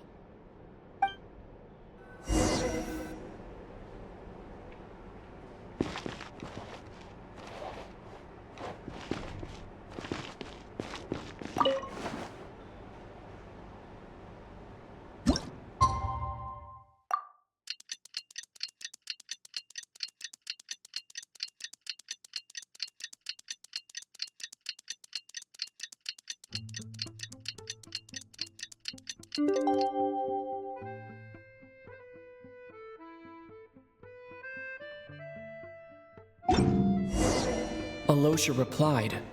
He says that we won't be able to speak at the VII, but he can arrange for us to attend as visitors. You're back! Paimon's been working on the crossword puzzle in the newspaper. It's actually pretty fun. Oh, shoot! Paimon forgot the next word. Oh, she had it a moment ago. Think, Paimon, think.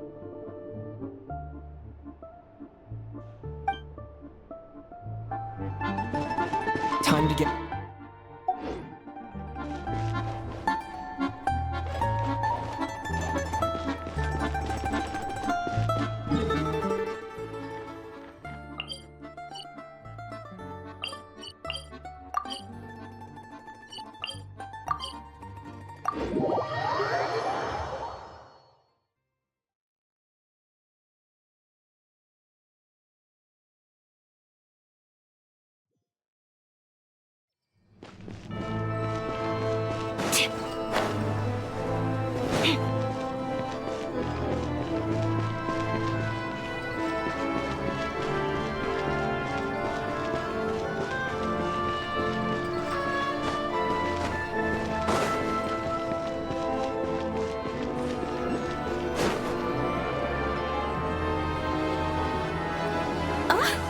Vodianitsa, prima donna of the Korolievsky troupe.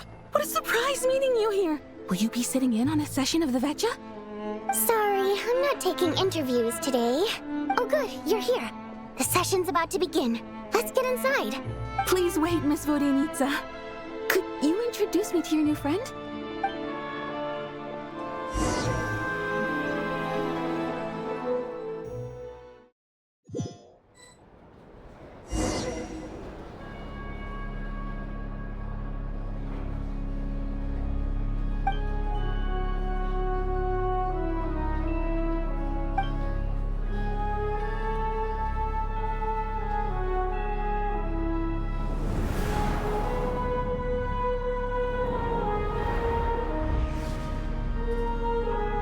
In summary, the energy management commitments made for the outgoing period have been delivered upon. Furthermore, both the production and consumption of Kresnik Crystal show clear signs of stabilizing.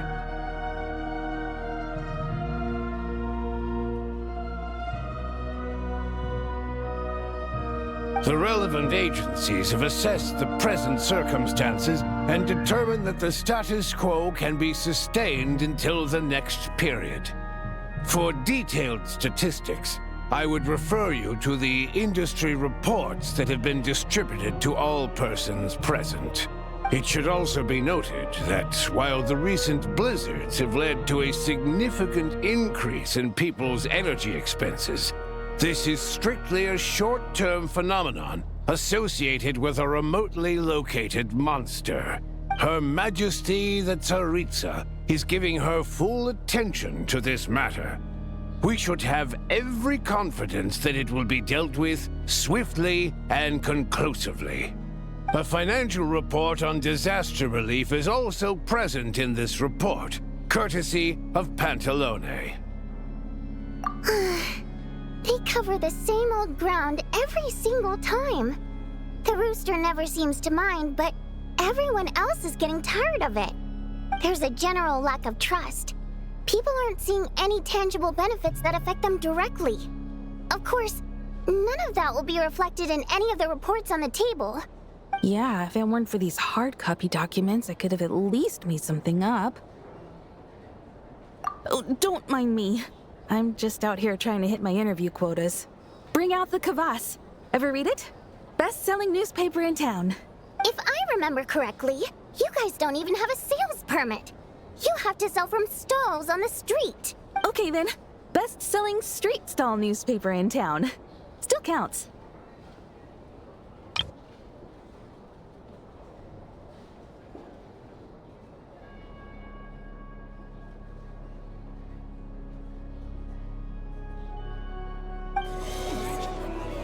Order!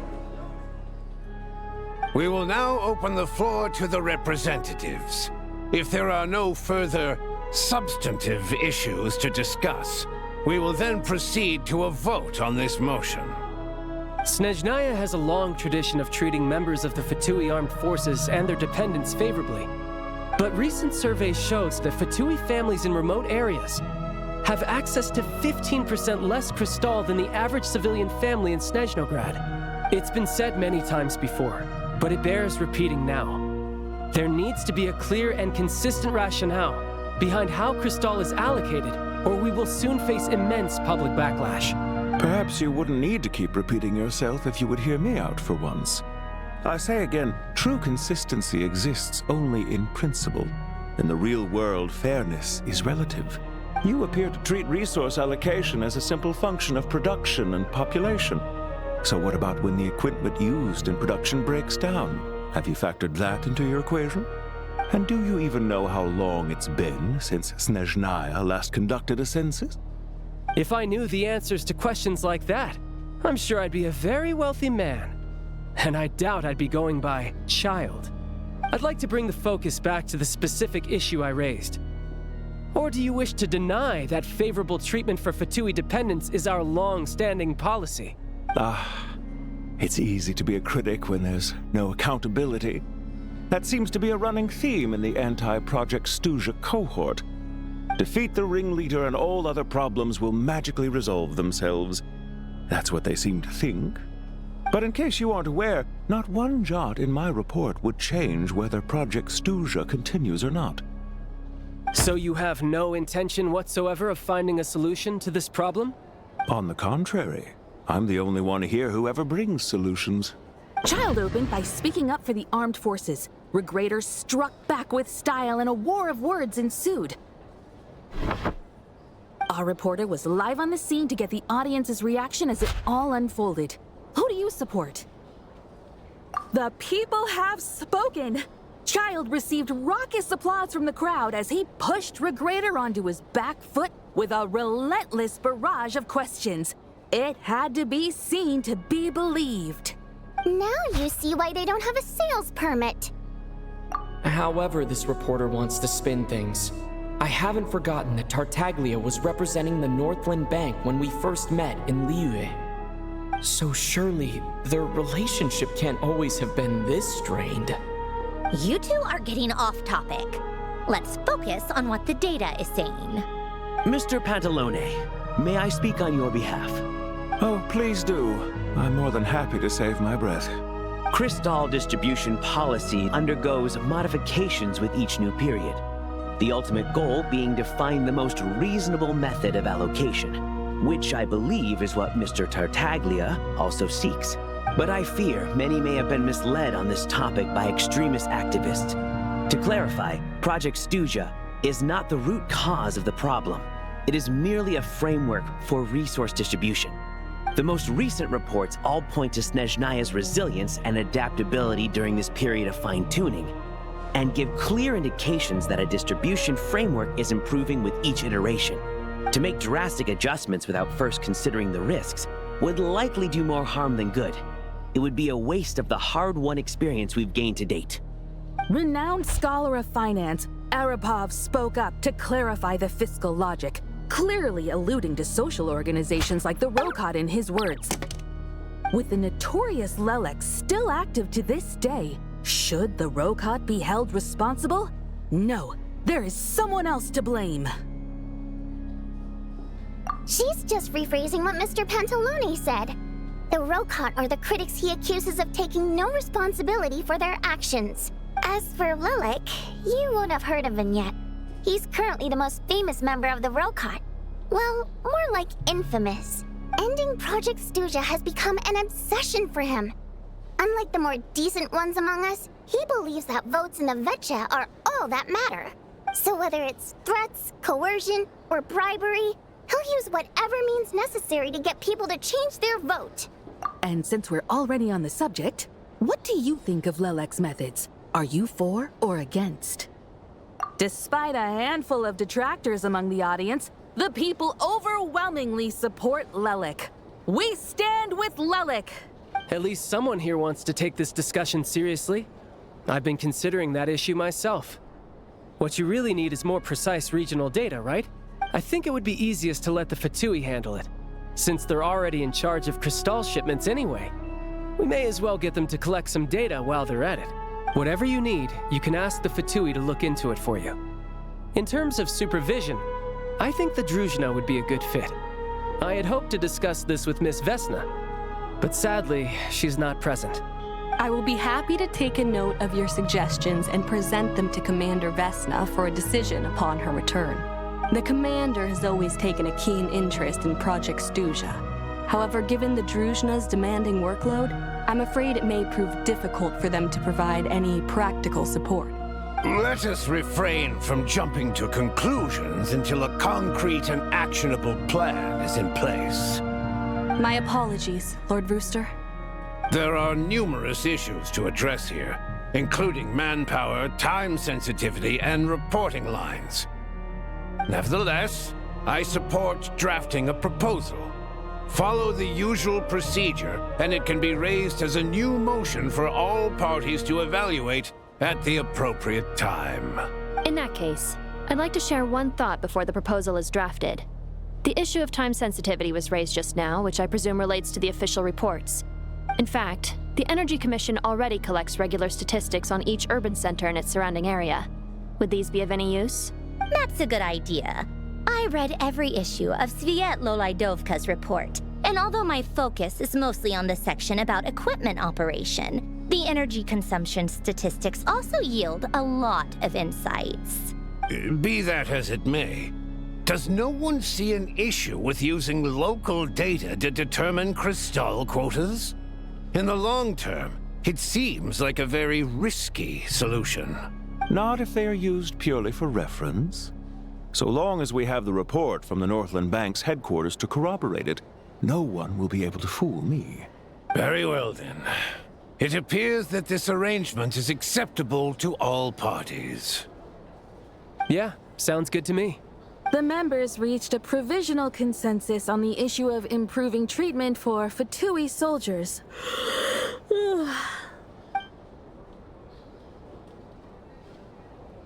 Today, the prima donna of the Korailievsky troupe attended a session of the Snezhnograd Vecha in the company of a dashing young man. The question on all our minds is, what is the true nature of their relationship? Write anything like that again, and I'm revoking your permission to interview the troupe. Got it?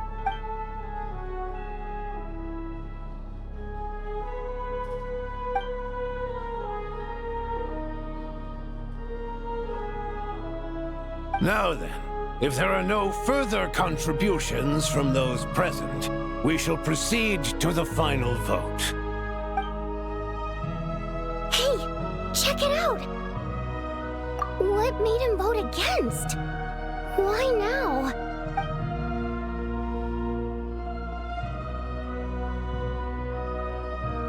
The votes have been tallied.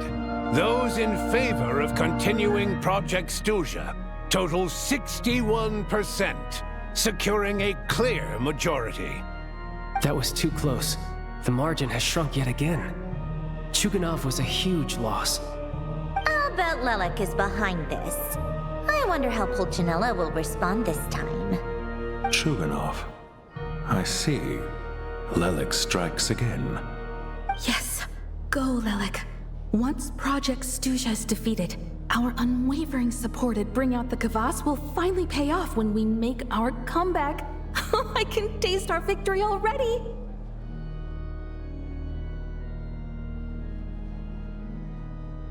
In accordance with the result of this vote, Project Stuja will remain in effect until the next Vecha period. Finally, may I remind us all, we debate only for the greater glory and solidarity of our nation. May the aurora shine ever on, and the tundra always stand firm. The session is concluded.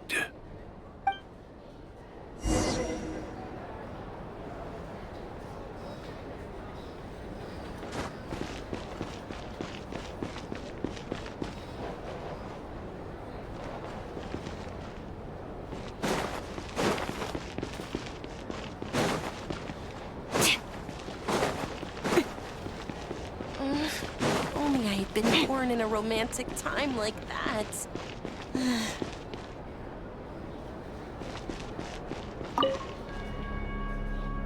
I have to say, I really wasn't expecting Chuganov to vote against Project Stuja. Well, in principle, Snezhnaya's business and political elites ought to be the ones least likely to oppose it. As we heard, Project Stuja is basically just a resource distribution framework that requires everyone to cut back during the winter. But even if the policy got cancelled, the Tsaritsa's energy needs wouldn't suddenly go down. The extra demand from the public would have to be filled from somewhere. So logically, the factories would have to take the hit. I got a letter from Mr. Mitya just before today's session. He said he's confirmed that there are issues around overtime and excessive energy consumption at the Iskra manufacturing plant. In a situation like this, once the Rooster receives the report, he'll order the factory to halt production and submit to an investigation before issuing a penalty. But that's a week-long process, and thus didn't make it onto the Vecha agenda this time. I don't think he suspects anything so far. Exactly. And as you know, he's a very selfish person. I was originally gonna try and flip him after he received notice of the official sanctions. My plan was to convince him that the whole thing was completely unfair. Rather than just sit back and take the hit while his factory stopped production, he'd be better off voting to end Project Stuja. At least that way, no one else would be able to make any money either, because all the factories would suddenly have more limited energy to work with. But now, he's already voted against it, which means someone must have used more forceful means to change his vote.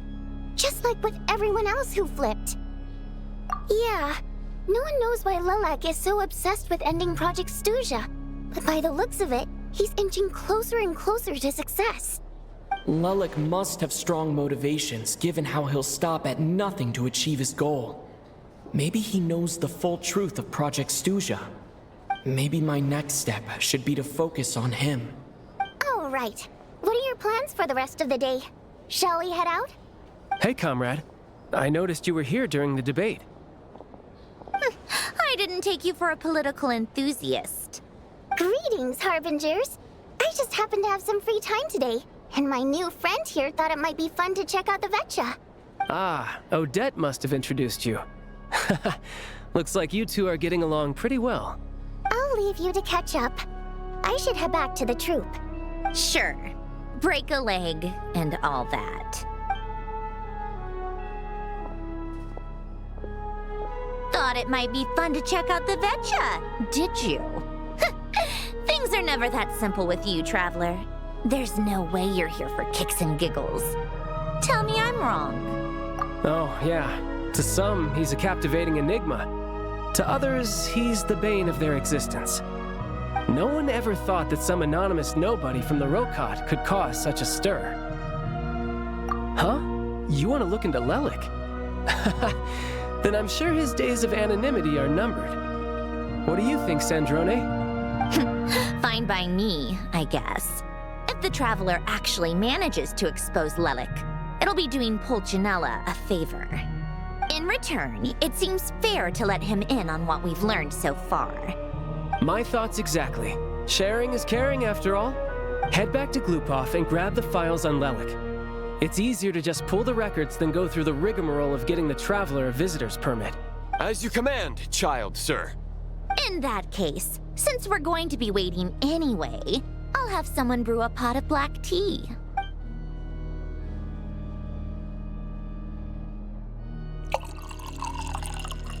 One common thread among the many incidents Lelik has been involved in is that the victims are all too scared to share any real information about him. Clearly, he must have threatened them in some way. His modus operandi is to silently infiltrate the scene and leave a threatening letter behind. But neither the letters nor the crime scenes ever yield any clues to his identity. So all these files have to offer are short statements by the people affected. They don't give us a lot to go on. If nothing else, it shows we're dealing with a trained professional who's versed in counter-surveillance. Yes, and to that point, he often strikes in highly secure locations. The victims are high-ranking and influential people who take their personal security very seriously.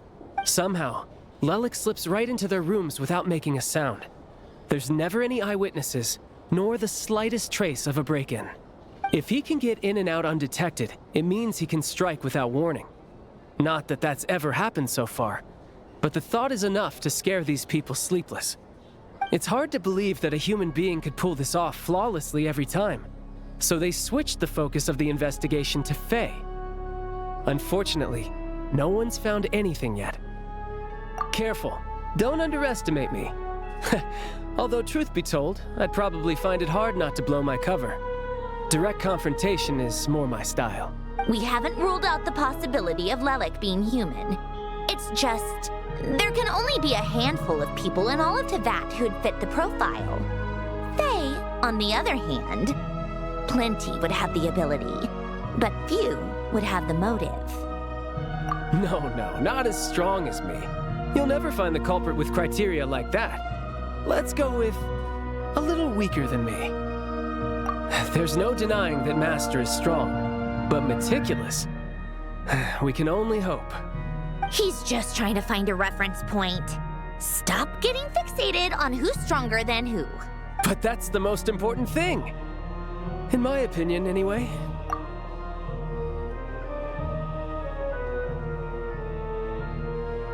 Odette? Yeah, that seems about right. Her skills are solid, and she's always calm under pressure. Except she's Fatui, so the likelihood of her working against us is pretty low. But yeah, much more accurate than your previous example, at least. No, wait a moment. Maybe we should interrogate that assumption. What do you mean? Which assumption?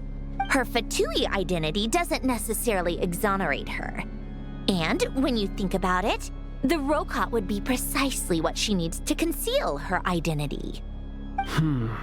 Plus, she wouldn't need to be such a pro at covering her tracks.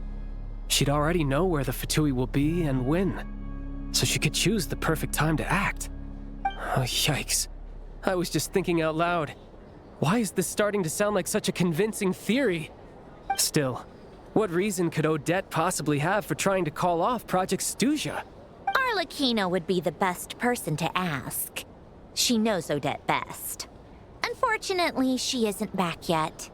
Rosaline used to open up to her in private about her struggles with Odette. As I'm sure you can imagine, Arlecchino is quite a lot better with children than Rosaline was. She gave her some tips on how to handle the situation, and Rosaline managed to reach a settlement with Odette before leaving. So I suppose there were at least no lifelong regrets left behind. Beyond that, I don't know the details about that side of things. But I do know that Odette definitely has a motive to hold a grudge against Project Stuja. The reason being, her father passed away during the early stages of the project. That was back before it had been named Project Stuja, when things were still being worked out. But in essence, it's remained the same ever since. Huh. The more you know. Rosaline was always so self-centered. I never understood why she started paying so much attention to Odette. Is that such a surprise? If you cast your mind back, you may remember that Rosaline and I weren't exactly close. We had tea together a few times, but that was about it. Odette's past is no secret. Her father was a fatus and her mother was a very famous ballerina. On the surface, it looks like she followed right in her parents' footsteps. But the truth is quite a different story. After her father passed away on a mission, her mother was overcome with grief. She broke her leg during a performance and could never dance again. Odette was only interested in ballet at the time, but this tragedy left the family with both breadwinners gone. They could barely make ends meet. Per Capitano's policy, family members of Fatui who died in the line of duty had to be appropriately accommodated and provided with adequate assistance. So, regardless of how Rosaline may have felt about it, it fell to her to resolve the issue of Odette's family's livelihood. In the end, the solution they agreed upon was to have Odette join the Fatui. Right, because the alternative would have been a one-off compensation payment, I guess. In that sense, joining up was definitely the better option. Still, she must have had mixed feelings about it, right? If she doesn't even like the Fatui. It's just a theory, a possibility. But as a motive for Odette to become Lelik, it holds up. That said, I have no idea where Odette's head is at right now, or what her conflict with Rosaline was about. Plenty of people were on bad terms with Rosaline. I have no intention of trying to figure it all out. Yes, but there's not much point in discussing that now. Yeah, back to Lelik. Since our investigations so far have turned up next to nothing, we've got nothing to lose by trying a new angle. Funnily enough, Tonya and I had actually made plans to go to the theater tomorrow to watch Odette's rehearsal. Unfortunately, thanks to this Lelik situation, I'll be stuck working overtime again. Which means you can go in my place. No point wasting the ticket. Plus, you'll get to meet Tonya. Spirit Seeker. Quite the classic ballet. It was passed down through Odette's mother's family for generations, though it hasn't been performed in years. But Odette's been practicing it diligently, and it's finally ready for a return to the stage. Excitement is through the roof. Tickets for the official performance sold out long ago, Tonya's excited for it too. She's desperate to see it no matter what. Personally, it's not really my kind of thing, but since she's my little sister, I had to figure something out. I've actually seen it several times before. The story's pretty straightforward. The lead character follows a trail of clues left behind by a spirit, gradually recovering her memories along the way. It's a tale of love and regret. So not exactly reinventing the wheel, at least by today's standards. But when that classic melody kicks in and the lead character begins to dance, it always gets me. It really is beautiful. Not an easy dance to do justice to, though. I know it's always been Odette's dream to perform this piece, but I'm not sure she's really ready. In that case, I think that even if she is Lelik, we should wait until her performance is over before we respond. I'll let you take it from here, comrade.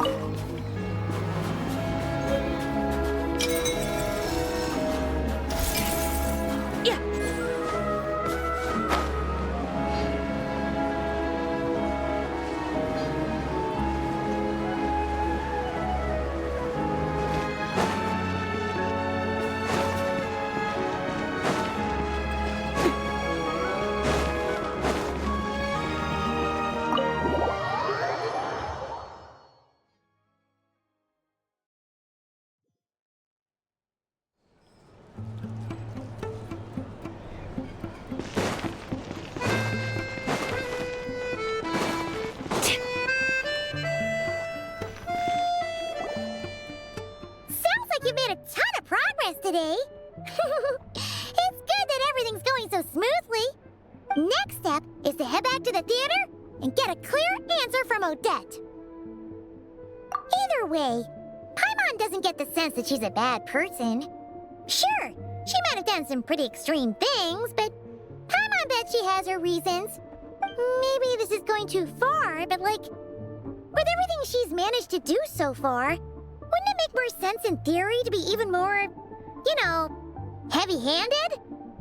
Why leave a letter when she could, we know there are plenty of other ways to keep people in line, right? The point is, she could have gone further, but she didn't.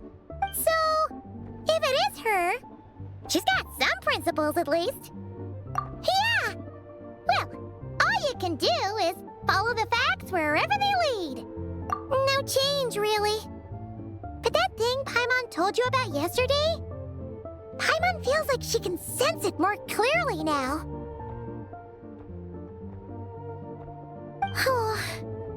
Hearing you talk about your day makes Paimon itch for an adventure. If only she could be there with you so we could experience it all together.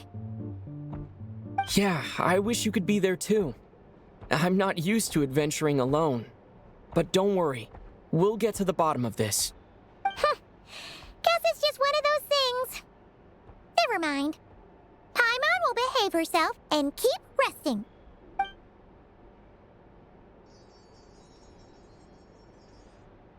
If Odette is Lelik, she may well have inside information on Project Stuja. Her father was involved with the project's early implementation and tragically died in the process. Now, she's dedicated herself to bringing it to an end. It's hard to imagine she could have gotten this far without knowing anything at all about the Tsaritsa's true intentions. When she spoke to us as a member of the Fatui, how much did she let on? And how much was she hiding? Only time will tell. Maybe tomorrow, everything will be answered. Hey look! It's snowing! Could be a tough day ahead. Make sure you wrap up warm tomorrow.